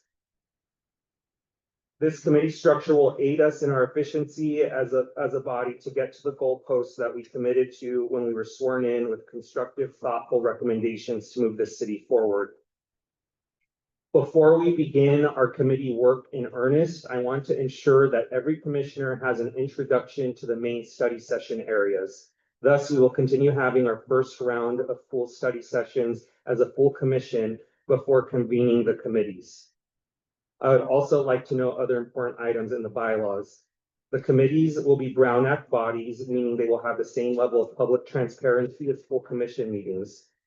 All calendar meetings in the engagement plan or revised engagement plan will be considered regular meetings and ensure general public comment and item public comment. Future items, as I mentioned earlier. At the conclusion of each meeting, including today, I will ask commissioners if there are items they would like to add to the next agenda. Additionally, there are other items that I may ask commissioners to identify at the end of our meetings so that staff can keep a structured catalog of them. These items may vary depending on the nature of our meetings. For example, I may wrap up by asking, does any commissioner have a general topic or specific presentation they would like discussed in the future? Or does any commissioner have a suggestion for a potential charter amendment? This does not automatically mean that these will appear on a future agenda, although they might, and I'm sure many will. The primary objective is to ensure that we are capturing information, housing it in a structured manner, and that the wishes of an individual commissioner do not get lost. Lastly, I would like to thank every commissioner in advance for their ongoing sacrifices, including spending most of our Saturday here, and to ensure that we deliver for the residents of Los Angeles. So with that, I will entertain a motion to adopt and look forward to our discussion. A motion approval for the bylaws. Second.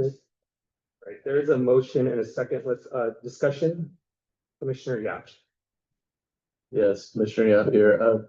Because we heard some certainly public acknowledgement of the adjustment to the times at 4 p.m. for the coming meetings.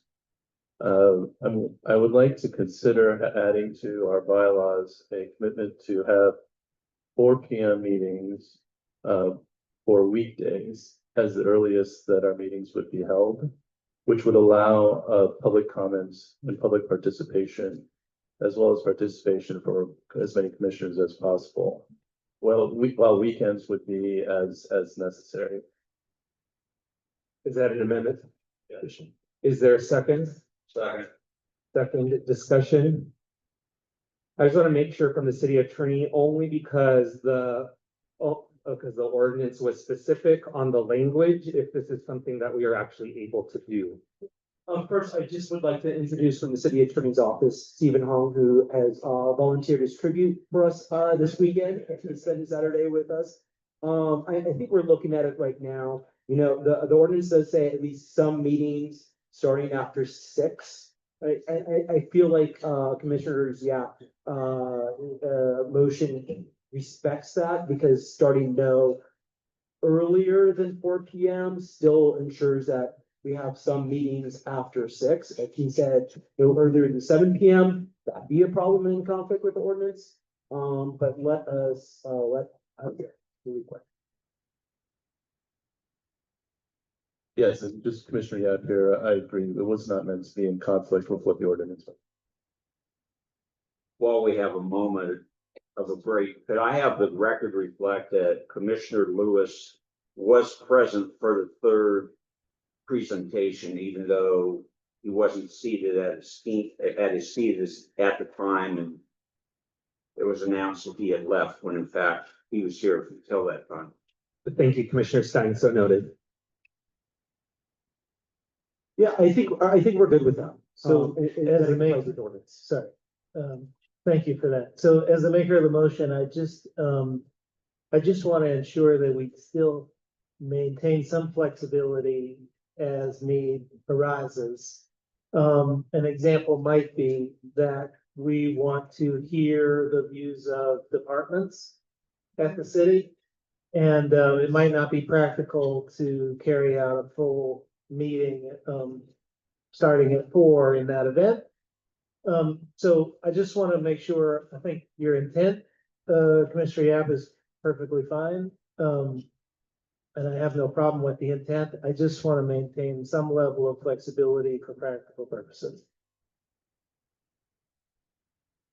Commissioner Yap, if you would consider phrase maybe as with the word practicable in it.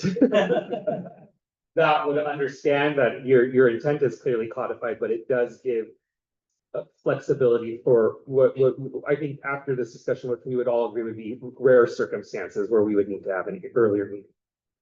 Commissioner Yap here, yes, I agree with that. It would be, the intent is that the overwhelming majority of our meetings would be accessible to as many Angelenos as possible.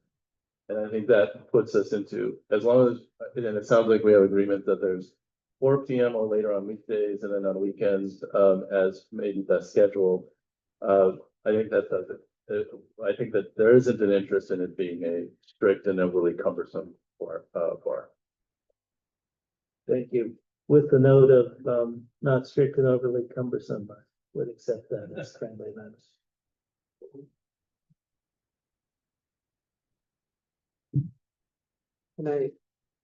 Yes.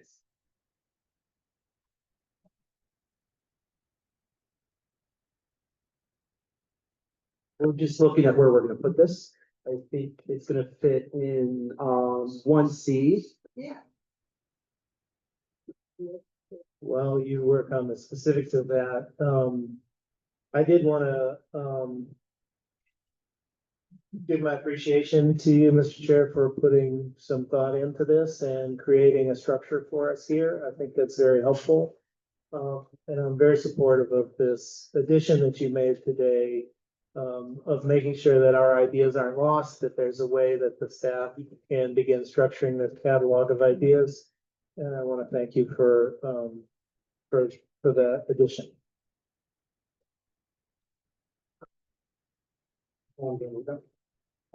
Okay, so the proposed addition to section C would be comma, weekday meetings shall be held after 4 p.m. to the extent practicable. Is that acceptable, Commissioner Yap? Yes, yes, that's acceptable, Commissioner Yap here. Thank you. All right, so amendment by Commissioner Yap, and there was a second by Commissioner Stein. Is there any objection to the amendment? Seeing none, so ordered. The further discussion on the motion as amended. Commissioner Matt.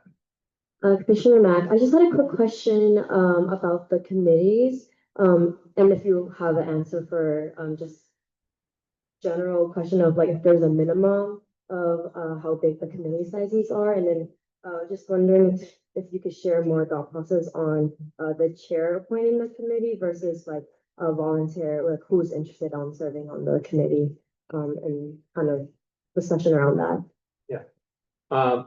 My intent today was to get like the framework for us to even have committees before putting together membership for committees. So if there are interest areas where members would know, I would actually ask that you say it in this session because it will be an agendized item, which would prevent me from talking to a number of commissioners. So if there are commissioners that do have, I will say this, the committee structure, we will have a vote on the committee structure. I imagine that it will be along the lines of the study session bucket. So if commissioners do have preferences right now, it would be helpful for them to be stated.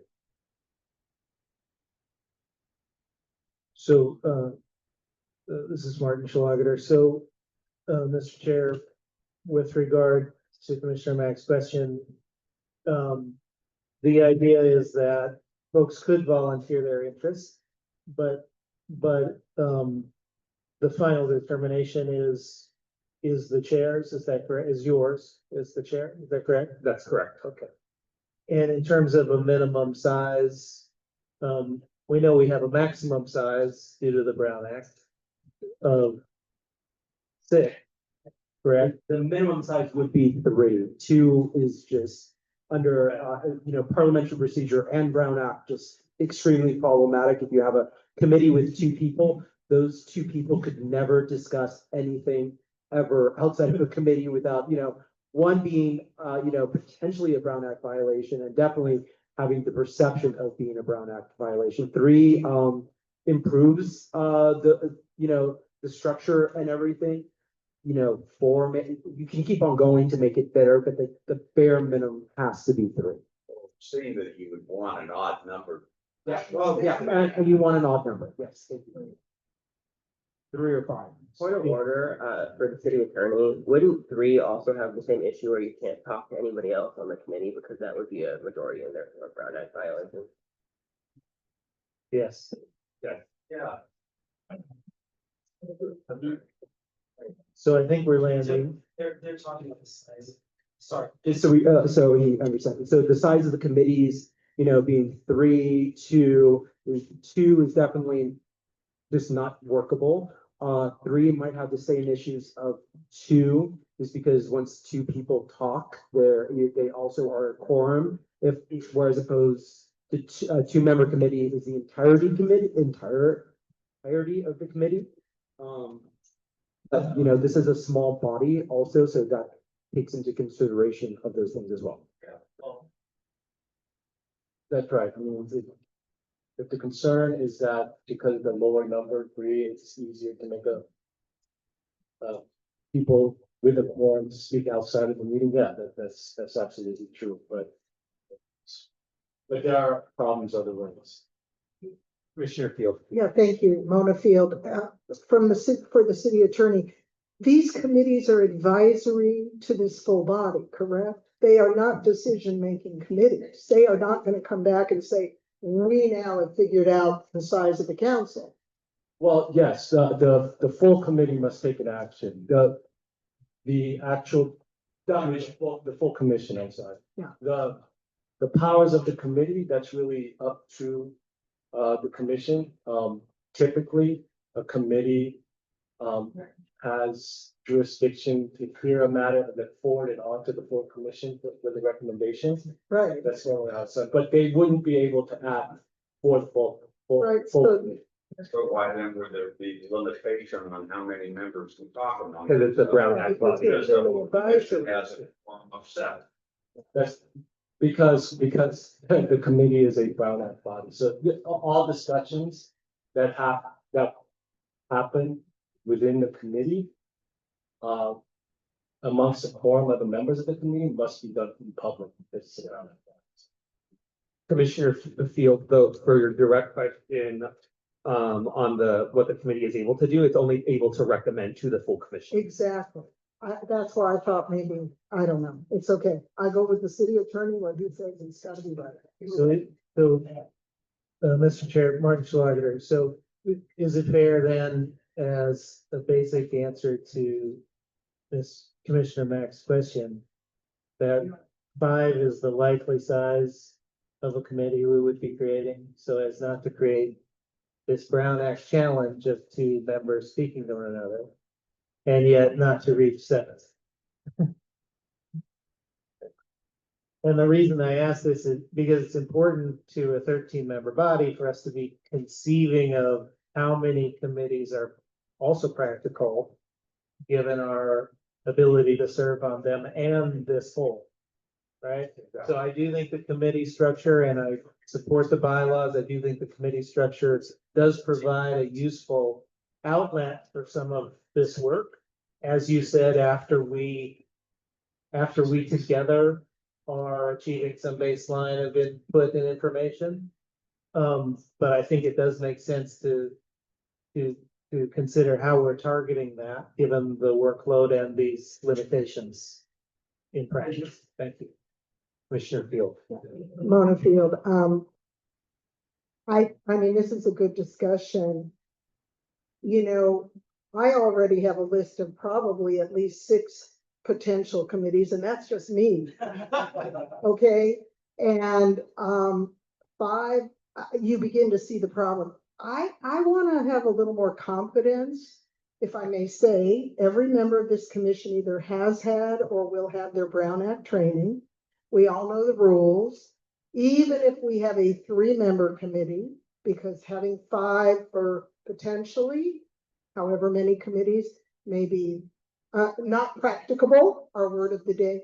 I would just, suggest that we not get too rigid today about how many are going to be on a committee. We know it's either 3 or 5, if you want that odd number, and just believe that people won't play games. They'll do it in public. That's the rules. We're here to enforce that particular set of rules. Just a comment. Yeah, Commissioner Field, that's exactly the intent, which is, I think the committee structure, whether it's 3 or 5, and this has been helpful for to think about the way to move forward, will mean that most, if not all, of our discussions will have to take place in a public, transparent meeting, which is, I think, important to the work of this commission. All right, any additional questions from commissioners? Okay, there was a motion to, there's motion as amended. Is no further discussion, I'll call a vote. Is there objection? Roll call, okay, yeah. All right, 1 second. Okay, Commissioner Andrades, well, let me restate the motion. The motion is to adopt the bylaws as amended. Commissioner Andrades. Yes. Commissioner Field. Yes. Commissioner Fuentes. Yes. Commissioner Lewis is absent. Commissioner Matt. Yes. Commissioner Murray. Commissioner Sanchez is absent. Commissioner Schlatter. Yes. Commissioner Stein. Yes. Commissioner Thomas is absent. Commissioner Yap. Yes. Commissioner Mesa, yes. Okay, the motion as amended is approved. All right, in closing, I do want to let the commissioners know that we'll put proposed committees on the next agenda. That will be a continuation of this discussion that we have been having. In addition to that, with the bylaws, there will be an outreach report that will be standard in the executive director's report. So that will also be included in the next agenda. Are there any other items that members would like? Commissioner Field. Yes, I had 2, and actually, I want to ask, is now an appropriate time to give you my list of potential committees, or do you want me to email you, Chairman Mesa, or? If you could email Justin. Okay, now I'm up to 7, I forgot one. I know it's gonna be really fun. My other request, and this is up to the judgment of our chair and vice chair's staff, when to invite a particular speaker. Given that we're having a lot of discussion about our voting system, I would like us to have the County Register of Voters, Dean Logan, present to us when that seems appropriate in terms of our various deliberations. It's very important that we understand what restraints or issues there are because the city still does use county systems, I believe. Thank you. Thank you, Commissioner Good. I will, yes, we can open it up to any agenda, future agenda items or any future items that members of the commission would like to see presented on. Yeah, I would like, Diego Andrade here. I would also like to recommend that the senior deputy at the same office, the LA County Registrar Recorder's Office, comes to that same meeting because she has experience in the civil sector, Kathy Fang. Joy. We will make invitations. Of course, we cannot, but it'll be up to the. I don't like telling a boss who he can bring. Well, we will. But I'll make that like recommendation. What's it called?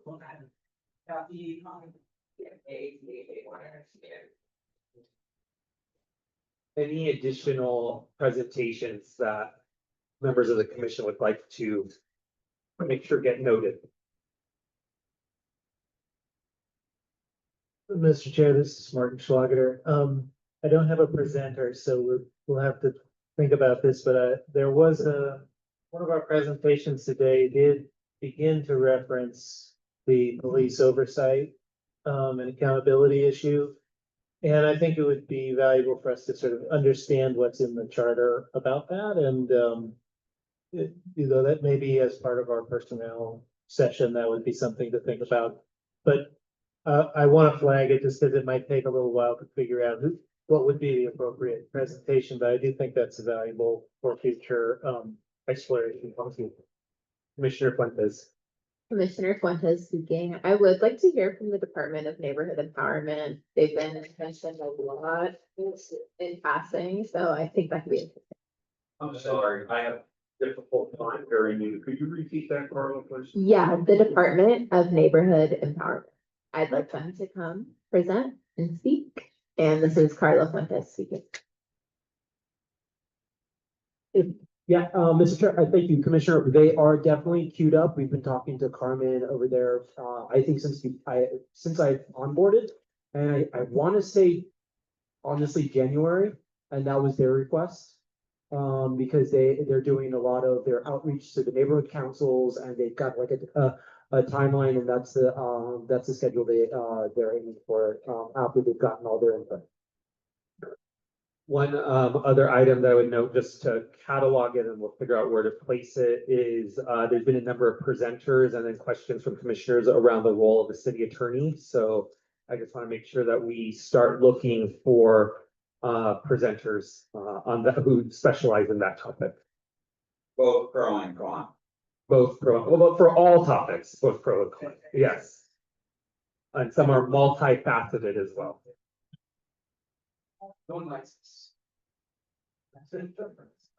All right, seeing no other additional items, I would entertain a motion to adjourn. So moved. Is there a second? All right, without objection, we are adjourned.